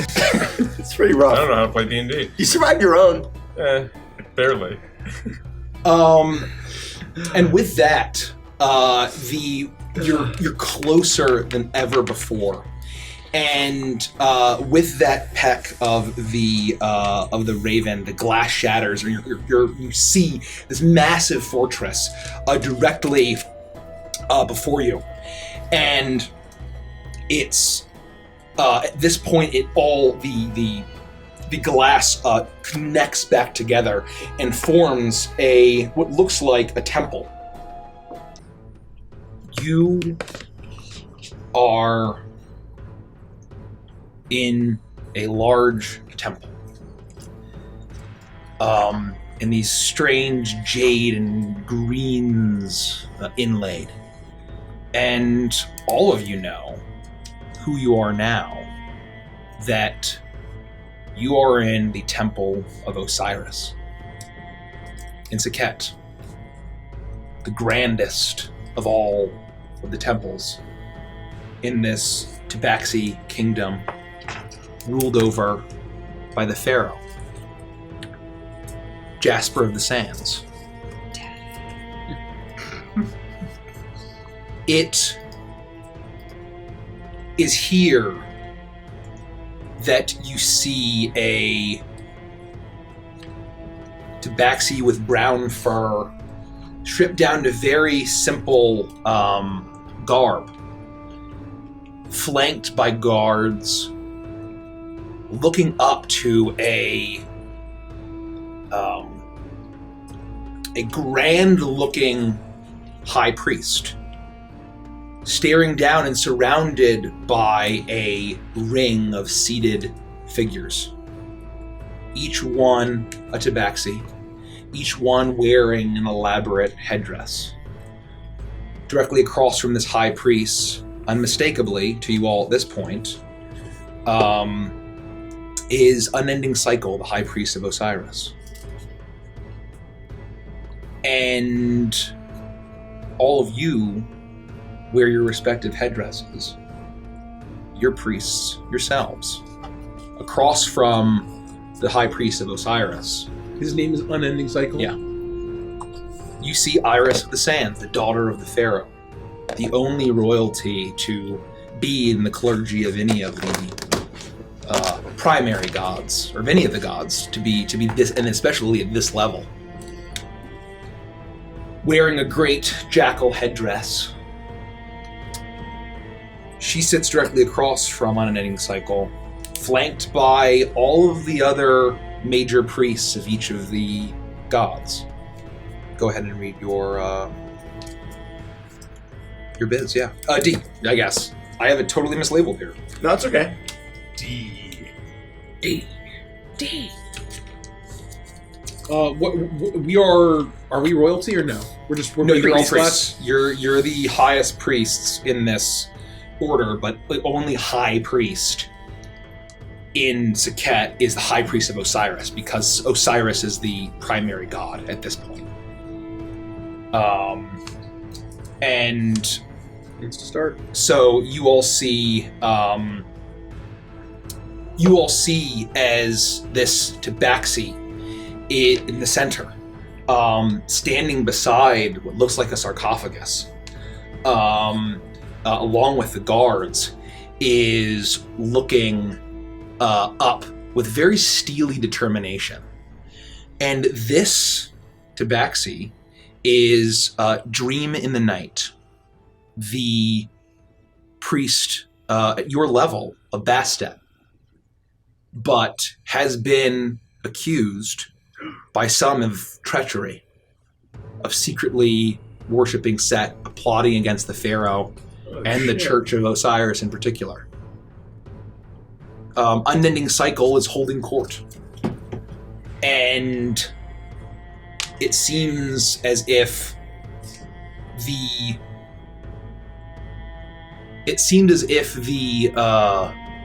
evidence, as far as you're concerned, stacks up pretty heavily, but there is a bit of a conflict of interest. Unending Cycle is related to this priest, and Iris she's been very persuasive, but has been unable thus far to convince the high priest of Osiris of this extreme treachery and the work that could be done by shadowy agents against the pharaoh.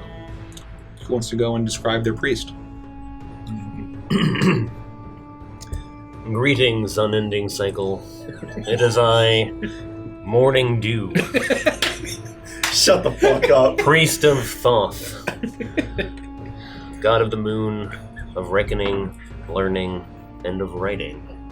And I am a kind of pudgy Russian blue tabaxi. Love that. And I'm wearing a brilliant, reflex blue headdress with a gold crown that actually forms a half of a mask over the top side of my face, and forms a long beak that shapes down like so. And I take a long moment to bow, and then look over at the accused. Without saying a word, I will step back into my position.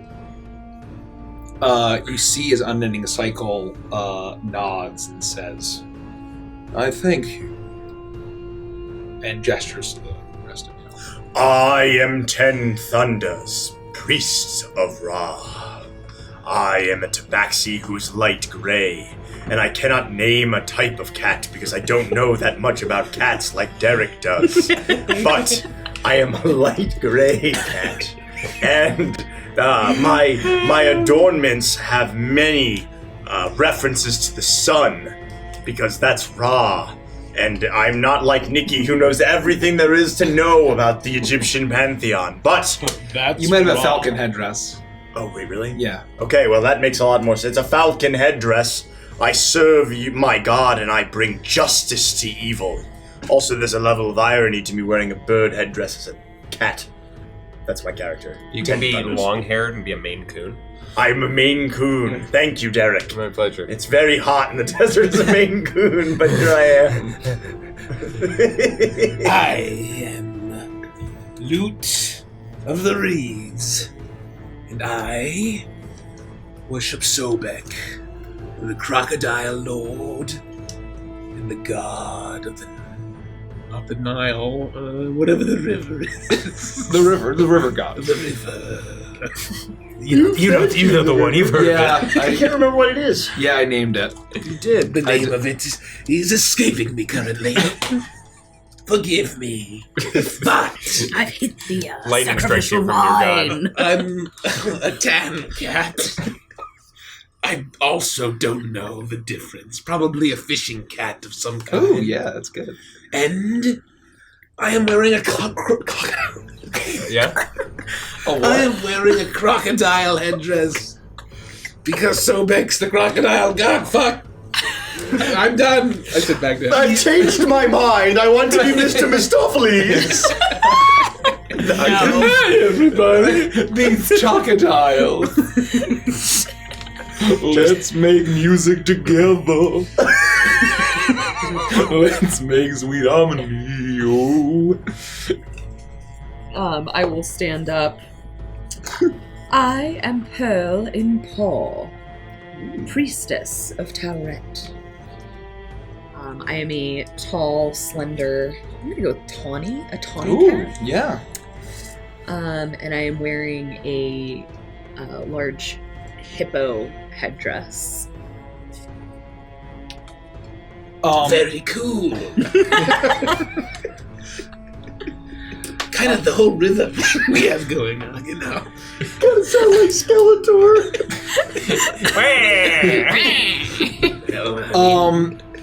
You will see as Unending Cycle looks and says, the priestess of Anubis has made her case, and very passionately, 5 of the priests think guilty, 5 think innocent. You must sway my mind to get a verdict. You understand the severity of an accusation for family of someone at my station. And he will sit back, and you see that there are 5 other priests of various gods who have who very much it seems very flimsy, and you're not sure why, despite the evidence being very clear. And it seems as if Iris has made this this case against the treachery of this perhaps former priest of Bastet. But it's up to the 5 of you, or the 4 of you, to help Iris and convince the High Priest. Oh, so we're doing like a 12 Angry Men thing.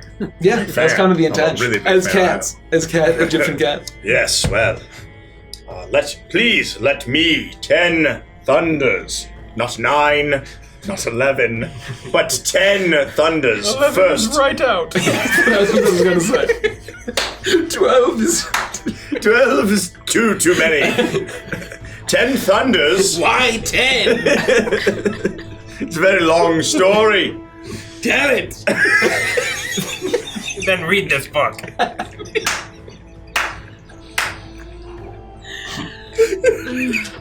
I'm dying to know. Tell it. What? Tell your story. Well, Why 10? young Iris has been a very reputable person. She's trustworthy. I am inclined to believe the things that she says, in addition to the evidence that we have. Justice must be brought when evil presents itself. Well said. I agree. My argument is that, she is it a she? Is it a female? That was a he. It was a he. It's female. It's a goddess, but He worships Bastet. He's a cat wearing a cat headdress. That's ridiculous. Even a donkey aardvark snake thing's better than that. So your evidence is strictly that he had no choice but You to have turn always to- been biased to- against Bastet. No, it's just ridiculous. My point is that a set headdress is probably way cooler than Bastet. For a cat to wear. It does seem a little on the nose. How did you become a priest? I was born into the priest class. It wasn't that hard. I just existed. 10 Thunders is very close to vomiting.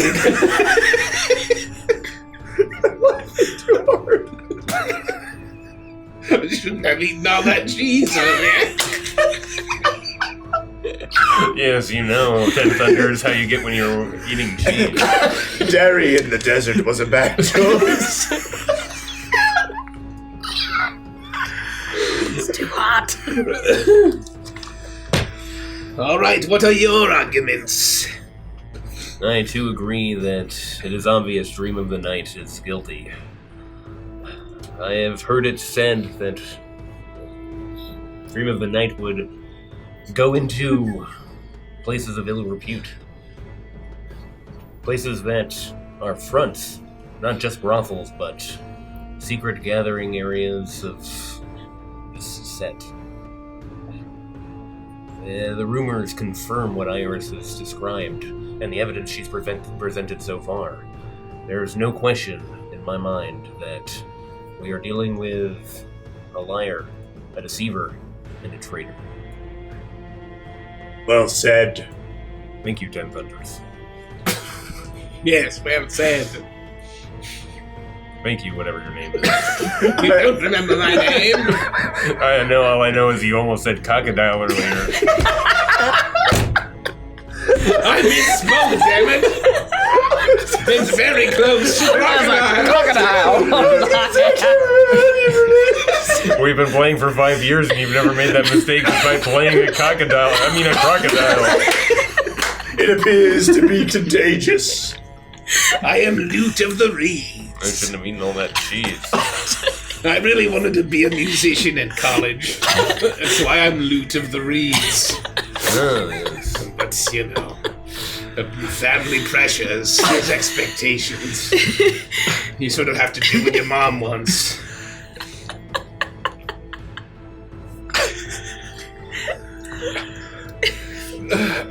I too, Pearl and Paul. What's wrong with that? I'm not gonna get into it. Morning Dew, do you have something to say? No. I've please had continue. enough of you, Morning Dew. I too speak for Iris of the Sands. I don't know why, but I just feel like a woman-to-woman thing. I trust her.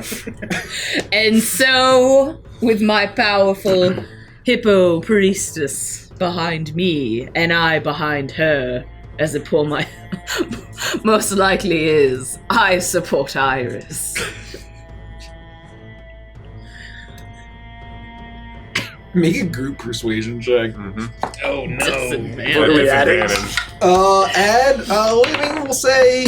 say we'll add +7. 17. Got a 10. Right average. 22. 14. Ooh. 14, What are we doing? 17, Plus 22. What'd you say? +7. Just you can ignore the. Oh, no, Plus but what is... Oh, 7. Whatever you got, +7. 25. Damn. 25. That's enough. Also, given that it's 8:30, that unending cycle nods and he looks very grave, especially when Morning Dew. Morning Dew is the most persuasive, and is like, "Yeah, it is true that there is no justification for the company that was kept. I am sorry, my cousin. We must bring the justice for your treachery." Yes. And you see as I love justice. as you see as there's no pleading or begging, and you see the knight, as this cat was called, lets out a hiss, and as the guards go and grab him by the shoulders and start to push the top of the sarcophagus off, and you hear like loud buzzing and the crawling of insects as scarabs are that was Meryl Streep. Are revealed within the sarcophagus, and he says, "That will bring an end to the reign of Osiris once more." As his mouth is covered by the guards, who says, "Quiet you," as they take him, and he finally, he's showing no fear or pain until he is taken and lowered forcibly into the sarcophagus, and he lets out a scream as the scarabs descend upon him and begin to devour him, and his screams echo through this temple as the top of the sarcophagus is slid back on, quieting the screams as the priests all look on, and a raven flies down, lands, and pecks the sarcophagus, and all of reality shatters. I told you so. I propose that we go back and get more cheese.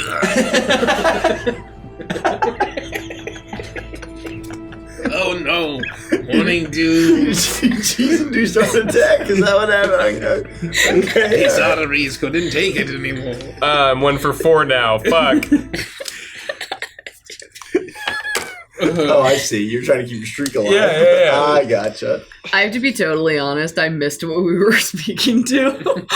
We were talking to Unending Cycle. Yeah, I know, but I didn't know what he was justice. on trial for. No, he wasn't the one on trial. He was leading the trial. The guy who was on trial. Dream of the Night was accused of worshiping Set and not his god. Not Bastet. Yeah. And Iris was the one who made the accusation, and the evidence was looking pretty good against him. And so, those. And it is known that Iris is reminded that after this admission that a cult and a conspiracy against the pharaoh was discovered and rooted out. She was right. Uprooted. And she was right. And there was actually a plot to assassinate the pharaoh that had come very close to succeeding, if it was not for cutting off the head of that snake, of that cat, I suppose. Damn. Welcome, Zeus Nation for life. Hello, Good Zeus thing Nation. I fought for what was right then. Yeah. However, Morning Dew did not survive the heart attack. 0 for 4. Yes! As reality shifts and you see that you're standing at what looks like the gates of this massive fortress, as you hear the sound of the croaking of ravens is cacophonous, and it fills your mind, and the glass returns together, but it does not create a new reality, but suddenly you're in an inky void similarly, as you feel the gently falling feathers. But the glass hangs in the air, and shards and pieces all around you as you look at the piece of glass, and it reflects a moment in time, a fragment, a shape. Like in the labyrinth. Perhaps. The manifestation of memories, as you see that these pieces of glass extend in all directions, all around you, as far as you can see. Countless ones. And are you within the fortress of memory? You're not sure, as you feel the soft caress of raven's feathers as it falls more and more and blankets you. And although you all look at each other for the first time in all these experiences, you've seen each of your friends in a moment of time, the first time that they experienced death. And suddenly all of your friends and yourselves disappear into darkness as raven's feathers consume all of you. and raven's feathers consume all of you. And suddenly, you see several pieces of glass all around you start to as they start to form a glass, almost like a glass case around you.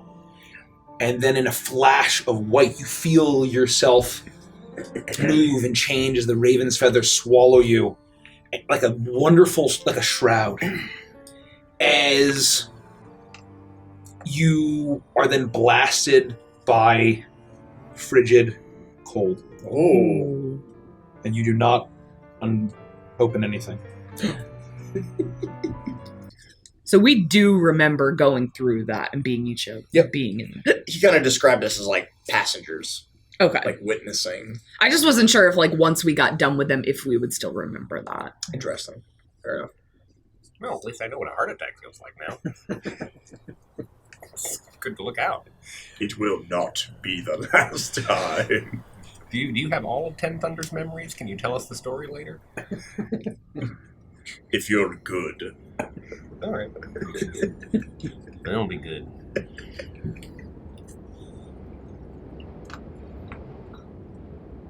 You expect to be standing,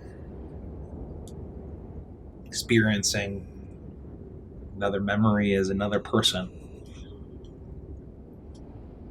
You're flying instead. You're flying on dark wings. As you look around, as 5 ravens hover at the top of a mountain. It's white all around. The wind whips snow. It's blisteringly cold. A raven should not be able to survive at this altitude, in this weather. Should not be able to stay upright. Or rather, it should be able to stay hovering, flying, with the sheer force of this wind. However, you do. And you see the top of a mountain, a peak, as the wind and the snow whips all around you. You finally see something move. Near the very top of this mountain peak is a ledge jutting off no more than 15 feet of a flat surface. As you see a boy, can't be older than 18, 19, and dressed in heavy weather slops, military, and seems to be Korvakian, Felix, but not of the same style or design that you're used to or would have seen. Actually, it seems like you may have seen something similar in one of the military museums from decades prior. As you see a boy with gloved hands trembling, scraping forward, looking around as if he has no idea where he is, no idea why he's there. A large mound of snow directly in front of him. Caprice, this then suddenly strikes your memory. It already has.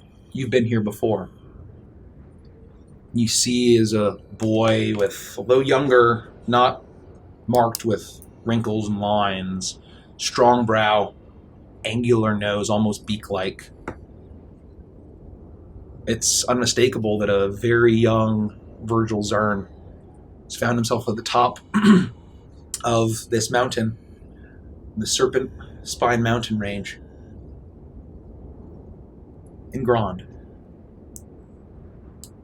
And you see through the eyes of ravens as the boy, once he realizes where he is and realizes he can't get down, realizes that he has nowhere to go, he stumbles forward and begins to dig through the snow and brush away more and more, and you see as the wind whips more snow into his face, but it does not deter him. And you see as he pulls away the last mound of snow covering what you'd expect to see a statue. You do see that. But you see a glint of brilliant metal as he pulls away the similar statue that you had seen. 4 wings, 2 up, 2 down, 1 arm raised, 1 arm down, a jagged beak, an avian-headed man of some kind, of ancient construction. But fastened, clutched across those 2 hands, a massive sword. Oh, shit. As the boy scrapes away more snow, he sees this sword, his eyes alight. And then he gets to the base. And Caprice, you know what it says. As he looks down and he takes both hands and he pulls away the snow. And written very clearly at the base of the statue, Pazuzu, Pazuzu, Pazuzu. You see as this boy looks up at the face of this bird man. And there's something in his expression that's difficult to place. But you then see him stand after being on his knees, desperately trying to find out where he is. And you see him reach forward to the hilt of the sword, and he rips it free from the statue's clutches. No raven pecks at reality. Removing the sword from the statue shatters reality all around you. It rips apart, and suddenly what's around you is no longer the fortress of memory. You don't see it looming above you, you don't see it looming around you. You feel heat and sand as the glass shatters and spreads.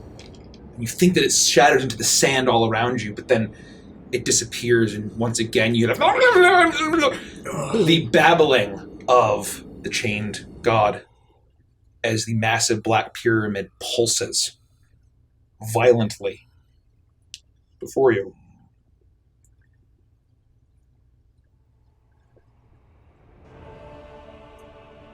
You see now, as you all stand where you had just been,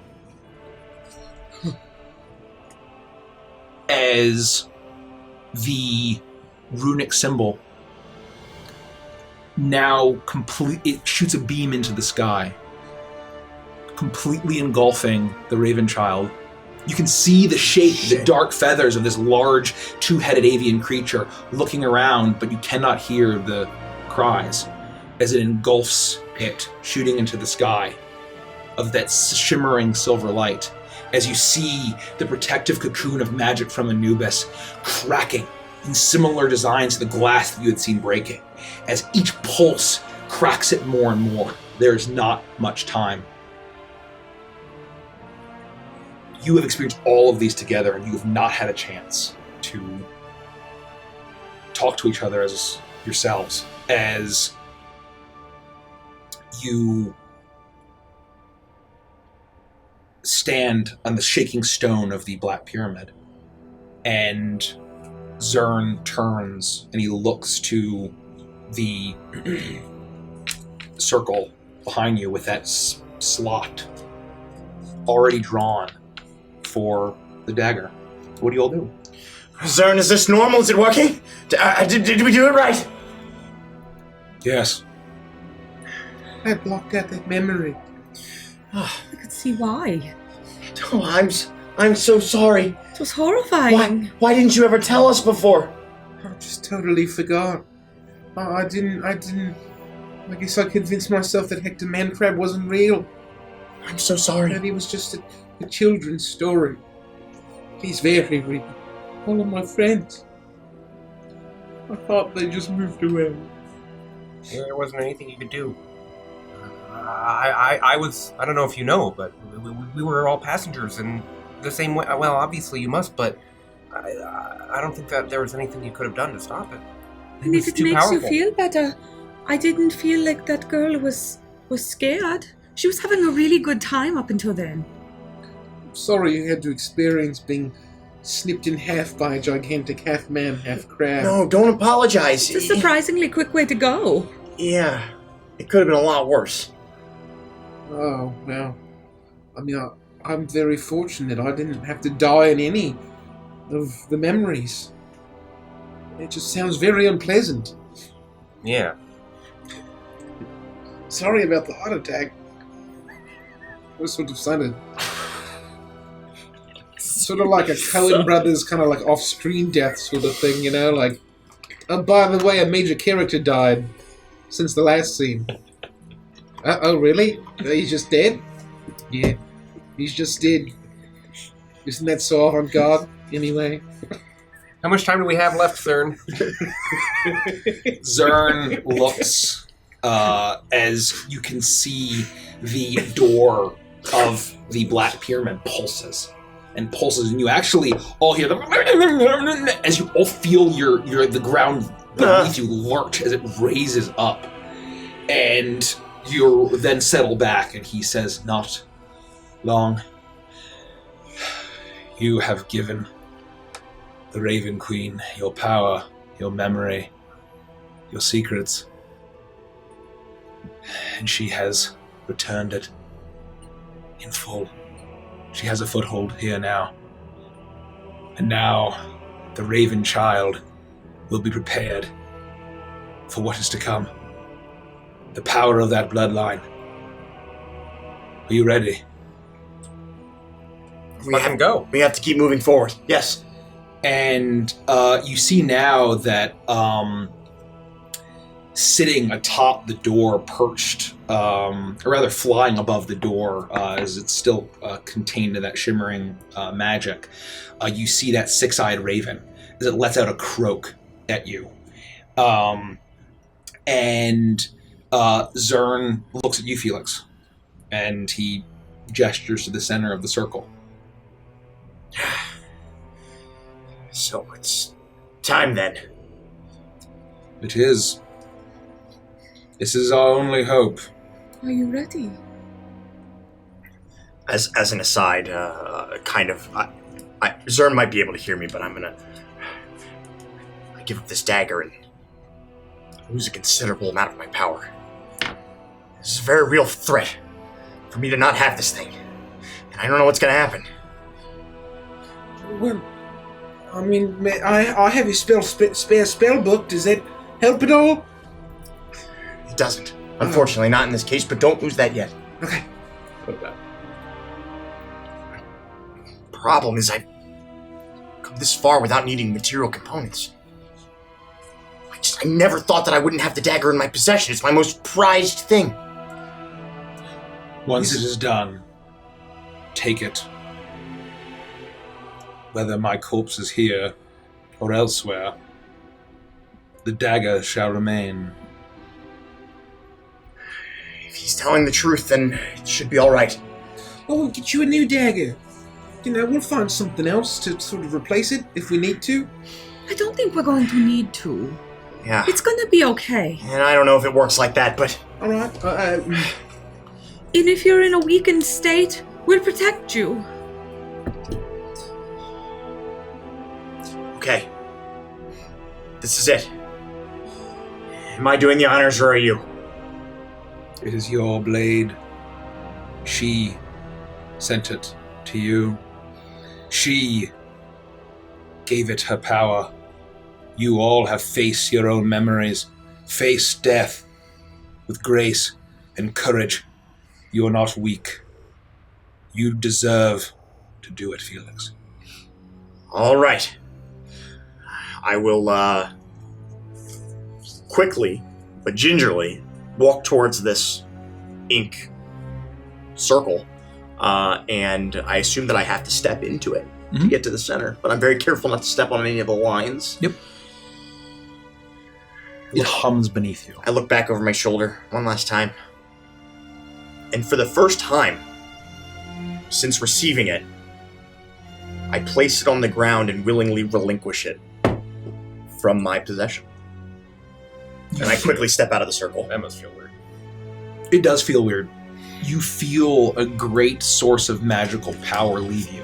No, there's some panic that grips my chest. There's an emptiness in you, and you feel weaker because you are.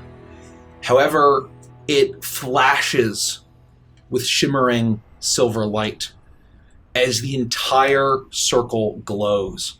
1, 2, 3, 4, 5, 6. Each of these mementos, a beam of light around each one, and you see them fade away as Virgil Zurn looks at all of you and says, "Now you will see the power and the history of the Raven Child." And he will raise his one hand, and silver light swirls around you and consumes you once more as there is once more a break. You're used to it at this point as the glass swirls around you, but there is no fortress of memories. There is no cacophonous cry of ravens.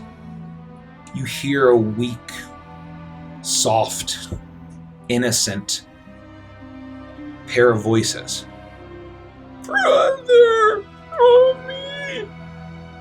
Faintly. The one half of death being violent, cacophonous, the other half being soft and gentle. As the glass gently reforms. And you are surrounded by a strange, dull silver glow.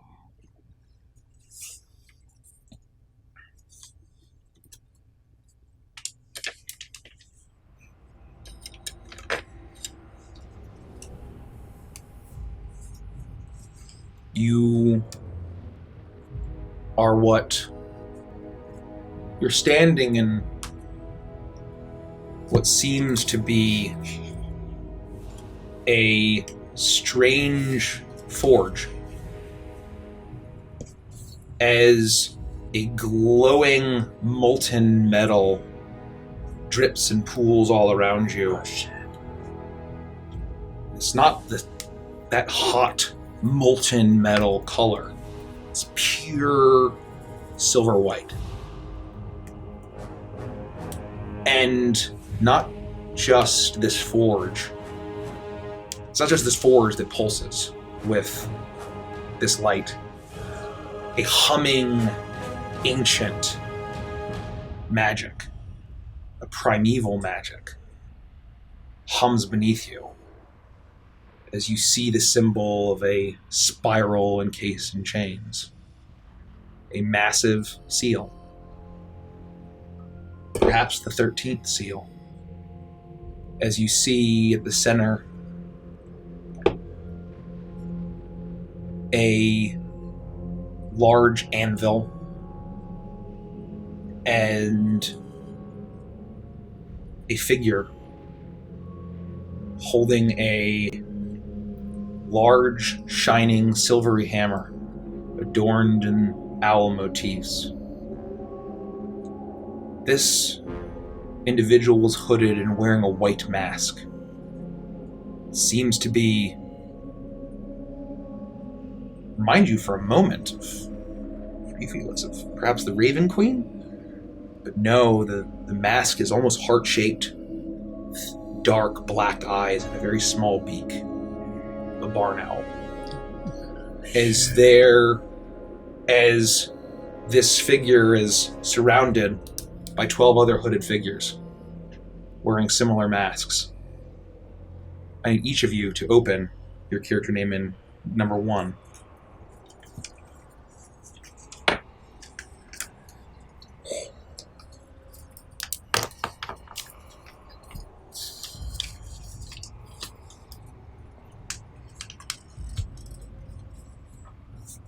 Damn. Okay. You see the anvil, and you see the cast. It seems to be a strange construction of combination of cast and wrought, using ancient techniques that are unfamiliar to you. But along the ground, you see grooves where this metal is being poured. And now you notice, standing before each of you, not standing, kneeling, are hooded figures. But hooded in submission, having given up, having accepted their fate. And you see that there's a circular trough, a groove, a deep groove beneath them, right where their necklines are. And you hear a voice call out,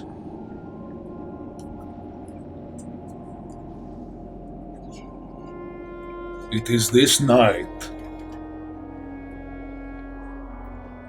that you assist your Grand Master in forging a weapon for himself to protect this world from entropy. It is this night you commit yourself to the 13th Order, to the eternal imprisonment of the Chained God, and to the power of death, the prime of death, Striga." And you see that the hammer is shimmering with silver as he turns to all of you. Could you please describe your characters? Sure. I'll go first. I am the brother of the 7th seal. I'm a very tall and robed Har'Akir. I am one of the 12 masters of the 13th Order, the cult of Striga. My goal, my one true purpose, is to keep Thara's doom chained.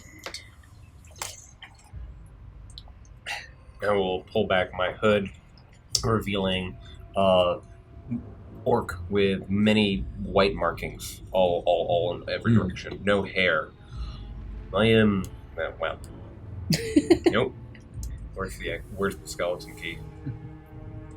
You are the brute. No, I'm gonna do fucking Frost. That's fine. Whatever. Okay. I am the brother of the 6th seal, and I am here to see that Thar's doom continues to be imprisoned for all eternity. I'm willing to aid you in your attempt to create this weapon. I will pull my hood back, and I will be a human girl, no more than, I don't know, early 20s or so, with red braided hair, and just a very plain, pale face. I am the sister of the 9th seal, and I too will keep Tharizdun chained. Do you all have masks on? Yeah. And I would say at this point, he's going My face around, is very plain because of the mask. I would say he's going around, and in this moment, as you're pledging yourself to the Grand Master, you would be expected to reveal yourself. So I Yeah. briefly revealed Yeah. my face. Yes. I am the brother of the second seal. And you see I'll pull off my owl mask, and beneath the owl mask is an owl face. As I am an owl folk, a sort of a large brown with sort of little pointed ears and big yellow eyes. I too will keep the chain god chained, and I too pledge to the order, to the 13th order.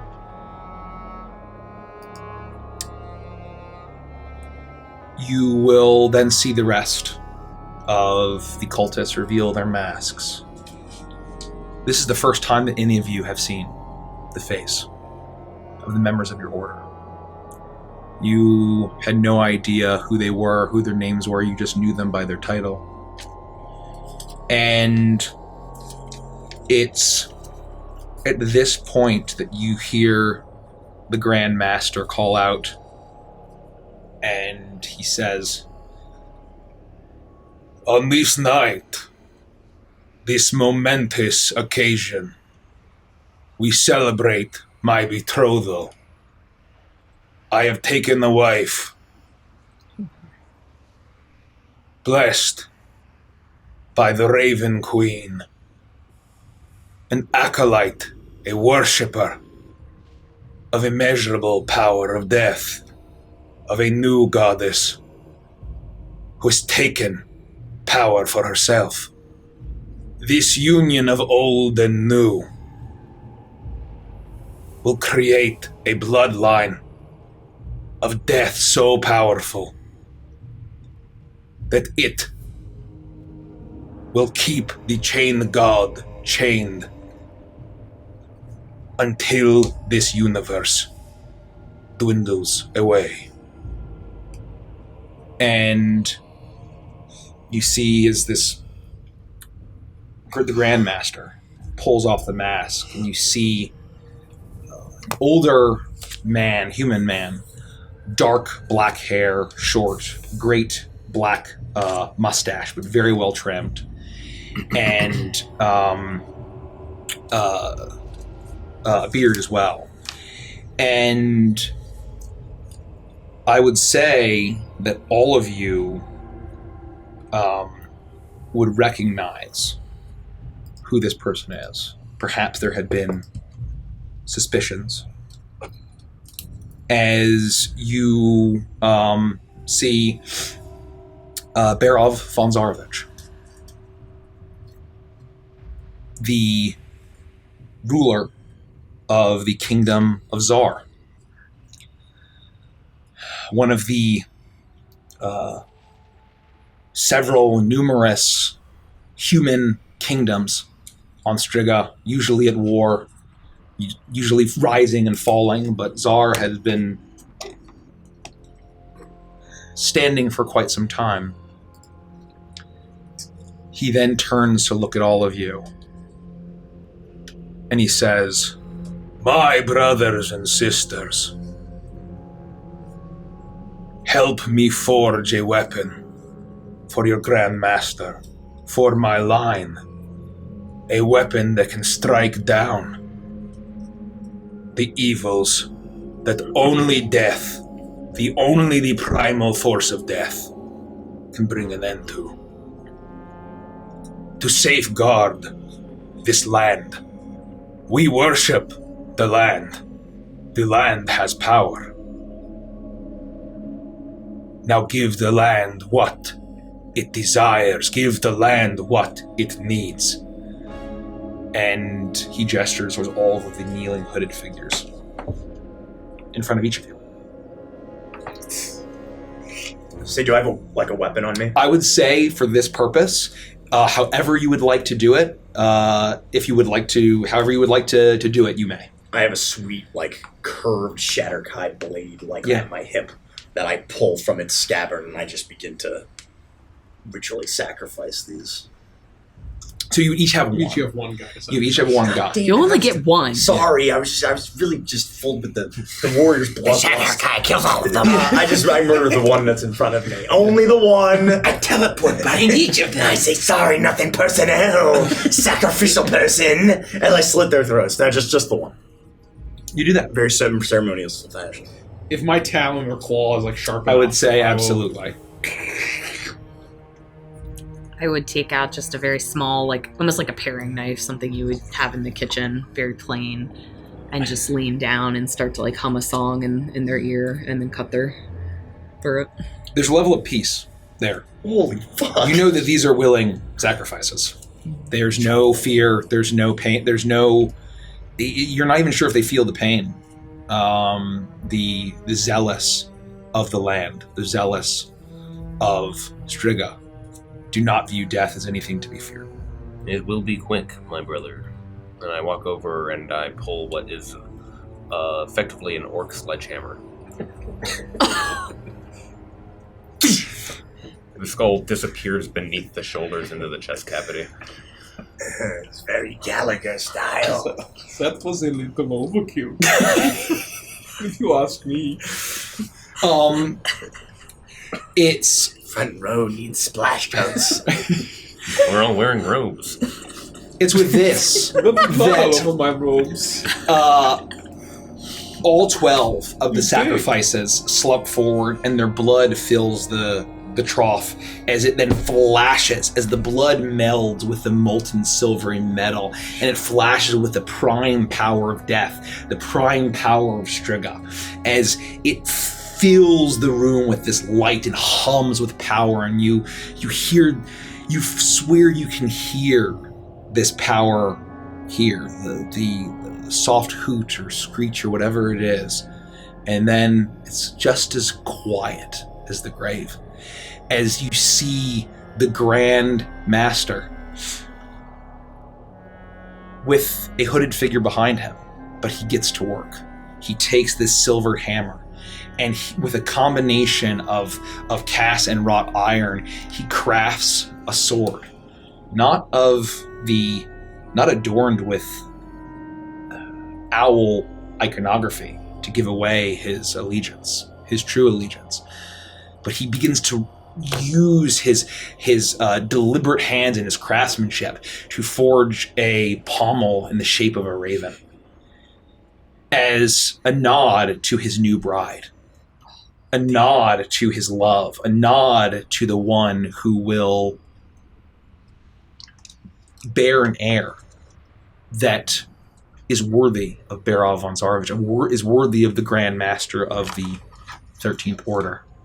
And you see, once all of the incredible primal magic fills this weapon, he raises the silver sword high, and the hooded figure beneath him does not move. As he raises it, it cools instantly, and with a single motion, he brings it down, and it slices the head off cleanly. Damn. The head hits the ground as the body slumps forward, and you see a flash of silver as it takes the life, and this sword has claimed its first soul. And with that, reality shatters once more. It swirls around in darkness, and you just see the very faint feather, and you hear, "Brother, Mommy." It's in your minds as well as your ears. As you then smell rich spices, burning wood, and cooking meat. So you hear music. You hear laughter. You hear joy. It's evening. You are in a camp of Vistani. A great roaring fire, a roast boar on a spit. You hear the soft whinnying of horses. all set up for the night as the camps are all erected. Several wagons are around as you see the various individuals of this band that you've been traveling with across Striga. You've made your way through the various kingdoms of Striga before Korvakia was even a nation. And you find yourselves in the Kingdom of Zar. You perform, you do tricks, you perhaps con and steal a little bit. But for the most part, you trade goods, however you care to make your money, you do. And however, the main draw of this band that travels the countryside resides in the large, elegant, purple-threaded tent. Madame Elena, the matron of your group, who can see the future. At least, she says. And the nobility and royalty and the wealthy will pay quite a bit to have their fortunes read by Madame Elena. It is here you may read your character descriptions of the second.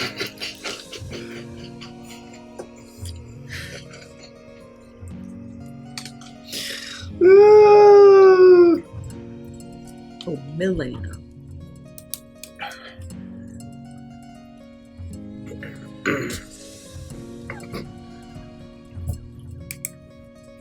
Go on, what? Nothing. Go ahead. Why do I have to go first? I will go first. Hello, friends. I am Poroski. I am a humble Vistani. I have a shaved head and a great big bushy mustache. And I am a simple farmer. It is my job to care for the animals, our horses, our cows, to make sure we have plenty of milk to grow big and strong.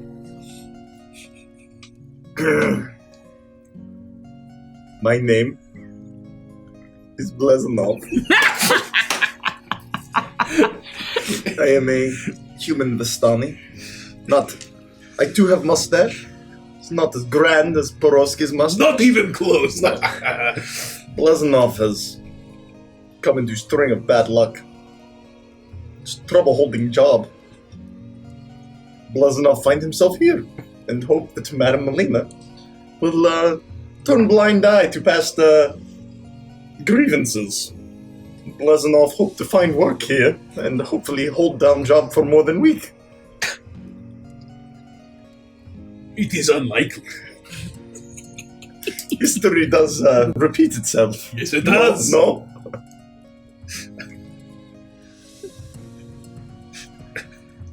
Why are you always going last? I don't know. I was just being polite. Also, I can't figure out my fucking voice. Why am I... Okay, hold on. I am Rahadin, a Vistani human. And... Wait, what is your name? Rahavel. Oh. I thought you said something else. I am language coach here in this camp. I help people with their lists. Is there a big market for this service in this camp? Blazanov never hear of profession like that. Blazanov is interested if you are looking for assistant. We make much coin, yes. Good to know.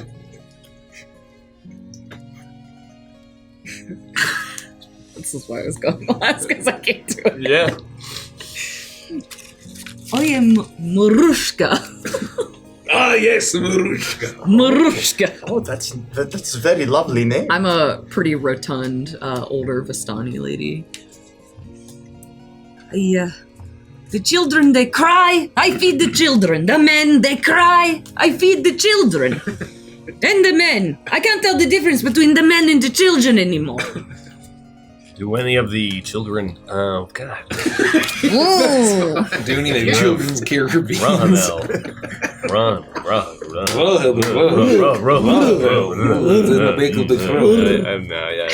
Blessenov did not quite catch the language teacher's name. Raha something. Rahadel? His name is Rahavel. Rahavel. Oh. He says he is language coach, but really he is a crazy cat guy. Oh boy, well, citizens of this encampment are in big trouble if they have speech impediment and go to him. You watch your mouth. He does do very well stirring beans, though. This is true. Sometimes he helps me in the kitchen. Perhaps if he gets fired from stirring beans or teaching language, Blessenov can stir beans. Is this what you aspire to, Blessenov? It has to be very difficult to mess up stirring beans. You look too skinny to stir beans. Blessenov is desperate, please. You would probably spill the beans if you. It requires great precision. Blessenov will not spill the beans. Perhaps looking into different line of work. Perhaps you help Borowski. Really? Yes. What do you do? Well, I look after the horses is one of the things I do. Apparently listening is not something. But one of the Forgot your name, that the horses have been they assist with is taking messages all across the kingdom of Zurn. So you are saying Blessenov could represent Kingdom of Zurn Telegraph Company? That is exactly what I'm saying. My last messenger came back with multiple knife wounds in his back. It's very common for messengers in this land. This is very promising. I must tell you one small secret. Yes? Blessenov is slightly scared of horses. Every Stani is scared of horses. Surely you jest. Blessenov does not know how to jest. Are you sure you're Vistani? No. Is at this point, Madame Elena steps out and says, I hope you are all Vistani, because we have honored guests arriving soon. The Lord and the Lady of this land. And you see that she is a very matronly looking woman. She's not, it's kind of hard to tell, like, how old she is, where there is a youthful vitality to her, but a maturity and a motherliness to her as well, as she slowly walks out and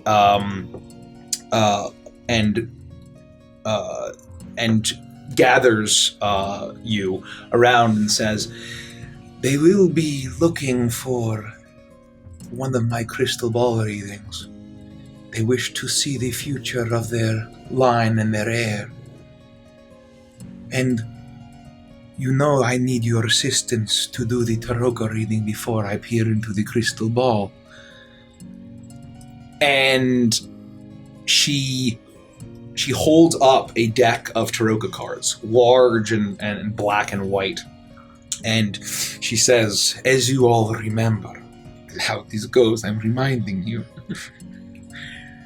that when they arrive, you will each shuffle the deck, draw a single card, and give the fortune that you read in the card. And then I will peer into my crystal ball. Yes. Madam Melina, perhaps you have simple message that need to be delivered instead. Blessenov can do that. The message can be what you read in the tarot card, Blessenov. Oh no. Does Blessenov think he is capable of such a simple and menial task? Blessenov can read. That's why Blessenov deliver message. If for you Boros. can spill beans, you can read message from card.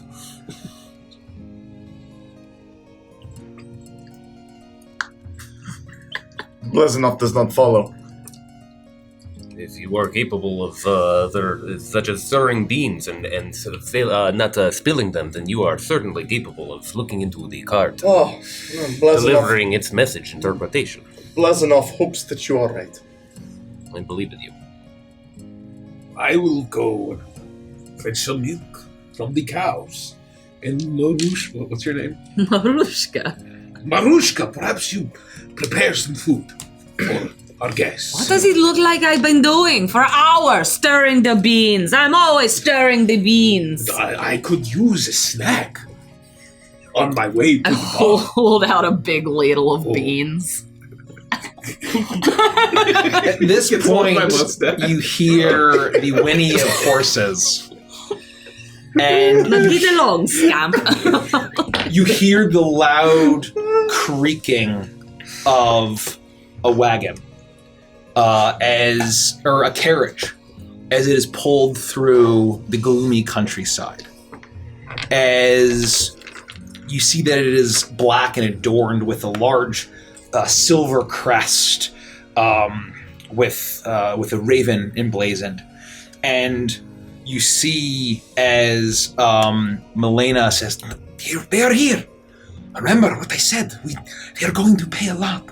This will last us months." And she looks at you and says, "Welcome them into the tent. I will be ready." And she turns and disappears into the tent as the carriage comes to a stop, pulled by these huge black horses. The rider, very well dressed, bearing the mark, the sigil of this house's rulers, the von Zarovich family. And you see the door open, and you see a very well-dressed older human man with a neatly trimmed black beard and hair step out of the carriage and extends a hand to a beautiful young woman with very pale skin, raven black hair tied up in a neat bun, as she grabs her husband's hand and joins him and stands beside him.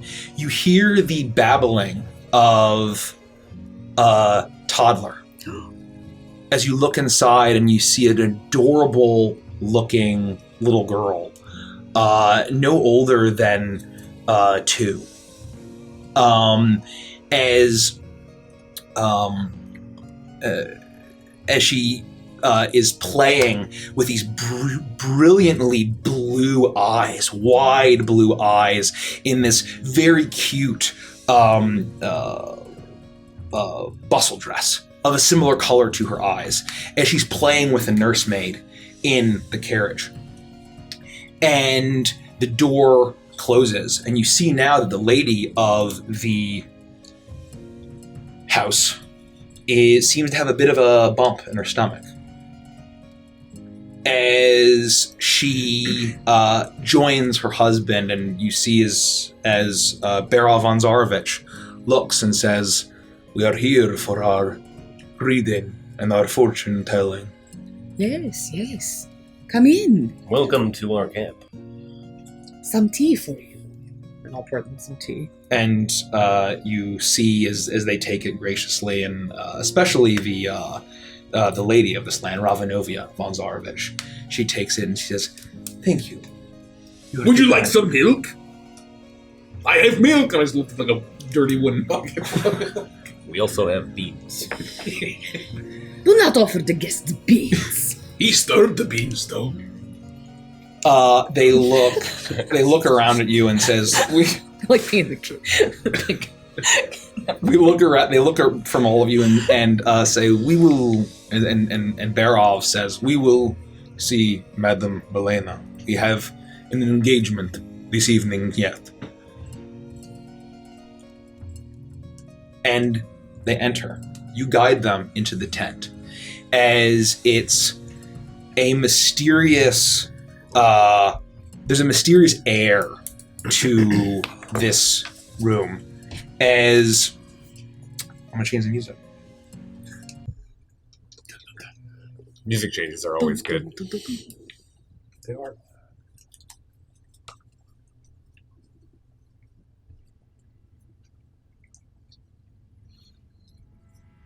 You enter this tent, and even though you've been in here plenty of times, it still gives you a sense of power and mystery and magic as you see Madame Milena with her shawl over her head, her hair framing her face, as a purple crystal ball sits before her, the deck of tarot cards sitting beside. You see that there are 2 seats on either side of her, and she welcomes the 4 of you to sit. And you see 2 stools, very plushly upholstered, as Ravanovia and Barov sit down. And she says, "Welcome to my camp. Welcome to your future." And and Barov nods and says, "You have always seen the future, Madam Milena. We know you can peer into the weave, peer and see what has not yet come. And we wish to know the future of our line, our heir." And Ravanovia nods and puts her hand on her stomach. And Milena takes the deck of tarot cards and she places them in the center of the table. And if you want to put that out. Ooh. As you know, my associates will pull a single card, each of them.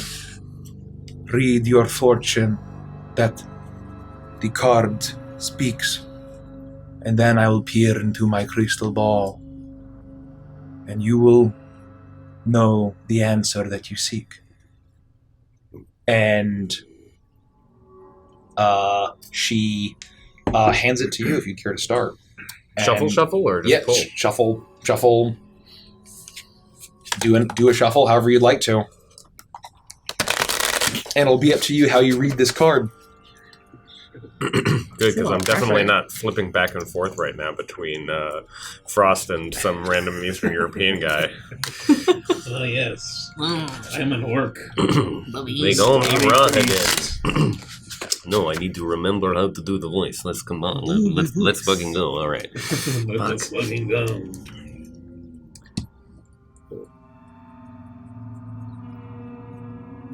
They lean forward and see what card is it. A mercenary. Oh, let's get Yeah, I was on the camera. Yeah. The first card of your tarot reading, the mercenary.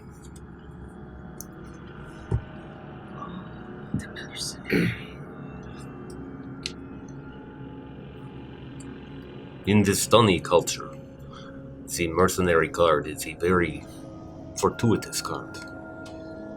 For it means the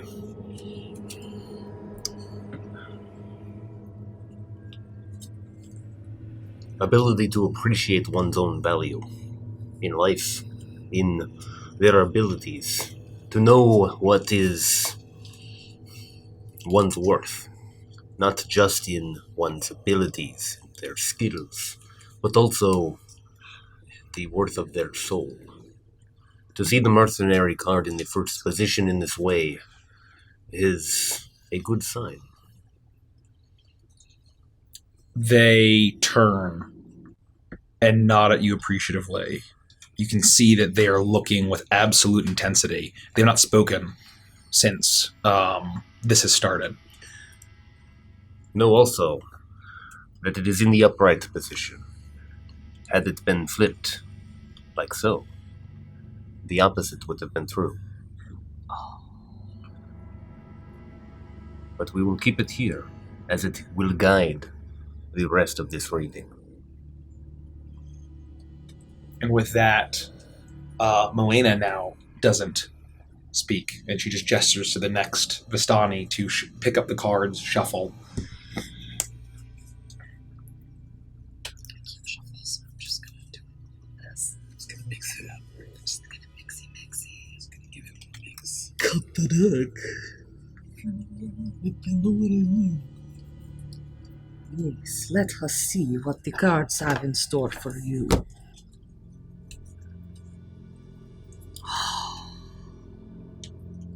The Transmuter. Oh, let me get a good look at this. I have not seen this card in so long. The second card of your reading, the Transmuter. This is a very interesting card for you to pull. It's very glare. There's a glare on our candles. Here, this, and then this. Yeah, that's better. In the second position, the Transmuter card signifies a great change going on. Perhaps within you. And I'll look at the wife. Mm-hmm. She nods, and they both look at each other, like, knowingly, like, Yes. Now, what this change can be is entirely up to you. In one hand, you have the power to change for good, and in the other, the power for darkness. Choose carefully your next steps, for what you choose will become the future.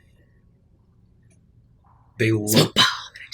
It's just beans. They look very intently at you, and Barov especially has like a grim sense about him, and he nods as Madame Elena gestures to who's next. My name is Blazanov Zurowski of Kingdom of Zar Messaging Service Porosky Branch. New employee. Happy to be here. Madame Elena glares daggers at you. Happy to be here. Happy to be here. He's doing very well so far. I will be reading your next card. Oh. You have very interesting card of charlatan in upside down position. Generally, the charlatan is a character who is not very forthcoming with their true emotions. It is one who is quite easily able to fool others. But in the upside down position, it means that you have the wisdom to see through this false front and see the truth in people. Like, if Blazanov ever need job and he did good job here, you might give him good recommendation. He did well, eh? They nod, and they seem to be very appreciative, as Elena had said before this. The third card of your reading, the charlatan. Perhaps the charlatan could be someone in your wagon. Just a suggestion. And Barov seems to be deep in thought now, given these cards. And Milena gestures at you, Perosky. I will shuffle the deck, as is tradition. Don't get milk on it again. See, milk helps the cards glide together. That has not been my experience. Then I will cut the deck. Now, the fourth card. The Dictator. In the upright position. This indicates a great ruler, a great conqueror. Perhaps not just of these lands, but lands beyond the borders of Great Zar. Is this dictator you? Or perhaps your lineage, a name? It is uncertain. Whoever it is will certainly rule with an iron fist. And you see Barov nod at you as Milena has said, Your fourth card in your reading. The dictator. and she waves a hand, and you see a strange mist appear in the crystal ball. It's glowing slight purple. As she says, We have communed with the cards, and now I will peer beyond into the future, into what has yet to come. Oh, a great ruler, yes. A great conqueror, yes. Power, immeasurable power. Power and death, yes. and you see as Barov, his eyes are alight as he and Milena continues to peer. Yes, not just ruler of a kingdom, not a changer of not just this land, the whole world, the beyond this world.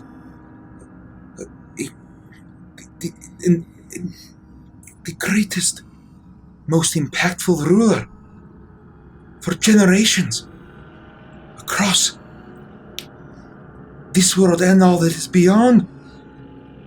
And then suddenly the crystal ball fills with blood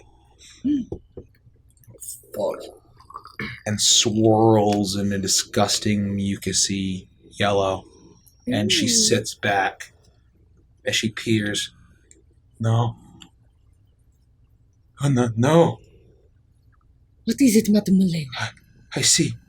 And you see now that Ravenovia and Barov are shocked as Ravenovia is clutching her husband's arm. No, I see blood. So much blood. A blood moon, they doomed. A doomed line to bring greatness, yes, but even more ruin. To bring the destruction of souls, the consumption of souls.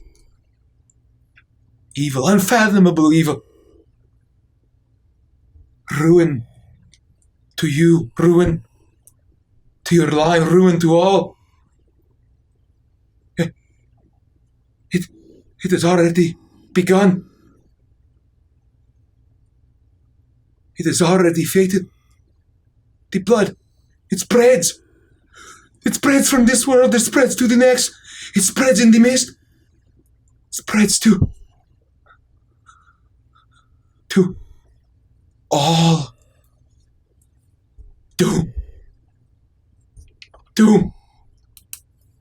Doom. And her eyes flash with blood. As she then closes her eyes and she sits back as she is wincing in pain as the crystal ball moves and cracks, and the crack spills with blood and mucus as the crystal ball rolls off the table. The tablecloth is stained. The Taroka deck is stained with bloody mucus as it hits the ground and empties entirely. And it returns to its purple color. And Barov looks absolutely ghostly white. Ravenovia even more pale. As he slowly looks at Milena as she moves her hand from her eyes, and they've returned to normal. And she says, I am sorry, I did not. And you hear Brad say, I have heard enough. As he stands and his eyes turn towards his wife's stomach. And a sense of fear comes over Ravenovia's eyes as she follows after him. You see them leave in silence as the door opens and the happy toddler is playing with the nursemaid. As they get in, slam the door, and ride away. I know that was Blazinoff's first reading, but I think it went pretty good. I don't think they paid us. Oh no. Is the blood was a nice effect? Is that normal for reading? Perhaps Madame Milena sends Bill. You can deliver Bill. This can be your first job. I have new work. Thank you, Porosky. Thank you, Porosky. Yes. Madame Melina, are you okay? She's staring at the tablecloth stained in blood and mucus.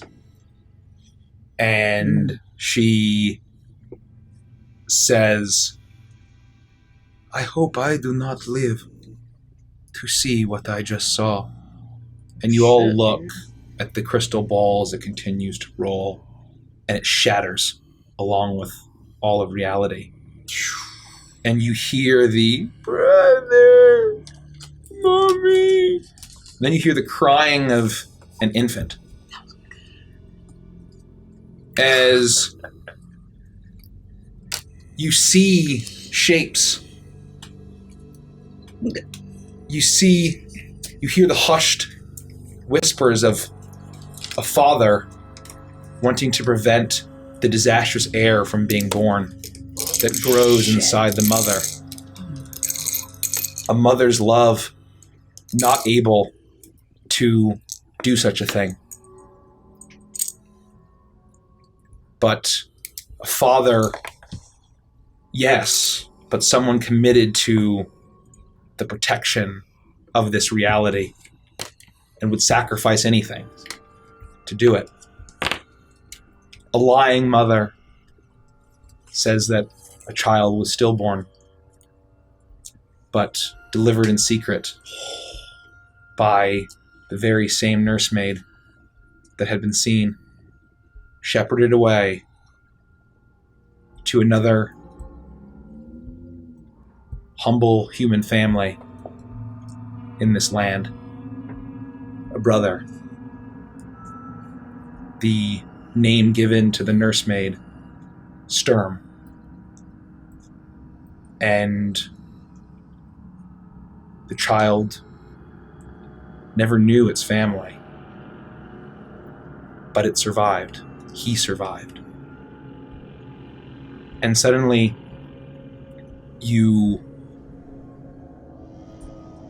as you hear the crying of the infant and the hushed voices and the worried voices all around you, you suddenly hear shouting voices and thundering, marching, rushing, running plate boots hitting stone floors as they echo off castle walls.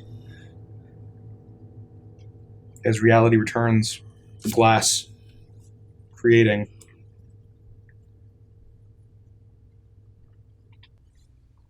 Have we heard the name Sturm before? Nope. I was gonna say, I didn't think so. I need but to swap number 3 around real quick. Sure. So I need Lufty and I need... Everybody? I know. Just these. He would later get a second name and become known as Sturm Mackenzie. I was praying so hard that Blazinoff drew like the death card. I was like hoping for something so bad. You have Iris. The and fifth card was you have Beast. Lufty. Yeah, so That's hardcore. I gave you guys the number 3 that is yours. Oh, we flipped Oh. I see. no. Yeah. Okay. So, That's the one I need to open. Got yeah.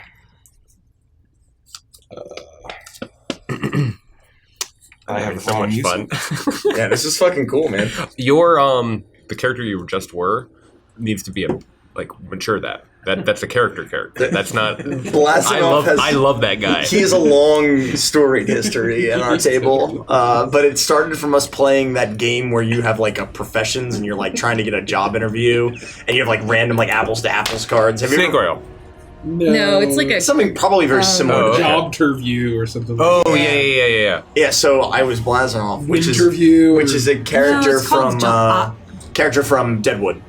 And he works for the Cheyenne Wyoming Telegram Company. But basically, I spent the whole night pretending to be Blazanov looking for a new job. Sorry, but So when I saw the thing said Blazanov, I fucking lost it. Blood coats the stone floor and walls of Castle Ravenloft, having only recently been built.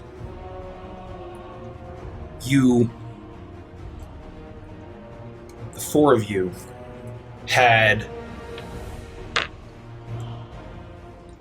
delivered the news. You had been delivered the news too late by a servant who had managed to escape, but had succumbed to his wounds when he delivered the news to the four of you. You make your way through the body of a royal guard at your feet, but you are not royal guards. You are not loyal to any ruler, any dictator. You are loyal to the Morning Lord. You are loyal to your lord, Sergei von Zarovich. You know what the traitorous sister, Stradania von Zarovich, has done. And you make your way through Castle Ravenloft, cutting down anyone who would stand in your way as you press on to the throne room. I need everyone to look at your characters. Let's fucking go. It's pretty sick. I apologize. I need to swap you two, too. Sorry.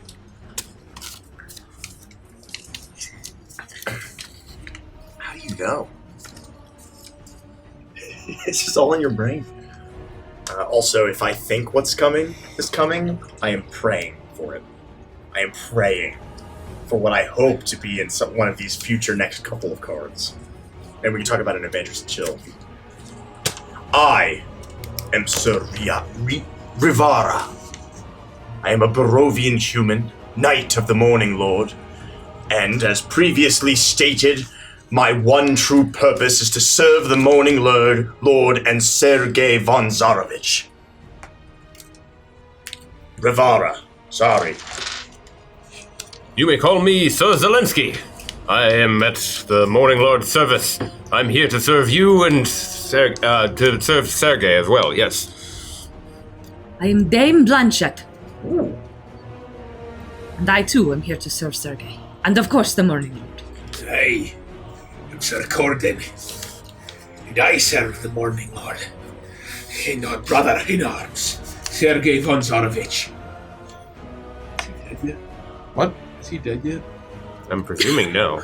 Oh. You have heard that that sister has turned on brother. Yeah. And Blade has been turned, and the servant boy had barely escaped and knows nothing more. Yeah, we don't know. Okay. So we know he's in danger. And we're trying to get to him. Yep. Well, this will be easy. We will slay anyone that stands in our way. What are our weapons? Oh, yeah. Oh, yeah! Grab him. Should we just get him? Yeah. Oh, fuck yeah. We look a lot more whole than this. These are our undead forms. Which one am I? Yes, Jeez. You're purple. Oh, you are purple? I'm purple? So you Yep, have the Derek is bitchin' white. scythe. You're Andy is blue. I have a sword, and but you Richie is have a green. sick flail. Holy Yeah, you have a flail. shit. We must ride quickly to get to Sergei. We will crush and cut down anyone who stands in our way. Aye. I don't Nothing think we will have stop our us. death horses yet. No, we are walking. No, we have regular horses. Oh. They're outside This is the a castle. castle. You're outside the castle. We call them alive horses. Okay, all right. The horses are outside of the castle. We will proceed on foot. I'm just like I'm just literally killing anyone with my flail. Yeah, we're not even hesitating. Oh, actually, I'm gonna be Sauron from Philip's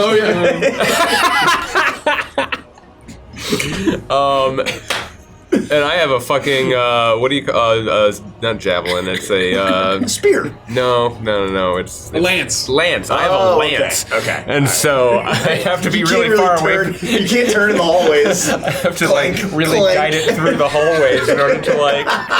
Pivot. Like a 6-point turn or Pivot. one corner. So Zelensky is fine. Everything's fine. Just hold. You back up. No, you just get out. Sir, peasant, please remove yourself from my lands. It does a 1d12 damage. It's great. I swear. I have a shield, but I'm not even using it. It's on my back, and I'm two-handed wielding my longsword as I'm just cutting down anyone that stands in my way. You make your way through Castle Ravenloft. You see that some of the servants are running away. Some of the guards see the carnage that you have left behind in the name of vengeance, in the name of the Morning Lord, the name of Sergei von Zarovich. And some of them just drop their weapons and run away.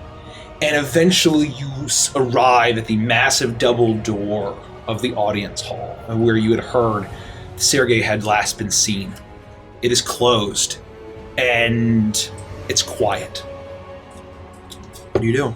I've dropped my lance. You have a spear. We'll say you have a spear. No. I've got a shield that I've like literally the edges. I'm gonna use like a blade of sorts. That's fun. I've sharpened the edges of my shield too. What's my voice? I never knew. You did all of that in the last 5 minutes? It's always been like this. Oh, You just never noticed. I never knew. Sergei, are you all right? Are you alive? We're here to save you. No response.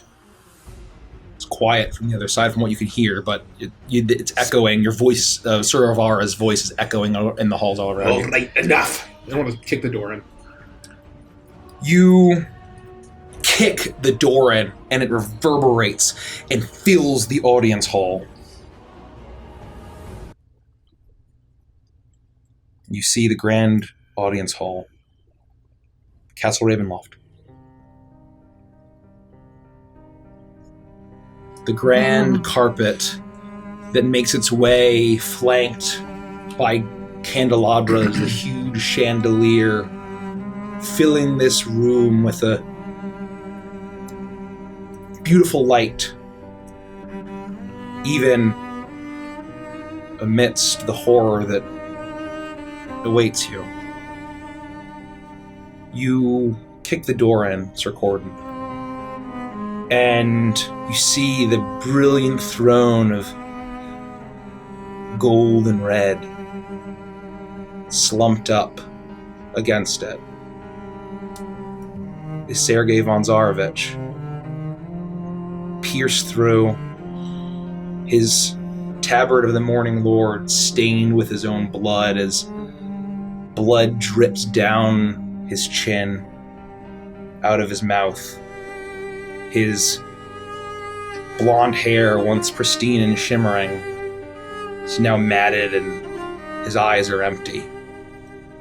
As you see the grand piano, the great tapestries, those stained glass windows, and you hear nothing but the flickering of the fire from the candles and chandelier, and the chill of wind as you see the doors to the grand balcony are open. Everything else is quiet as your lord, your brother in arms, your leader in service of the Morning Lord, sits dead before you. How could this have happened? Deliver us, Lathander, from this evil. No. Where did she go? I want to run out to the balcony. I'll follow. You run into the room, your heavy plate boots echo through this place. And you see a shock of red as you hear a voice. You are too late. As Shradanya von Zarovich, countess of this land that she conquered, is stained with her own brother's blood as she holds her sword by her side, her father's sword, shimmering silver with a raven's pommel, dripping with blood. As she wears her battle armor, the vest and the dire wolf's pelt around her shoulders, her hair tied back like she would wear on the front lines of combat, flanked by those two gargoyles in their eternal vigil. The eternal vigil staring into the abyss, 1,000 feet below the now named village of Barovia, a mere mile or so away, flickering lights from the sleepy night as the full moon hangs over. She doesn't look at you as her eyes gaze into the abyss, and she says, "She jumped." She seems to be in shock. What do you all do? How could you have done this, you demon? She jumped because you're a monster. What you did to your own kin! I'm circling around with my shield, trying as quietly as I can to try and charge if I see her begin to turn.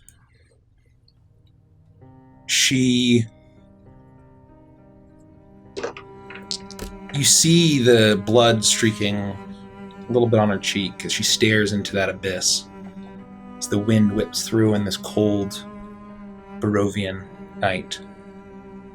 As she slowly turns to you, the sword low, as you see something that you hadn't seen on your countess's person before.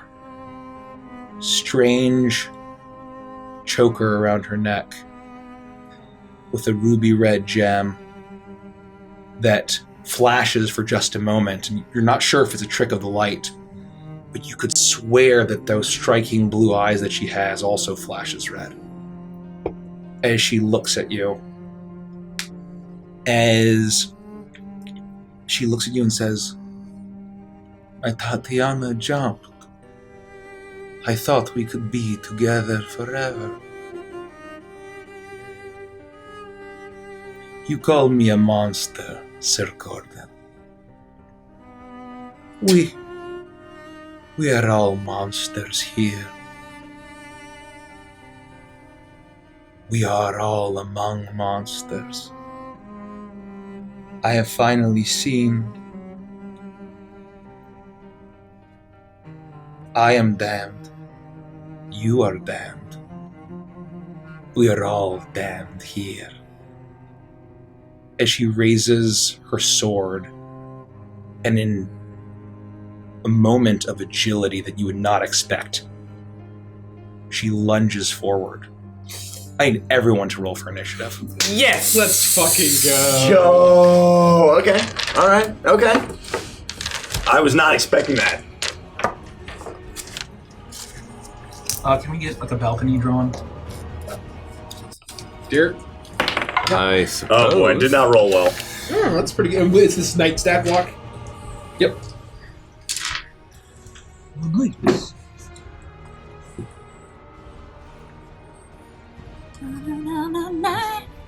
Gargoyles are where they normally are, like Yep. here and here. Yep. We don't add anything to. What's it, right? Dexterity. Which is plus 0. And proficiency. Nope, for initiative. Oh, it's just. I got a 7. Just dicks. 15, 20, 25. Or Oh, boy. have like a piece of paper or something in your hair. Oh, I do? Yeah. You can't see. Oh. There we go.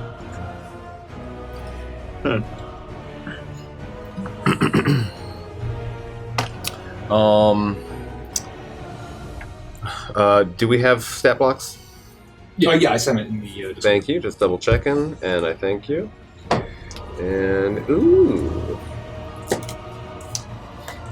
that's gonna be a 17 for me. You got higher than 17, anybody? I got a fucking 8. 15. Okay, so 17 is Caprice. You got a 15 for Yep. Toa.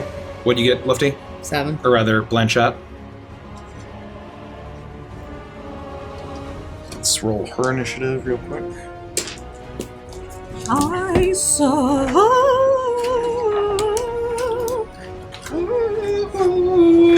I have a feeling this is going to be over very quickly. I just get that feeling. Just long enough for all to say a cool tagline and then we die. Yeah. But we die for our brother and our lord.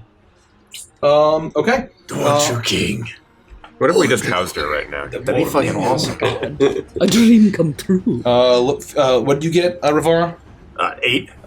So she's in the middle. She's lunging forward. What did you roll? I got a 7. Wow. With that, It says the Zelensky, 8. you're up. I didn't think anyone could roll worse than me.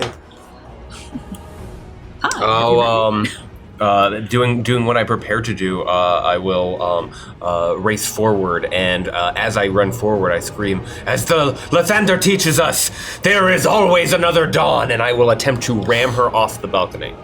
Nice. Okay. I love that. Love where your head's at. I'd say make an attack. Lone Guard wants to use Feeble Mind. 19 to hit. 19 does hit.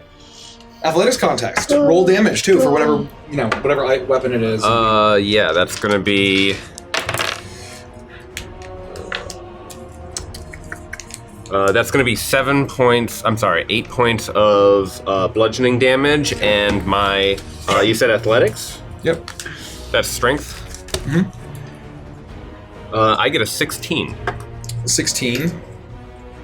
She gets a 23. As she... Oh, are you so sad about my brother's demise? And she holds against your shield attack. That's your turn. It is Sir Corden's turn. You're dying here tonight! I'm gonna run up and, let's see her there. I'll flail her in the face. Flail the shit out of her. Cast Feeble Mind. Gersa's ground with her as Feeble Minded. 15 to hit.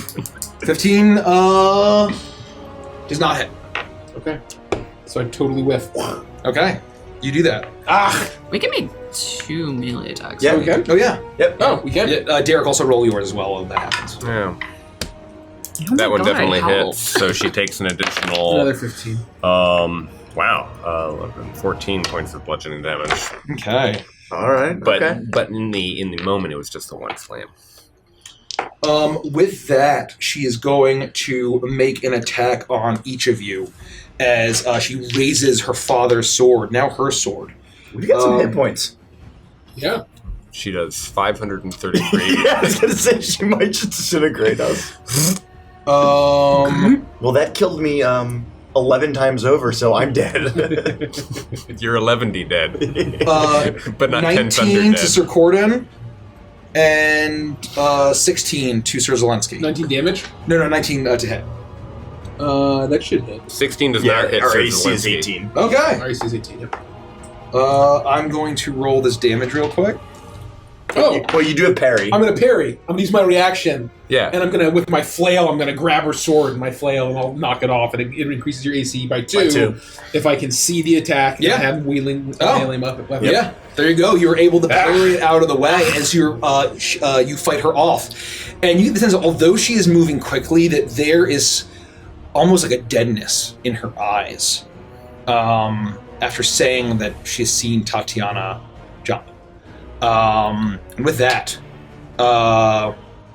it is Sir Rivara's turn. For Sergey! And I charge in, and I'm going to make 2 attacks.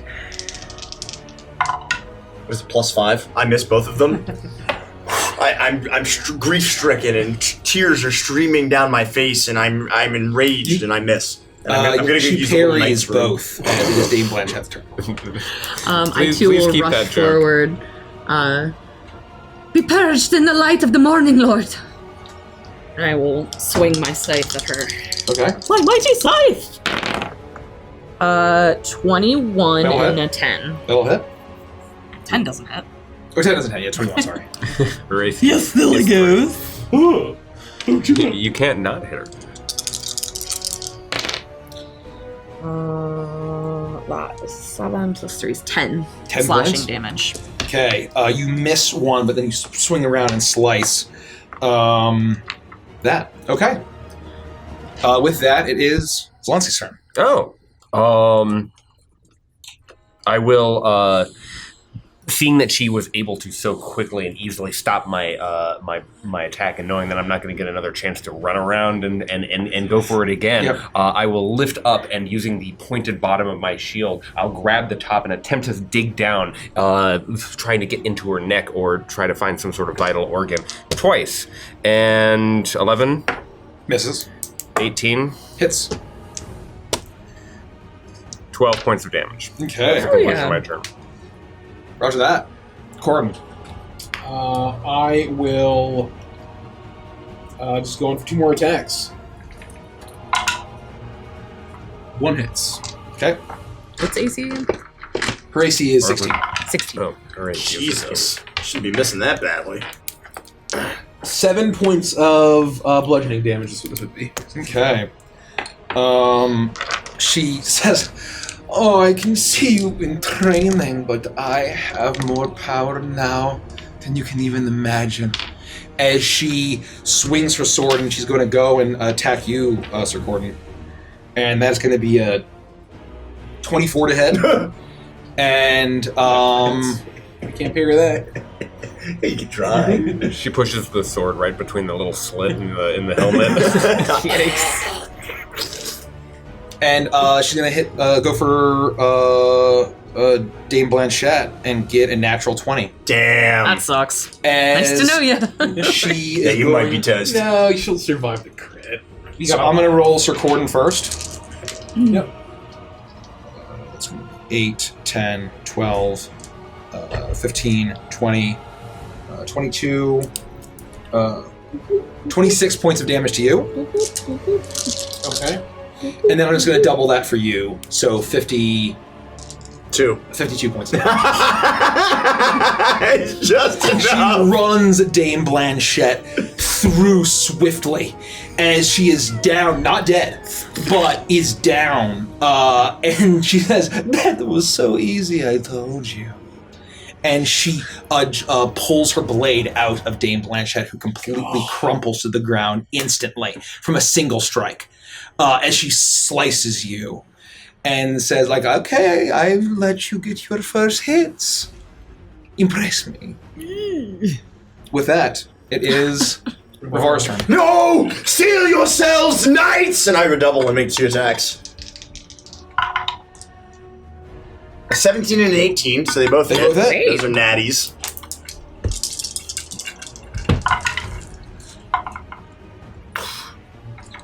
Oh, poopy! 12 plus 6 is 18 points of damage for 2 attacks.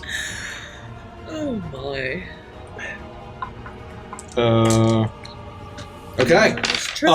She attempts to parry your sword strike, Sir Rivara, but you manage to strike true now. As although she is incredibly powerful, you still outnumber her. And are facing her on equal footing here in this duel, as she's taken out one of your companions, even the odds a little bit more. Okay. Gordon. Oh, no, Zelensky. Nope, yeah. Roll that saving throw. Fail! Oh Fail. boy.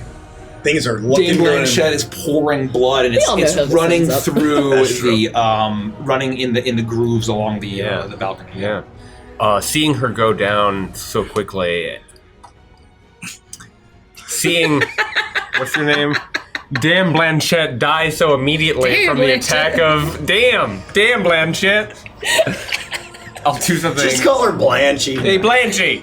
No! I loved her! Blanche. And seeing how ineffective our attacks are, I start to think of a broader plan. I will... They are effective. They are wounding her. Are they? Yeah, so you see that she is That's taking it the every hits. time, man. She is not a Just vampire. crack She is me not up. undead. Thank you. She is a living person. She's a living person. She's a living person. She's a human still. Oh. Impress her. All right, well, then And- I will, I take my I don't shield have this. and kind of like a pizza pie, I'll start spinning it on one hand and I'll go in like a razor saw.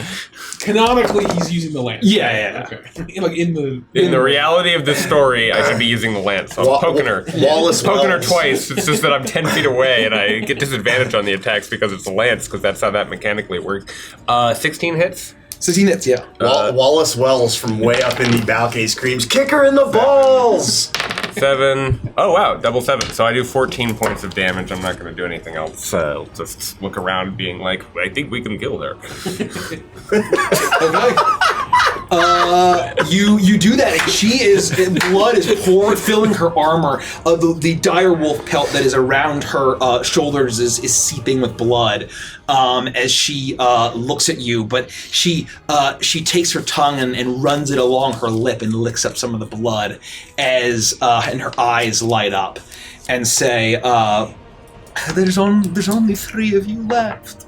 It was hardly a fair fight before."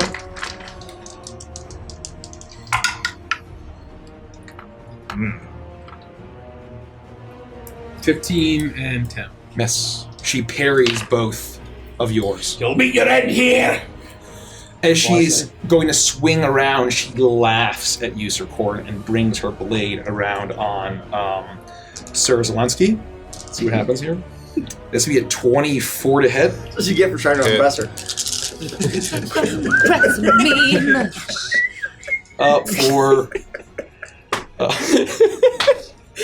You're like one of those sign flippers that like, she goes up and like goes back down, and you're rolling your shield around the back of your head. 27 points of damage. I'm fine. Of It's only slashing. half your health.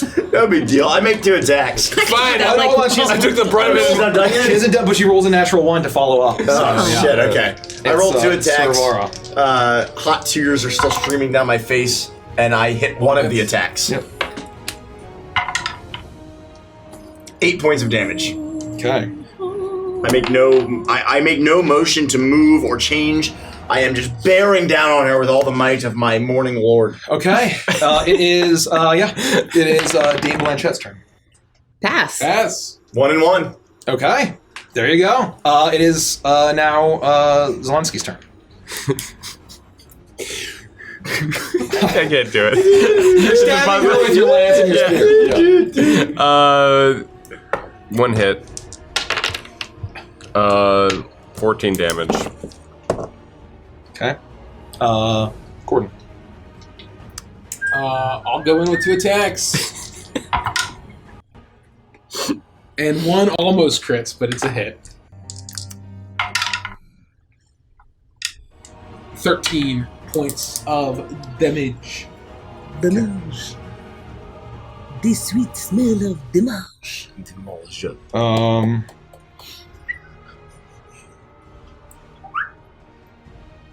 As stabs, as you smash into her, you hear a crack as her eyes are going a little bit more dull.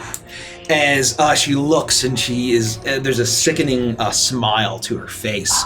As she then turns her blade on you, Sir Corden, after you land your. You'll join your sweet love soon enough. And with that is a 27 to hit. Real close. Almost a natural 20. Jesus. That's gonna be 10. I think he's going to be okay. He took the brunt of it in his crotch. 18, 21, 21, 24, Oh no. 30 points of slashing. She slashes. And you follow up on Sir Zelensky. Oh no, his crotch. It's a natural 20. For Zelensky? Yep. No, it's fine. I negate it with some ability that I have. Wow, I'm rolling hot tonight. Oh no! This isn't plate, it's adamantite. Yeah. Can't be grit. 10. I have Vorpal armor. 20. It's even stronger than Vorpal armor would Vorpal mean you sword. get Oh. beheaded more easily. 44 points of damage. Shit. Oh, yeah. 44? 44 to Sir Zelensky. Oh, 44. I fall over backwards onto my shield and just slide off of the balcony like I'm riding one of those flying saucer sleds.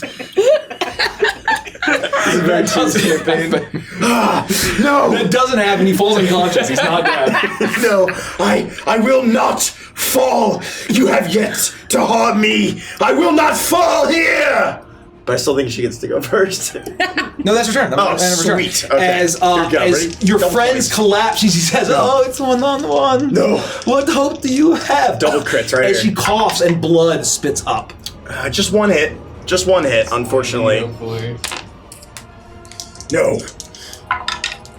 Yes! That's going to be 11, 12, 13, 14. 14 points of damage. How do we do this? Oh. She had 5 hit points left. With the just absolute hate boner that I have right now because she murdered my brother, I will, with one slice, cut up through the breastplate and then come down back through to catch her in the collarbone and try to like monk's robe cut her through. Ew. To really make sure that she's not getting back up. I'm gonna Google that. You do that.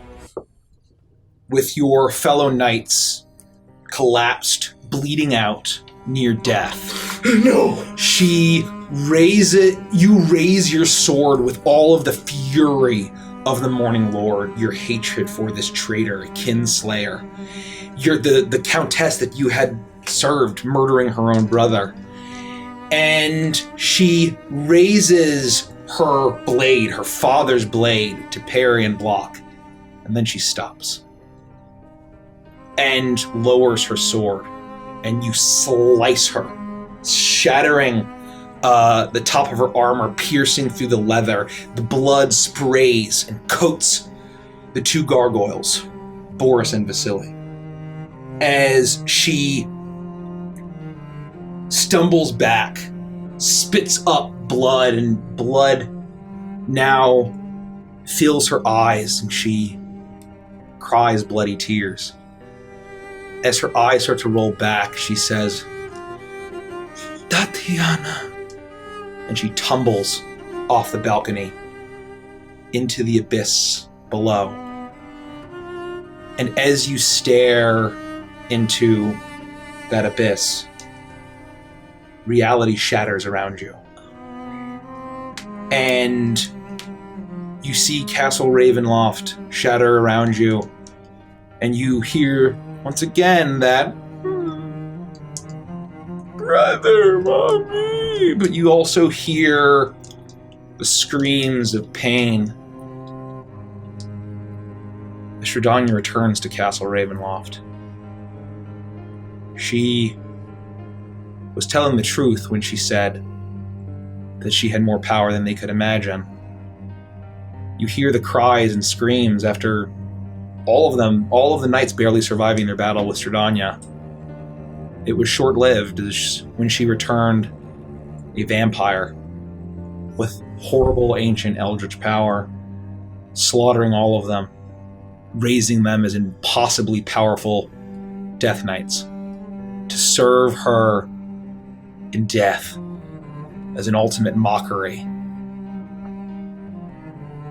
And standing like statues in the cathedral in an eternal vigil, just like Boris and Vasily, no more than gargoyles, but abominable undead gargoyles. You see a mist, a bloody mist, swallow this place. Not unlike what you had seen happen to the land of reed and lotuses. You see centuries of terror, horror, and heartbreak. You see a blood moon, just as Madame Milena had foreseen. You see a terrible bloody pulsing veins snaking from Castle Ravenloft that beats like a heart. And you hear the roar of a dragon. A brilliant dragon of gold and red erupts from the heart of this castle. Sends it toppling into its foundation and melting away. The mist fades. Rain falls on the land of Barovia from what you can see, and trees of red and gold grow. Life returns. Centuries pass. Castle is rebuilt. And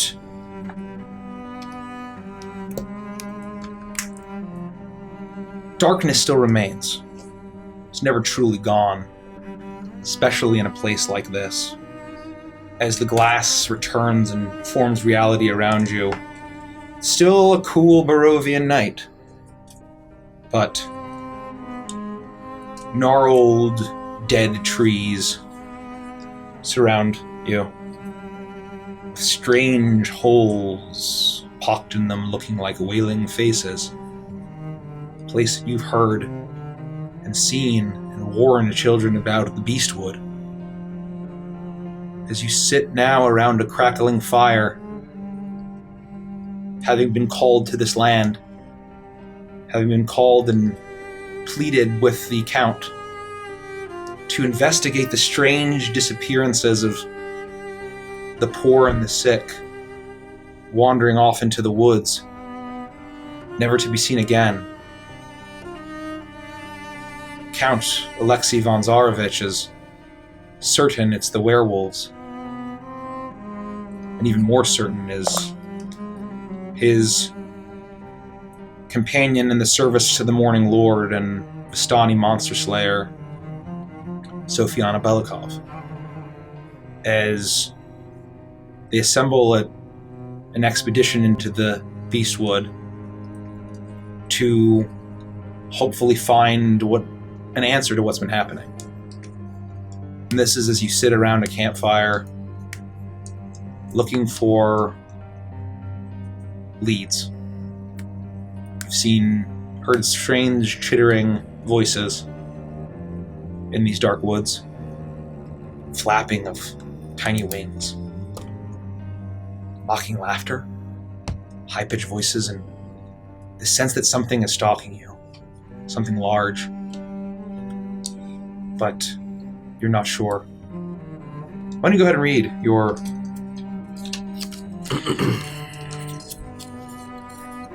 What's the woman's name? Sofiana. Sophia. Thank you.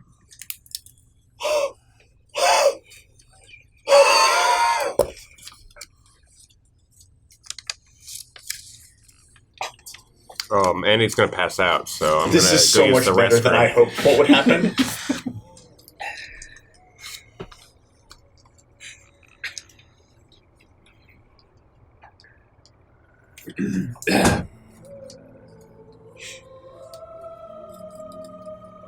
You sit around the campfire.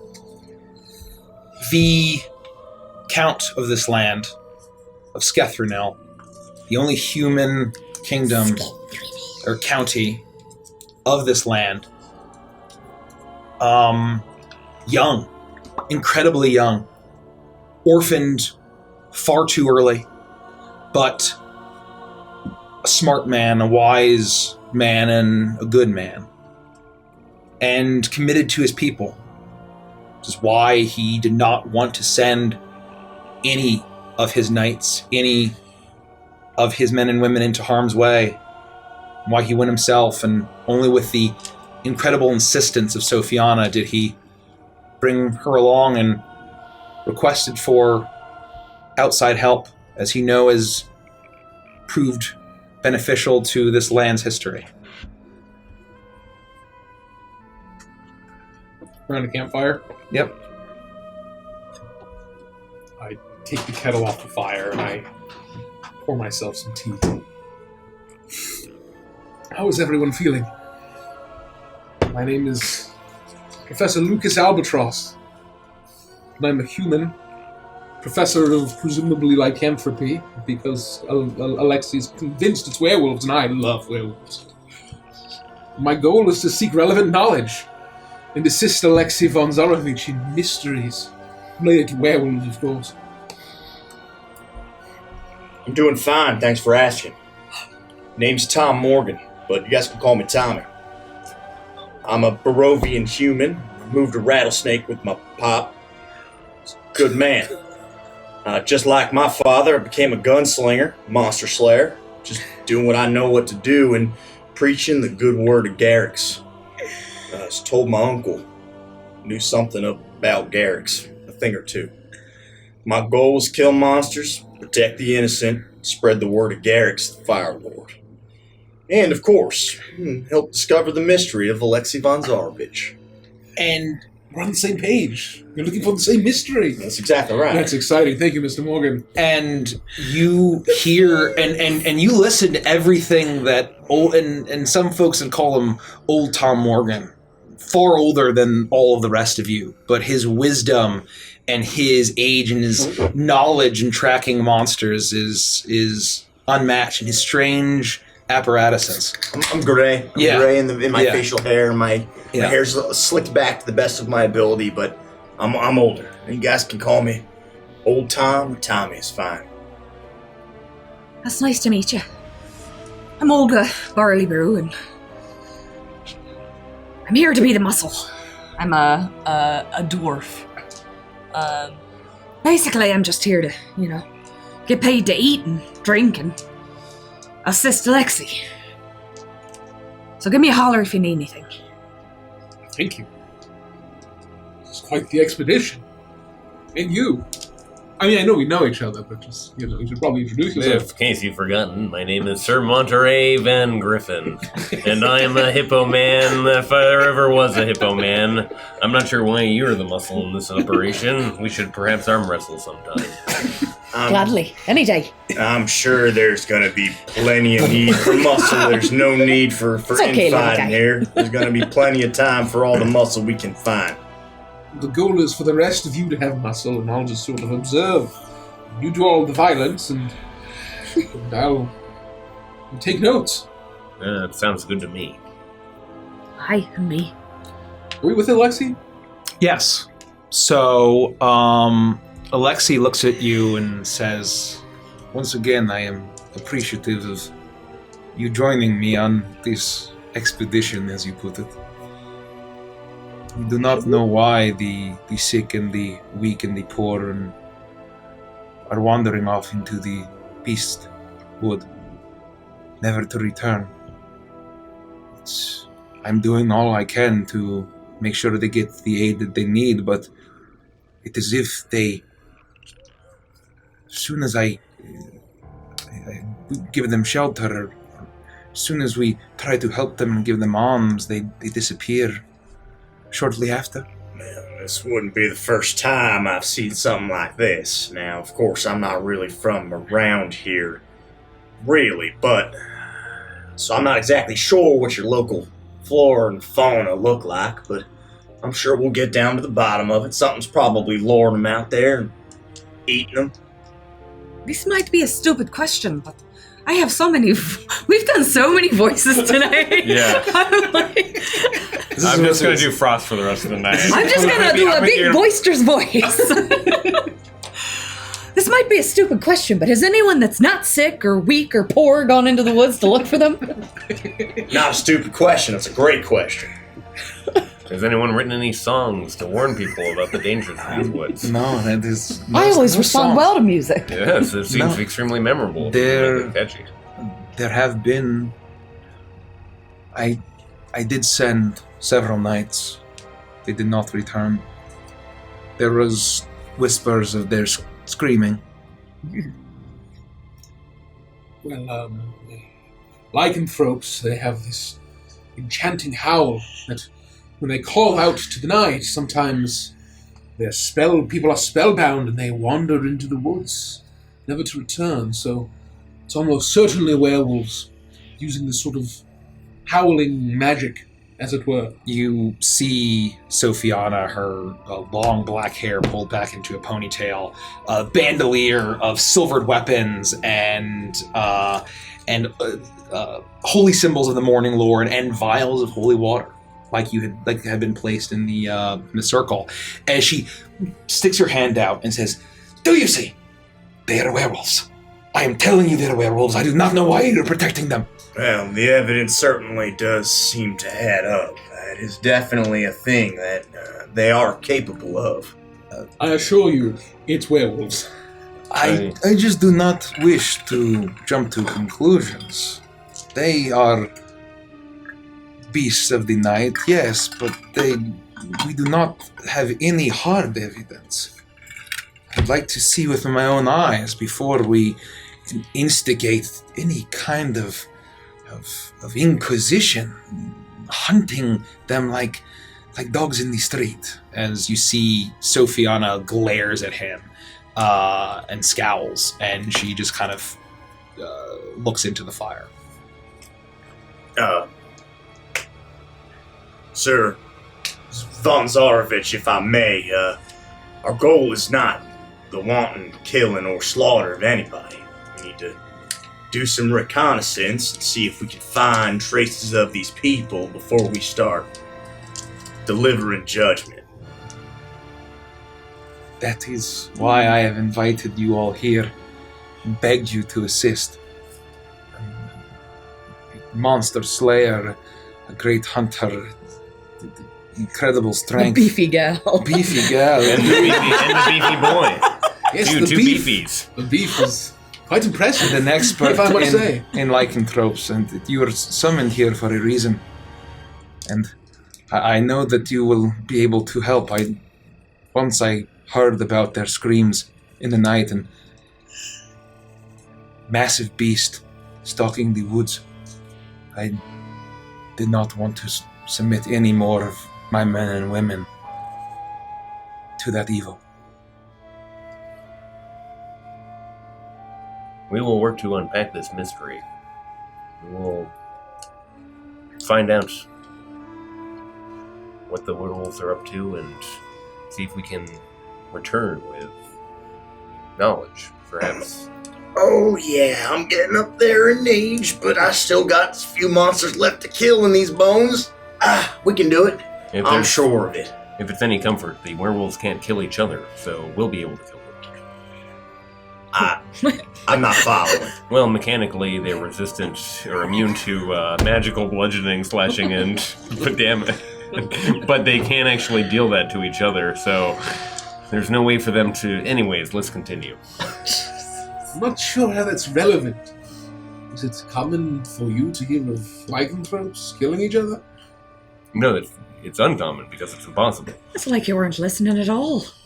They can't do it. That's what you just said, right? In a mechanical sense, yes. Exactly right. I've been around a long time, and there has not been a single thing that I haven't been able to fell with my weapons, alright? Which are? Oh, have you named your weapons? Well, I certainly didn't name them. Passed down to me, to my father, from... When he retired, right?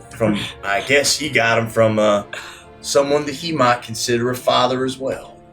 And they're called Judgment and Redemption. Oh, that's very inspirational. Yeah. Kind of threatening as well. Well, you know, when you've been around as long as I have and you've read all the teachings that there are of Garrick's, it all starts to make a lot more sense. There's a lot of reading. I'll have to look into this Garrick's fellow you keep talking about. He seems capable. He's stern but fair god. I can perhaps use God in my life. The dragon goddess, it's pretty cool.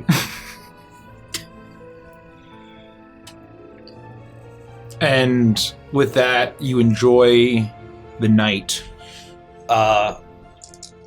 After a light supper, you all stay up, but Alexi and Sophiana go off to discuss something out of earshot of the four of you.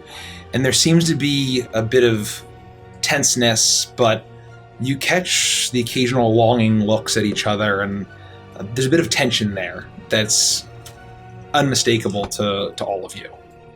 As the next day, Mr. Morgan sets out to track.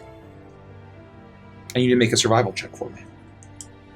Tracking these creatures. The werewolves. You want to hook me up with a plus? +9. Can I twist it? Twist it. Thank you. Unbelievable. Thank you, Chad. Thank you.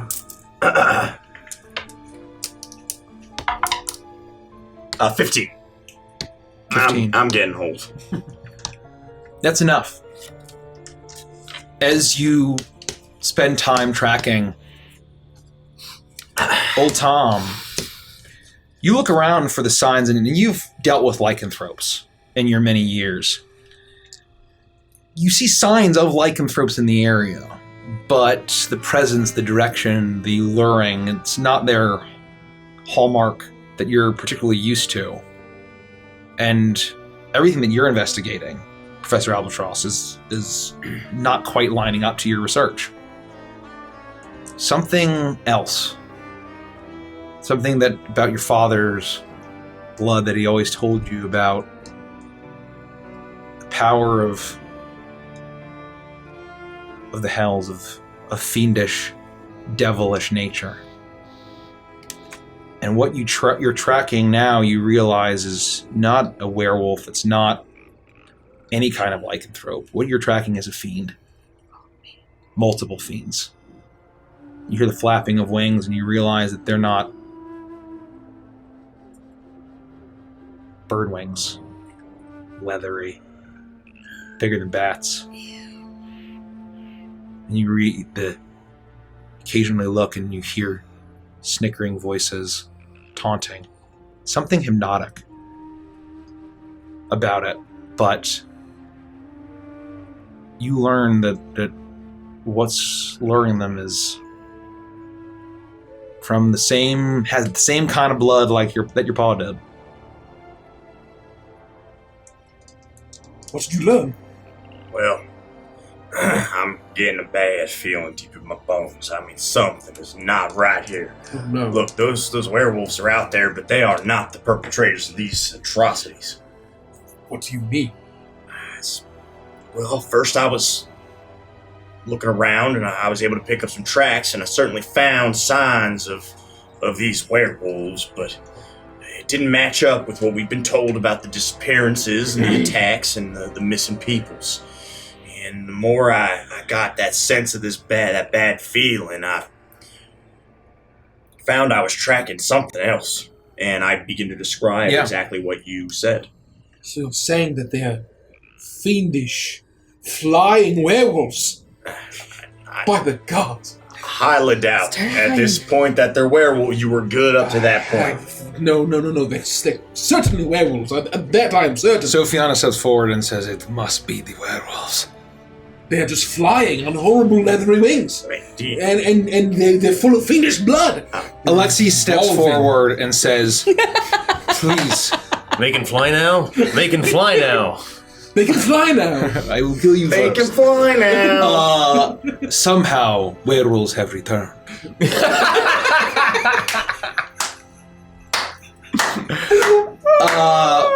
Alexi steps forward and says, Excuse me. Wrong voice. Mr. Morgan did not come all the way from Yona to have us doubt his ability. Thank you. If there are fiends, devils, you said, here,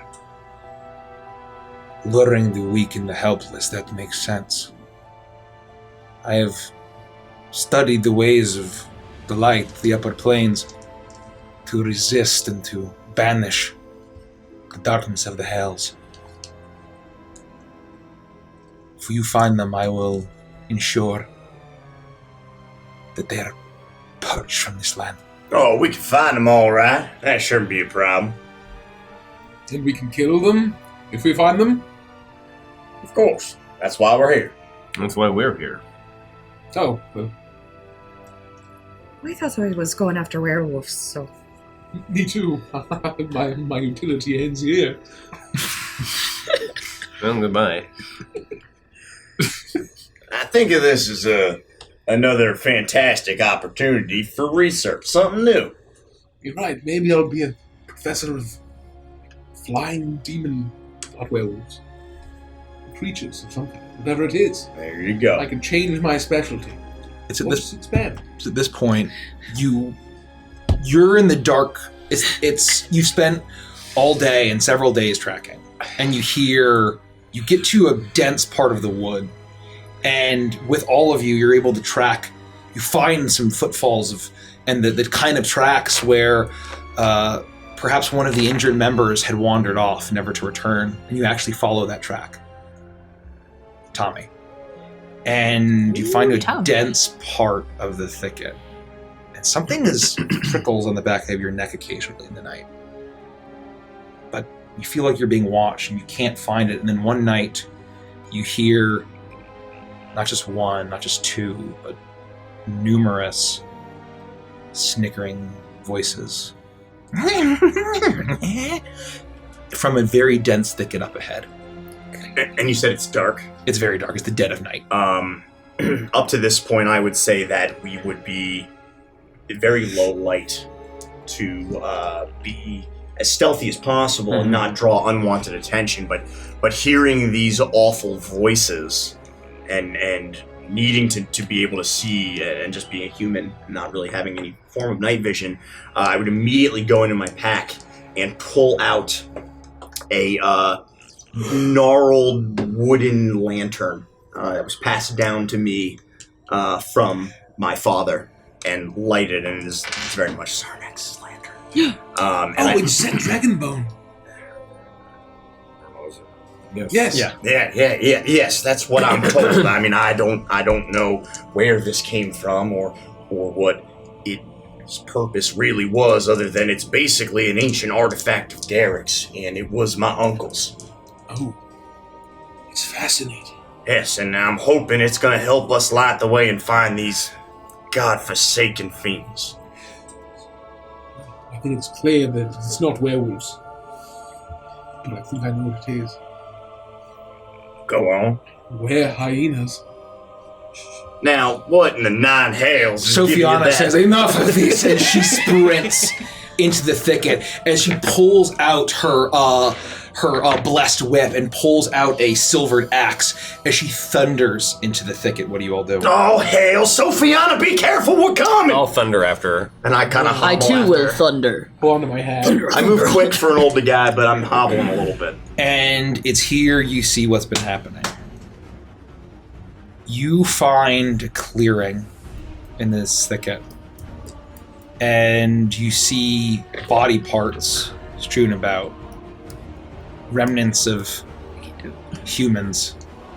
It's horrifying as you hear flapping wings and taunting voices as the trees are alive with dozens and dozens of pairs of leathery wings, snapping tails, horns, and leering faces.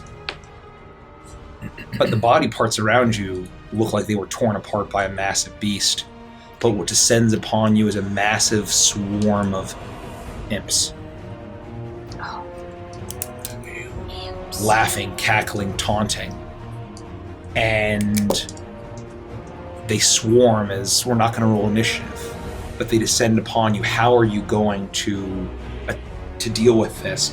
As you see Sergei draw his sword, it glows gold as he shoots out a blast of morning light in this dark wood, causing some of them to be absolutely singed and fall to the ground as Sophiana takes a bottle of holy water and uncorks it and sprays it in the air. They let out you kids as they sizzle and pop. What do the rest of you do? I would immediately realize what's going on and find a low-hanging tree branch where I could gently hang up the lantern. I would adjust my hat, throw back my poncho, unholster both my weapons, and begin to unfire on these. You do, and you unleash these arcane bolts of magic from these artificers' revolvers as you are blasting them, and the cloud of imps is being cleared out. Olga is picking up large rocks and shot putting them up into the air. Yeah, you are hitting every single one. And it's like, I am glad I hired her. As he's slicing in. As soon as the imps get within grabbing range, I am Zangief style, like grappling them and breaking them against the ground. Similarly strong as in this way. Probably a blossoming romance happening between us in the form of dance. As I grab them and like literally suplex one and crack its neck, and then grab the next one. They can't get close enough before they get into my meaty hippo hands. Yeah, you've seen meaty elephant hands, and you now have meaty hippo hands.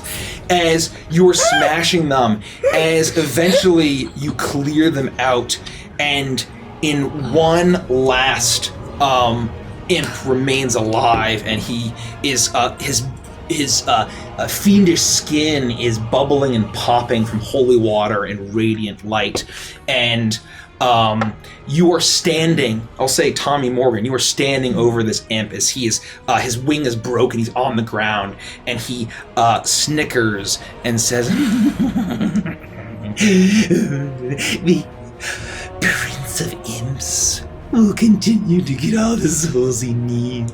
And the beast must feed. what do you do?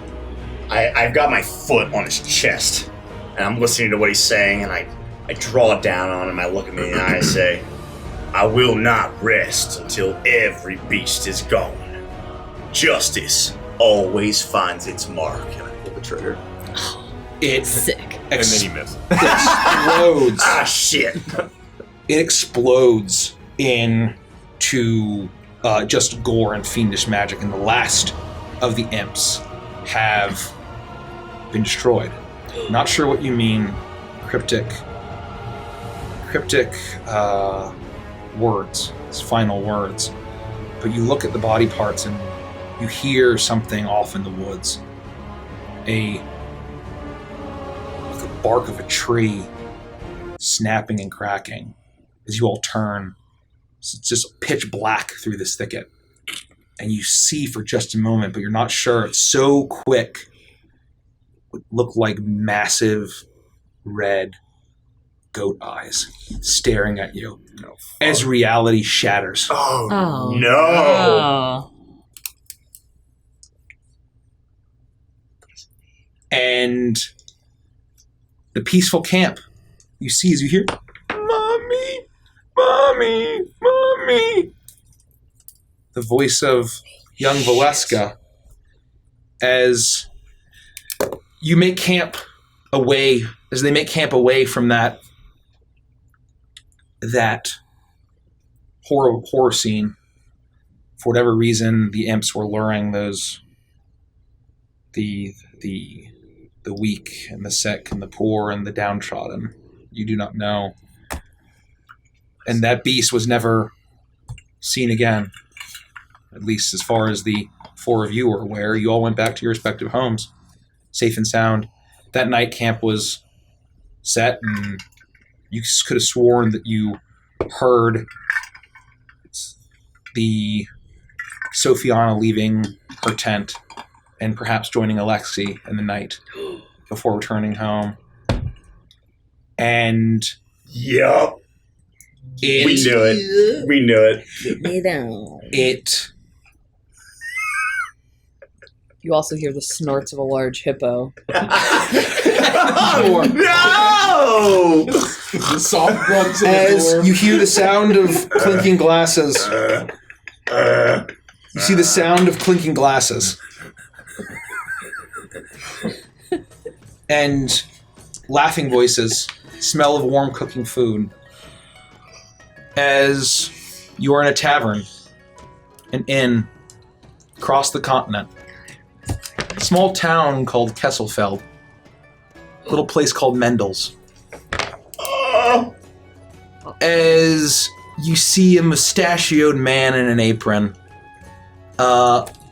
laughing and delivering food and ale to customers. As the help that he's hired is assisting in preparing a great dinner and feast, and there's a special guest that he's expecting. He thinks is going to arrive. I need all of you to read your characters. 5. Oh! I did not expect this. Who are you? I am Hans. I am Korvakian human. Townsfolk profession and tavern of my choice. I wash the glasses. I like to make coin and earn my bonus from Mr. Mendel. Yeah. Well, I'm Franz. It's funny your name's Hans, because I'm Franz. Oh, what are the chances? And I'm the bartender, I guess. I'll call that one out before anyone else takes it. I pour the drinks. You wash the glasses and I pour the drinks. We make a good team. Yeah, that sounds good to me. My name is Arno, yeah? I am the chef, and I think we all have the shared goal of making the coin, earning the bonus from Mr. Mendel. I know the bonus, that's right. Mr. Mendel is good man. You just say that because you want the bonus. Yeah, so you should be saying it too. Well, He's not good, he's great. I am Petra, by the way. I just mopped the floor, but I too hope for bonus. Every job is important. Yeah. Yeah. These glasses are not clean. Well, we'll get right to it. This floor is not clean. I just keep mopping. It keeps getting dirty. What do you do again? I'm the bartender. I pour the drinks. Well, wait till the glasses are clean and then fill them with the liquid. What are you saying? I can't understand a word you're fucking saying. My name is Arno. Your name's what? Arno. Arnold? Arno. Yeah, you've been working with Arno for how long? I mean, at least a decade or two, but I Mr. still can't Z is understand what he coming! says. He will be here within the hour! We need his favorite meals prepared. We need his drinks poured, ready. It needs to be a perfect experience. I couldn't hear you. Who's coming? Mr. Z! Oh, You know who that is? yeah. I make sure that every glass that we have is clean, and then a tall one. And then I make sure that all the glasses are clean, but I keep one, and I just polish one glass for the rest of the evening because people get nervous if the guy behind the bar isn't doing something. So I'm just polishing the same glass the rest of the night. I'll take the biggest glass we have and pour whatever drink I'm used to him getting. And I'll have it ready, waiting for me. I'm mopping the same path from the door to a very special table that we've set up and back again, so it's like a perfect walkway amid muck on either side. I put on some Kraftwerk and I get to cooking. No, I'll make beef Wellington. Yeah, I fucking go ham. Yeah. I do this whole duxelle mushroom mix, and I've got the mustard, I've got the prosciutto, I wrap the beef, I cover it in puff pastry. It is perfect through and through. A delicious entree of a lot. Oh yeah, I'm starting to think that I'm not very contributive to this team. You clean the glasses. It doesn't seem like very important job next to Beef Wellington. Oh no, it is beautiful as always. What if the Wellington turns out dry and then nobody has anything to drink? Because the glasses are all dirty. Not they took to turn out dry. The glasses are not dirty. I am just polishing this one because I Then your finished job my is work. important, yeah? There's no need for us to fault in fighting before Mr. Z gets here. This is my best work. It is not just beef Wellington, it is beef Greatington. Why not Beef Perfectington? How long have you been waiting to say that? I mean, it's got to be at least half a decade, maybe at least 20 years. I've been working very hard on this. He works very hard. It's a good beef Wellington. Oh, I've no doubt. Okay. Good. Oh, no, he's here. That's his horse. That's his horse. Places. It's at this point that that you see Mr. Mendel walk forward. He says, "Oh, I forgot." And he says, and you see him go up the stairs very quickly, and he yells out, "Felix, I have a very special job for you. Oh yeah, come boy." And you see a young brown-haired boy holding, clutching in his hand, almost kind of like, like a security toy, a nicely carved bluebird, painted with the bright blues and oranges and whites. As he leads Felix and says, "I need you to go across the town and take a look at my goats and make sure you milk them and bring back the best pail you can. But take your time. Take your time, boy." And he's a good lad, and he pulls out a copper piece and puts it in the young boy's hand. It is very clearly a young Felix Ackerman. As he clutches it, and he says, "Oh, thank you, Mr. Mendel. I'll do a really great job." As he runs out, and you see him leave the door, and then he runs back into the tavern, and he opens up a little chest, not kind of tucked away to the side of this tavern, and he grabs some super weathered, ratty-looking book, and he runs out as Mendel kind of lets out a sigh, says, "That book, he will be gone all night." And with that, several moments pass, and the door opens. Heavy boot falls as a figure that's moving very slowly, long travel from the road, moving wearily, steps forward, and Mr. Mendel walks up and says, Mr. Z, welcome, welcome. We have the beef Wellington like you like, and your favorite drink. And please make yourself at home." And what do you all do? As he walks to the table, I mop like 3 inches in front of him, almost as if I'm curling him to his table. That's awesome. I love his that. hood, yeah, you're doing that, and his hood is covering his face. A rider from a long journey. Let me know if you need another. I'll push the drink across the bar to her. I'm just polishing this glass, and I'm staring at him, kind of like creepily, because I'm just in awe. And every time he looks at me, I'll go from this face to. That's and then he looks away, and I'm like, much better, much better. And then if he looks back, that's horrifying. And that's all I'm doing. And I'm polishing the glass. You do that, and you watch, and you see as he sits down, and all of you can see it's a man with a strong nose and brow and some silvery hair draping from beneath the hood. As the hood comes back, and you see slightly younger but still older Virgil Zurn as he sits as the meal is prepared, and there's a seat that's set for him next to him as well. And Mr. Mendel walks up and says, "Of course, your dining partner will be here in one moment. Beatrice!" And you hear a door open from upstairs, and you see as a beautiful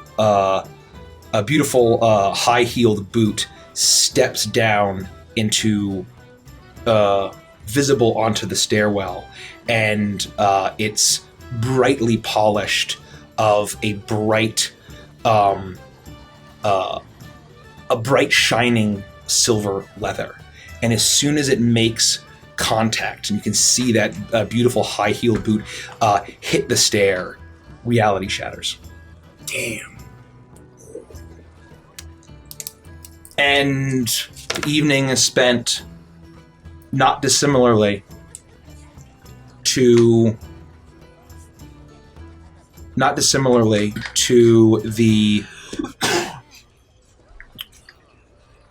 to the previous vision that you had seen. As the beautiful Beatrice welcomes Mr. Z, and there's a resemblance as Virgil Zurn, the High General of Corvakia, eats his beef Wellington and actually smiles and laughs as you hear, "Brother, Mommy," around you. There's a strange resemblance to just an infant that you had seen in brief glimpses. Strange resemblance to the man who had forged that silver blade that had taken so many souls. Strange resemblance to the abandoned baby Sturm. As Zurn, which you now feel so clearly, resembles and is the descendant of Beral von Zarovich and Ravenovia von Zarovich. And after that night, so is Milo Ackerman.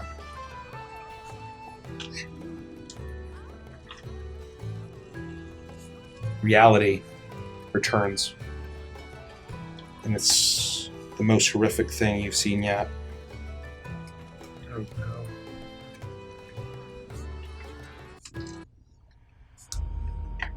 You hear panting, labored breathing, coughing, whimpering, occasional rattling of metal on metal. As you're in a strange horror show laboratory workshop, children in cages, horrible fleshwork abominations and toys and playthings all around. All of you were taken from your homes by various figures, some affiliated with the government of Corvakia, others taken on by highway agents, all sent to the distant lands of Skethranil, all sent to Castle Gloomvale, all sent to the Princess Ravenovia. And it's here that you are all huddled in a cage. The four of you and one boy. He has brown hair, round cheeks. Despite so many of these children, and since your short time being here, being tested, experimented on, not surviving, and being turned into horrible toys, living, fleshy toys. This boy has survived everything but the monster that has been your captor. She looks like you at first glance. Ringlet curls, round, pale cheeks of a child, but with the horrible body of a monstrous spider. God. Using her horrible needle, her extra eyes, some horrible dark power. You children are in this cage as this boy coughs, exhausted from the most recent round of experimentation. You can go ahead and read your final characters.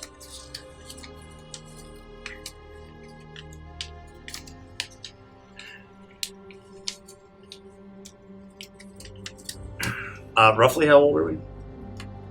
You're around all younger than 13. You're probably aging from 10 to right before 13. We gotta get out of here. How are we going to get out? I don't know. I can't even remember how long we've been here. We have to keep trying. Do you think if we all pushed up, maybe we can loose the hinge or something. I don't know. I'm Tobias, by the way. Oh, A Korvakian human child with no profession. yeah, me too. You don't have but a job yet? my No wonder they sent you here. my name's Gregory. Hi, Gregory. Oh, well, what about you guys? I'm Maisie. Maisie? Gregory? Tobias. It's nice to meet Hi, you. Tobias. I'm Jeremy, and I also don't have a job because we're in a cage. Maybe my job is to be in a cage. We are in the cage. What's your name?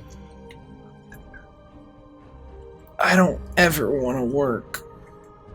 And you see as this boy looks at you, and he says, I'm Milo. Working sounds really boring, huh, Jeremy?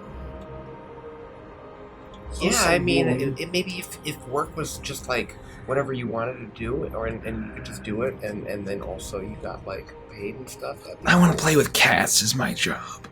I bet you could make that job. It sounds like a pretty cool job. How long have you been here? I don't know, but I have a plan on how to get out. Really? Yes. And despite just the horrors that has been done to this poor child, there's a still smile that comes to his face. And he looks at all of you weakly and says, "Hey, last round, I swiped one of her needles." And he holds up this jagged needle with the spider iconography. What are you gonna do with that? I'm gonna stab her in the eye, and her big ugly eye on her forehead. I don't know if that's such a good idea. You've seen what she's capable of. She might kill you. Could we use it to, like, get out of this cage? Maybe? What if we tried using it to see if we get out of one of the bars loose or try the lock? Pick the lock. Yeah, my older brother does that. Yeah? Yeah. Do you know how to do it? I kind of wanted to stab her in her stupid, ugly eye. Fine, you guys try to pick it. You want to just jam it in there? I guess. I'll reach my little skinny arm through the bar and like think about the way your brother does it. I know. I'm always just scared when he's doing it that our parents are gonna find out, and then I'm gonna get in trouble because he always blames everything on me. Just think real hard, okay? We gotta get out of here. I'm just gonna try my best to wiggle it around and pick the lock. I'm going to be lookout. I'm just gonna get to the edge of the cage and Make a perception check at disadvantage. It's dark in here. I would like you to make a lockpicking check, which what we'll do here is with your dex, and given, I'll say you can add proficiency, because your brother did it. So let's say that's a +4 to your roll for lockpicking. Mine? Plus what? We'll say for you it's +2. 3. 15. 15! You see as Milo looks at all of you, as he says, "Guys, we don't have to try and escape right now. My brother Felix is really strong and he's magic and he's gonna come save all of us." You have a brother? Yeah, he's the smartest guy I've ever known, and I wish I could be as smart as him, but I'm really dumb. But that's okay because I'm crafty. And I can stab people in the eye, and I don't think Felix would be very good at that. I wish I had a brother. You sound lucky. You don't have a brother? No. I have brothers and sisters. Oh, you sound lucky too. I'm not that now that I'm in this cage. Well, it just... Where are they? I don't know. Probably at home. Probably having fun with toys. Alright, well, if we know that you're able to get the lock open, maybe Milo's right. Maybe we don't do it right now. But we know that we can, and we wait for the right opportunity to get out of here. I still feel like we should unlock it. If we don't have to leave, we can just unlock it, and then whatever happens, we can maybe run or we can, I don't know. We need to escape. I'm keeping lookout, and so I'll let everybody know if anyone comes up. You are keeping a lookout. And Maisie, right? Maisie. you hear as you actually pick the lock with the needle. Oh my goodness, you did it! Wow! You're the best. You're so smart. Oh my gosh! Here! I'll hand him back the... Yeah, no, that's my stabbing implement. Felix taught me that word, implement. What a nerd. He is a nerd. But he's minor. He's my brother. He's cool. He's a cool nerd. You guys are made me smile for the first time in a long time, and I almost don't feel scared. I could really go for a banana nut duck muffin. Oh, that would be so yummy. Oh, that sounds so I'm good. so hungry. Yeah. You know what I would go for? Ice cream soup. Oh. You know how to make ice cream You know how soup? to make ice cream soup? I do it. They are a secret recipe. But I know how to do it. When we get out of here, I'll make it for you. Well, the door is open. Shouldn't we just go? Yeah, we have to go right now. Is the way clear? Yes, it's totally clear. Oh, I okay. got a 4 on my roll. No, I mean a 3, sorry. Yeah, it's fine. I trust you because you believe in yourself. I do. And I'll start to I'll gingerly step out of the cage. You do that, and I look back Milo over my shoulder as I walk. It's gonna be okay, guys. Milo, A pillar of fire. No, spider pats spider you on the bitch back. comes out of nowhere. Milo pats you on the back. And says, yeah, good job. A good eye, Tobias. I know that you're not going to miss anything. I think maybe she's going to meet with her stupid, gross vulture dad. Ew. Let's get out of here. Let's go, come on. Come on. We The scamper way's clear. and I just scurry. checked. Scamper and scurry. Hold hands. And you We do hold that, hands. and you disappear. Like you, crossing you, the street. You, Yeah. you jump down, and it's a couple feet down, and you have to be careful. Together so they don't get And lost. your bare feet hit the cold stone of this place. And you hear some movement above you in the cages, but you know that there's nothing that can be done for anyone else that's here. You see where you believe the door to be. It's so dark. You see the horrible, macabre workshop of body parts, creatures turned, some insectoid, some bird-like, some mammalian, all once children. And you're making your way through, and you see the door, and you're getting closer, and Tobias is keeping an eye out. And then you hear clang as the cage shuts back behind you. The door closes you just been in. And you hear a voice. The itsy bitsy spider. He's right! Run! We have to run! Down the water We spout. start to take off as fast as we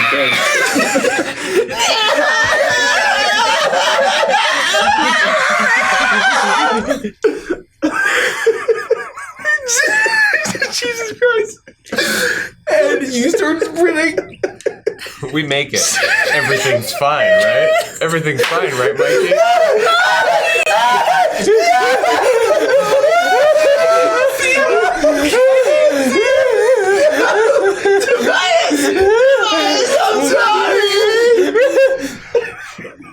Oh my god. You hear as the I did. You sprint and you see the door, that heavy, the gilded, and that crest of your captor, and you hear, Down came the rain and washed the spider out. as you feel a shape looming above you as you make it to the door, and you slam your small hands against it, and you try to pull it open, and it is completely sealed. Milo, give her the pick. Unlock the door!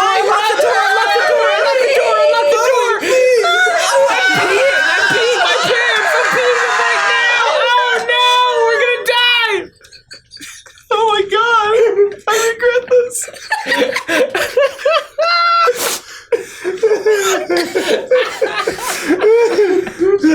Oh Man, this is like Muppet Babies, like upside down.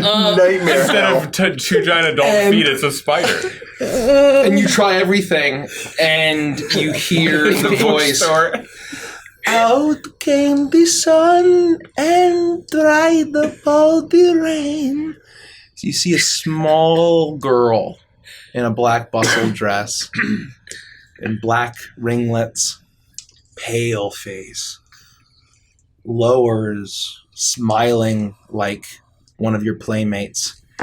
And Milo is clutching the needle. And he stands in front of the rest of you. And he says, "Get behind me, guys! I'll protect you with my stabbing implement! I'll protect you if Felix can't be here to protect us!" And then you see her, as she opens her mouth, 2 fangs in her teeth. And the itsy bitsy spider went up the spout again. You see the 7 extra eyes of a spider open up instantly as her jaw unhinges and she lunges forward, shattering reality around you.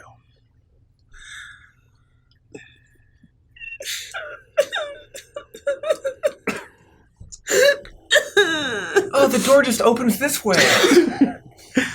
And we all got out safe. Jesus Christ. Fade to black there.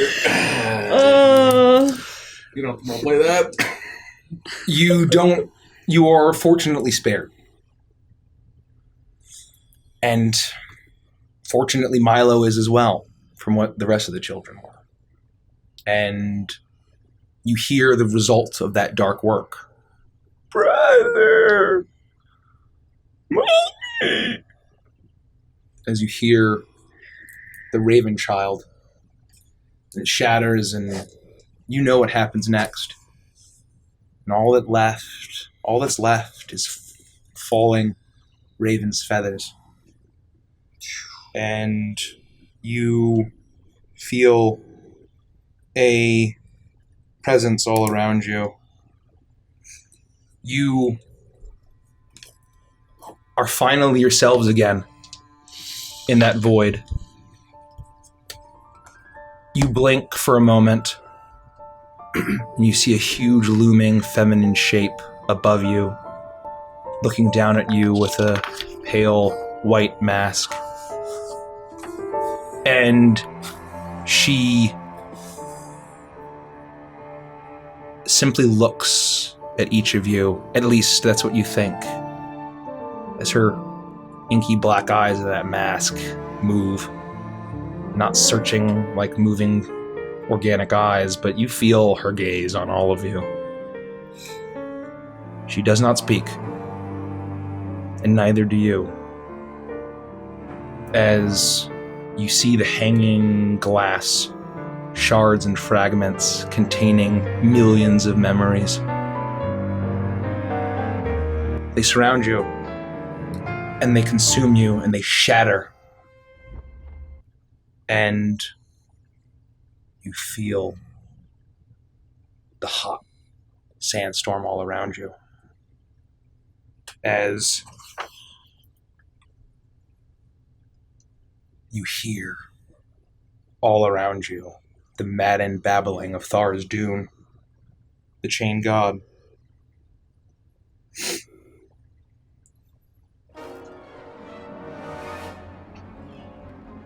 The black pyramid pulses and shakes as you are standing with Virgil Zurn, as the shimmering golden light of Anubis fades. And just as the glass did all around you, so does the magic of Anubis. The protective cocoon breaks. However, swirling with silver light is the Raven Child, levitating into the air, no longer afraid, at peace. Something had come over it, and you'd felt a similar comfort when that strange, masked woman was with you in that void. Perhaps it's what came over it. As the silver blade now pulses and radiates with silver light to the center of this circle. The memento's gone. Safe in the fortress of memories.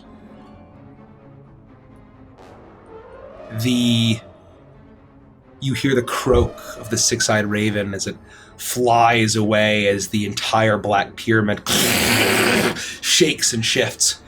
As Zurn looks at all of you, his 4 wings stretching out. This is it. We are at the edge of apocalypse.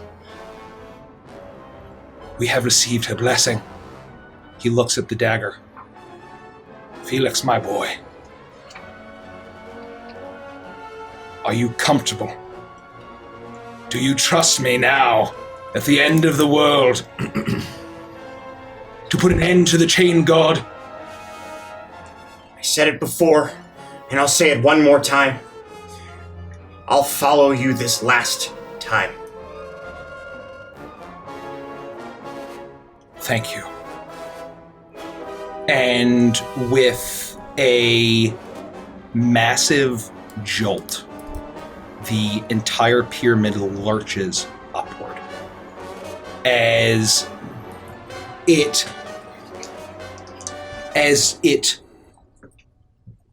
you tumble down and you tumble off the stairs, crashing into the sand beneath it as the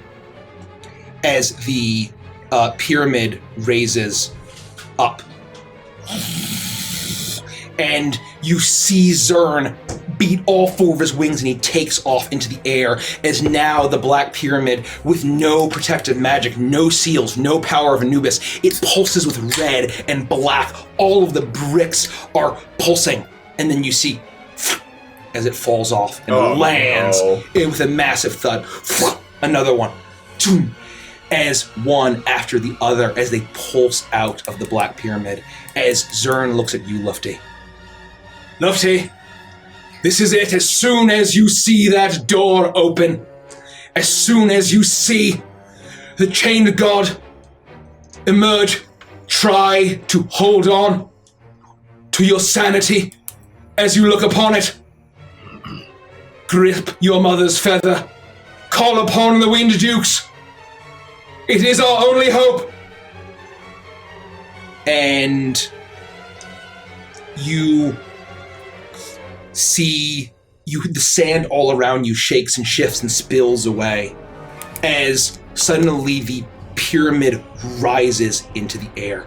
Sand pours and spills just as much as massive obsidian black stones and bricks collapse all around you. It is a miracle that you don't get absolutely flattened as Zurn flies into the air with the silver Talon Guard dagger in his hand as he awaits. And suddenly, in an instant, a movement that is too fast for a structure this large. You blink and it pulses out all the bricks and they suddenly shrink back into the shape of the pyramid and it's upside down. As you see bricks plummeting down as an upside down black pyramid spins and rotates as it pulses out and it turns the door to face you once more and then it stops and you hear and then all is quiet. And then as it pushes out and you hear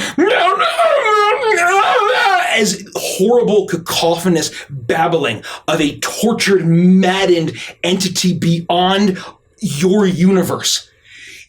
echoes all around you, booms forth as you see a mass of undulating flesh of grays and reds, a tortured face, its fingers ripping into its flesh, its empty eye sockets, a gnarled maw of, you can't even tell if it's humanoid or not, as you see Tharizdun, the chain god, push out of its prison.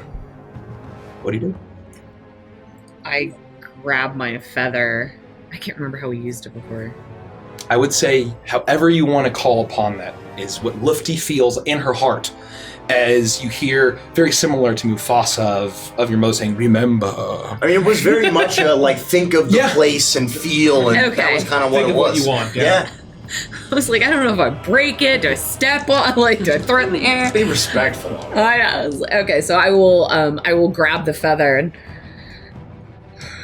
Yeah, Windux, we are calling on you now. Protect us! And I will clutch it, tighten my hand. And you see the door push open as you see a flash and the medic... And you do this. And I need all of you to make a wisdom saving throw at disadvantage. Oh, as no. Tharizdun was once the chain god, no longer chained.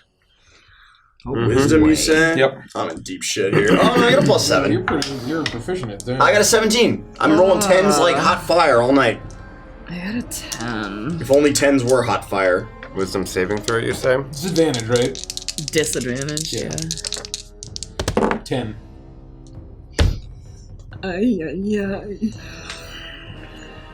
You are all paralyzed by, as the maddened, horrific gibbering of babbling of the chain god, as you're able to witness what happens. And all goes still once again for a moment as a massive, brilliant, bright blue beam of brilliant light rockets down from the sky, and you see mist disintegrating.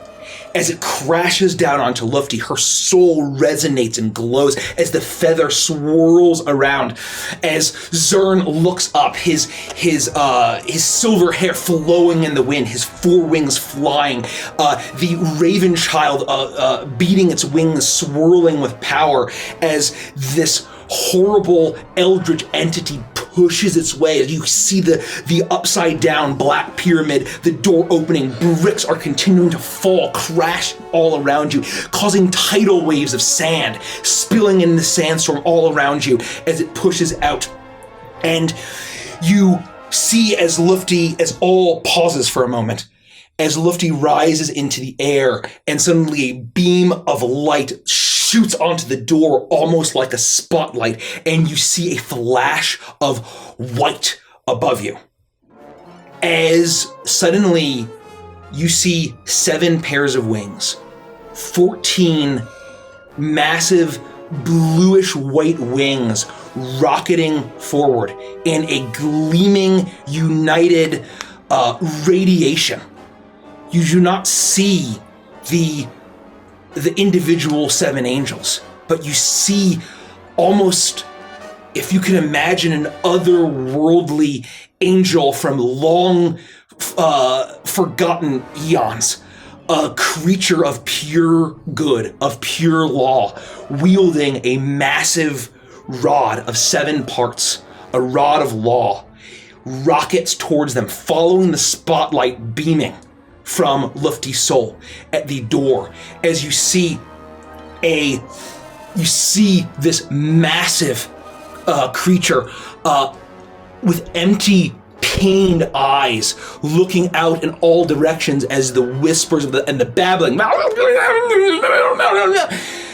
lets out as this massive beam of light with 14 wings strikes the chain god Tharizdun in the face, and all goes silent for a moment as your eyes are blinded, filled with radiating divine light, as you see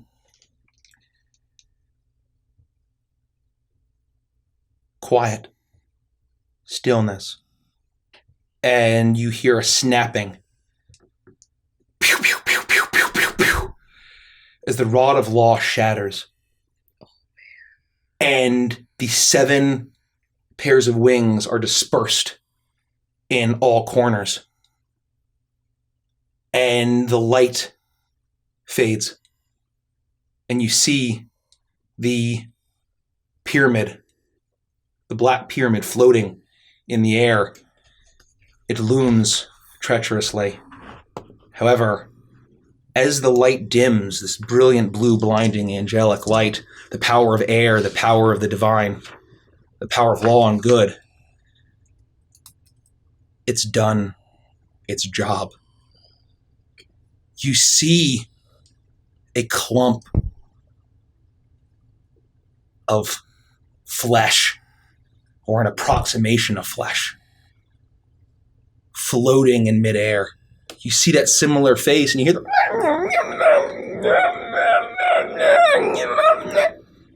weak, strained, almost whispering. In an incredibly weakened state, you see Thars Dune helpless as you see the black pyramid fall and collapse into the sand. A massive tidal wave of sand crashes into you, sending you back dozens of feet. As Zurn beats his wings and extends his one hand and says, "Now, my raven child!" And you see as this tiny, it almost looks more like a tumor with a face and tiny hands, as it's ripping and clawing and horrible imprint chain marks in its disgusting mottled flesh, as the raven child, empowered with silvery light, lunges forward and, like a hungry baby bird with both heads, tears apart the weakened form of Thars Dune, swallowing it down hungrily. And as soon as each beak makes contact with that eldritch flesh, you see that pulse of silver, the same magic, the primordial power of death that had entombed it, now filling this creature, this raven child, as the raven child devours Thars Dune. Jesus.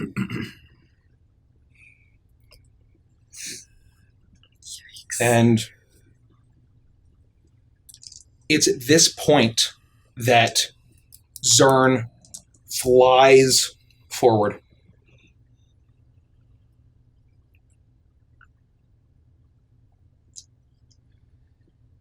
And you see as this raven child devours and rips apart the remnants. You hear as it swallows it and gulps it down. And you see it swell as massive wings sprout from the back of this raven child creature, and it begins to surge with power, and both beaks emerge or open with a chaotic croaking. But Zurn is too fast. Before it can grow any bigger, he flies in a single motion, the talon blade dagger held high, and he slices the raven child down the middle, in half. And you see, it's not blood and gore as he splits this thing down the middle. It's shimmering silver light as each wing falls limp Each head cries out in a croak and falls limp and descends to the ground as Virgil Zurn holds the Talon Guard dagger shimmering with the power of death above him as each half of the Raven Child slowly descends. I'm not sure if it's in slow motion or if it just your perception of time is so slow. And as each half, the dark and the light, falls to the sand, slowly shrink, the feathers disappear, and two children, sleeping softly, land on the dunes, almost like being caught by a soft pillow. And you see Felix, despite your body horribly paralyzed by that moment of maddening gibbering and babbling, you see Milo sleeping peacefully on the sand next to Valeska. As Zurn swirls, and you see his flesh start to shift and change, and he takes the blade and he looks at it and he puts it to his throat and begins to tear into his throat, and then he stops.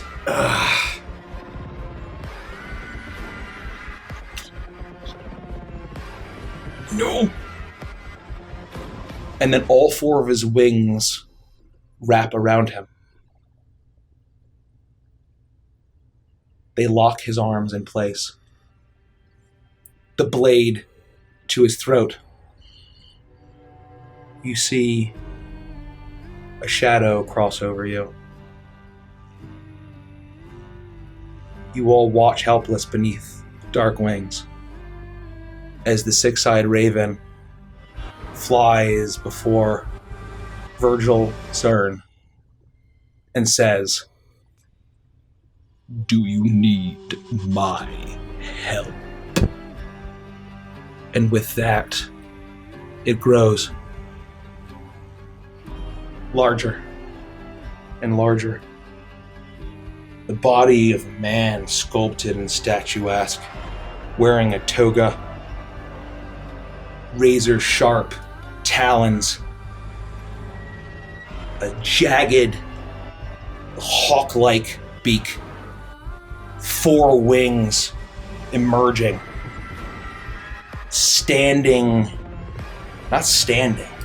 floating, beating his own four dark wings before Virgil Zurn. You know who this is.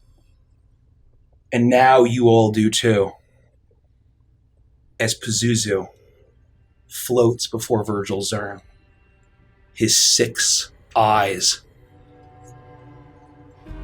surveying, observing, taking in the scene with a sick joy and like a predator observing its prey. And you hear its voice call out, "Virgil, you really thought you could outsmart me?"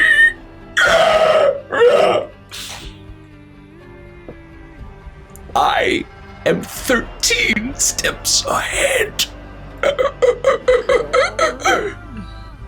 As that horrible bird voice croaks out, floating above Zurn. Zurn is looking with absolute shock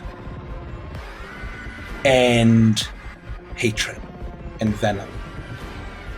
You cannot expect to have taken my power, my help, my guidance, for you to set the board and not have it work out for me. You are my child. And now, you are my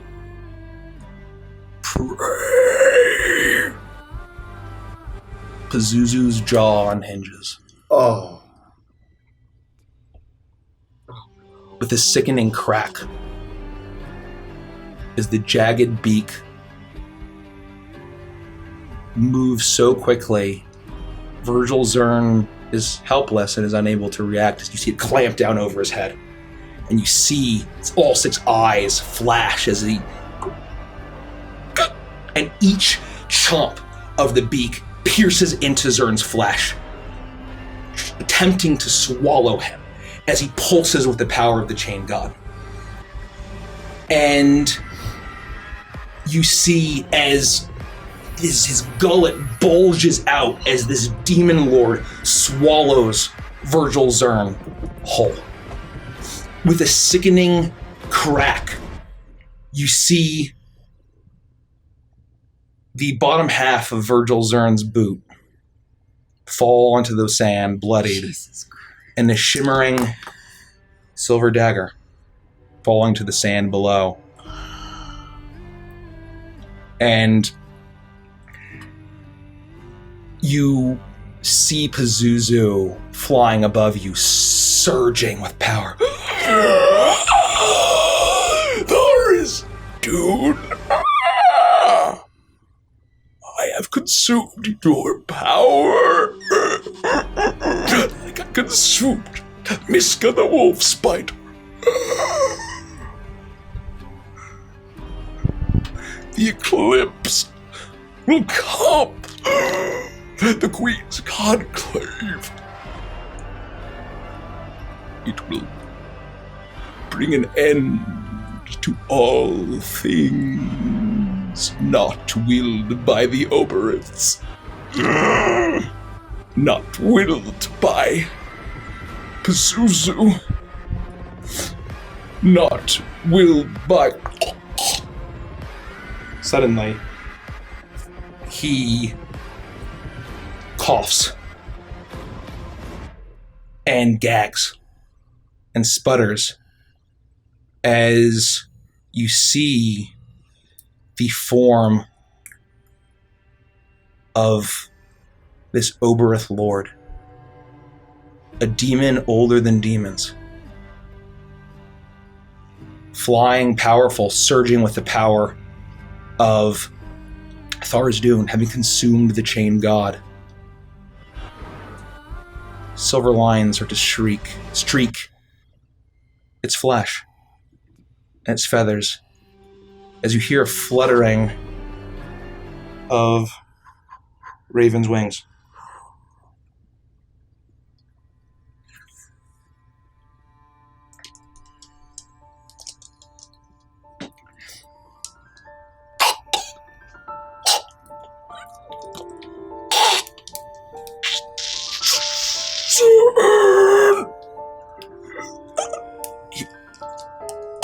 As he chokes and sputters, as you see his body swell and surge with that same eldritch might, that eldritch, unspeakable power of Thars Dune. As his wings sprout out, up and down, as silver lines of pulsing energy, of corruption of a different variety than what you had seen on Vorok, but not too dissimilar. Virgil Zurn's final trap, as the shimmering magic of the Raven Queen arcs over deep veins of the Demon Lord, as almost like snaking lassos, the surging, swelling power of Thars Dune that had coursed through Pazuzu is now being choked back and pulled back and diminished by the shimmering, silver, gentle power of the Raven Queen. As he choked and sputtered,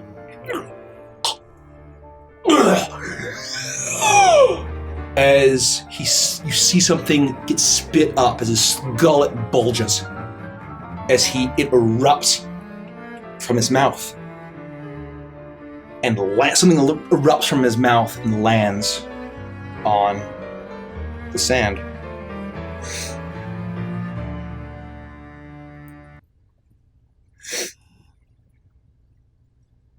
Six red eyes, malevolent, as this Oberth Lord struggles against whatever new affliction has been unleashed upon him. He's fighting against it, and you see his body surging with power, and you can hear as he lets out combined with the voice of Thara's Dune. It's squelched back as he looks down at what he just coughed up. Zurn, you have stopped nothing. I am 13 steps ahead. Now, you may relish in your victory temporarily. As you see, he spit up a black egg. What the fuck? As orange lines start to crack. You think yourself clever. You think yourself smart. You think yourself a wise raven. You are no better than a crow. Please? You deal in secrets, and secrets are all you will be.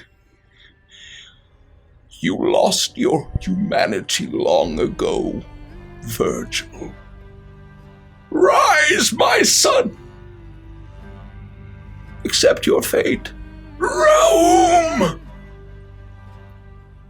The egg cracks in a burst of orange energy as you see a shrieking, twisted form of a man. Virgil Zurn. The man that you had seen as he twists and corrupts in an energy form. His face elongates into a horrible beak, 4 wings. He turns, covered in black feathers, he turns into a horrific demonic crow-like creature. And it shrinks back down until it's just a dull orange glow and a black egg. And then you see a bit of movement within. And you see a crow stick its head up. You see orange eyes with 4-pointed star pupils. It looks around and flies away. And in a flash of orange energy, it disappears. Pazuzu looks down at all of you as he struggles to resist and ward off what's becoming him. This is not the end. I return to Pazunia. The eclipse is coming. In a flash of black feathers. The dark wings of Pazuzu are no more. He disappears. And you are all left alone at the edge of the apocalypse. And that's where we'll end the session. Sweet fucking hell. Well done, Mike. That was incredible. How did you guess? I want to know how you guessed. I guessed because I suspected since the beginning of Edge of Midnight there was a Virgil Zurn and Brown connection. Okay. And the second he said orange, Mike is big on color coding. Thank you. Right? Thank you. The second it's orange that has nothing to do with red and black Purple. and silver and purple. It's Okay. Orange. Okay. Yeah. Interesting. Yep. Holy shit. Well done, Mike. That was incredible. Thank you. Good job. Thanks for bearing with me. We're not done. We are finished doing before midnight. Vantress and Chill. We're going to discuss the session we just played, and talk about theories. Feel free to hang out. I get to sit down. Questions, comments in chat, and please join us. I have several questions. if you're peacing out, join the Discord. If you're new, we are playing next on Tuesday. We'll be back for Root. Root. My larynx is destroyed. Yeah, Yeah, you gotta get some rest. And if you want to see Raum in another campaign, tune into Edge of Midnight, which is almost all on YouTube, and we will be returning to later this year. So check that out. And we have a podcast.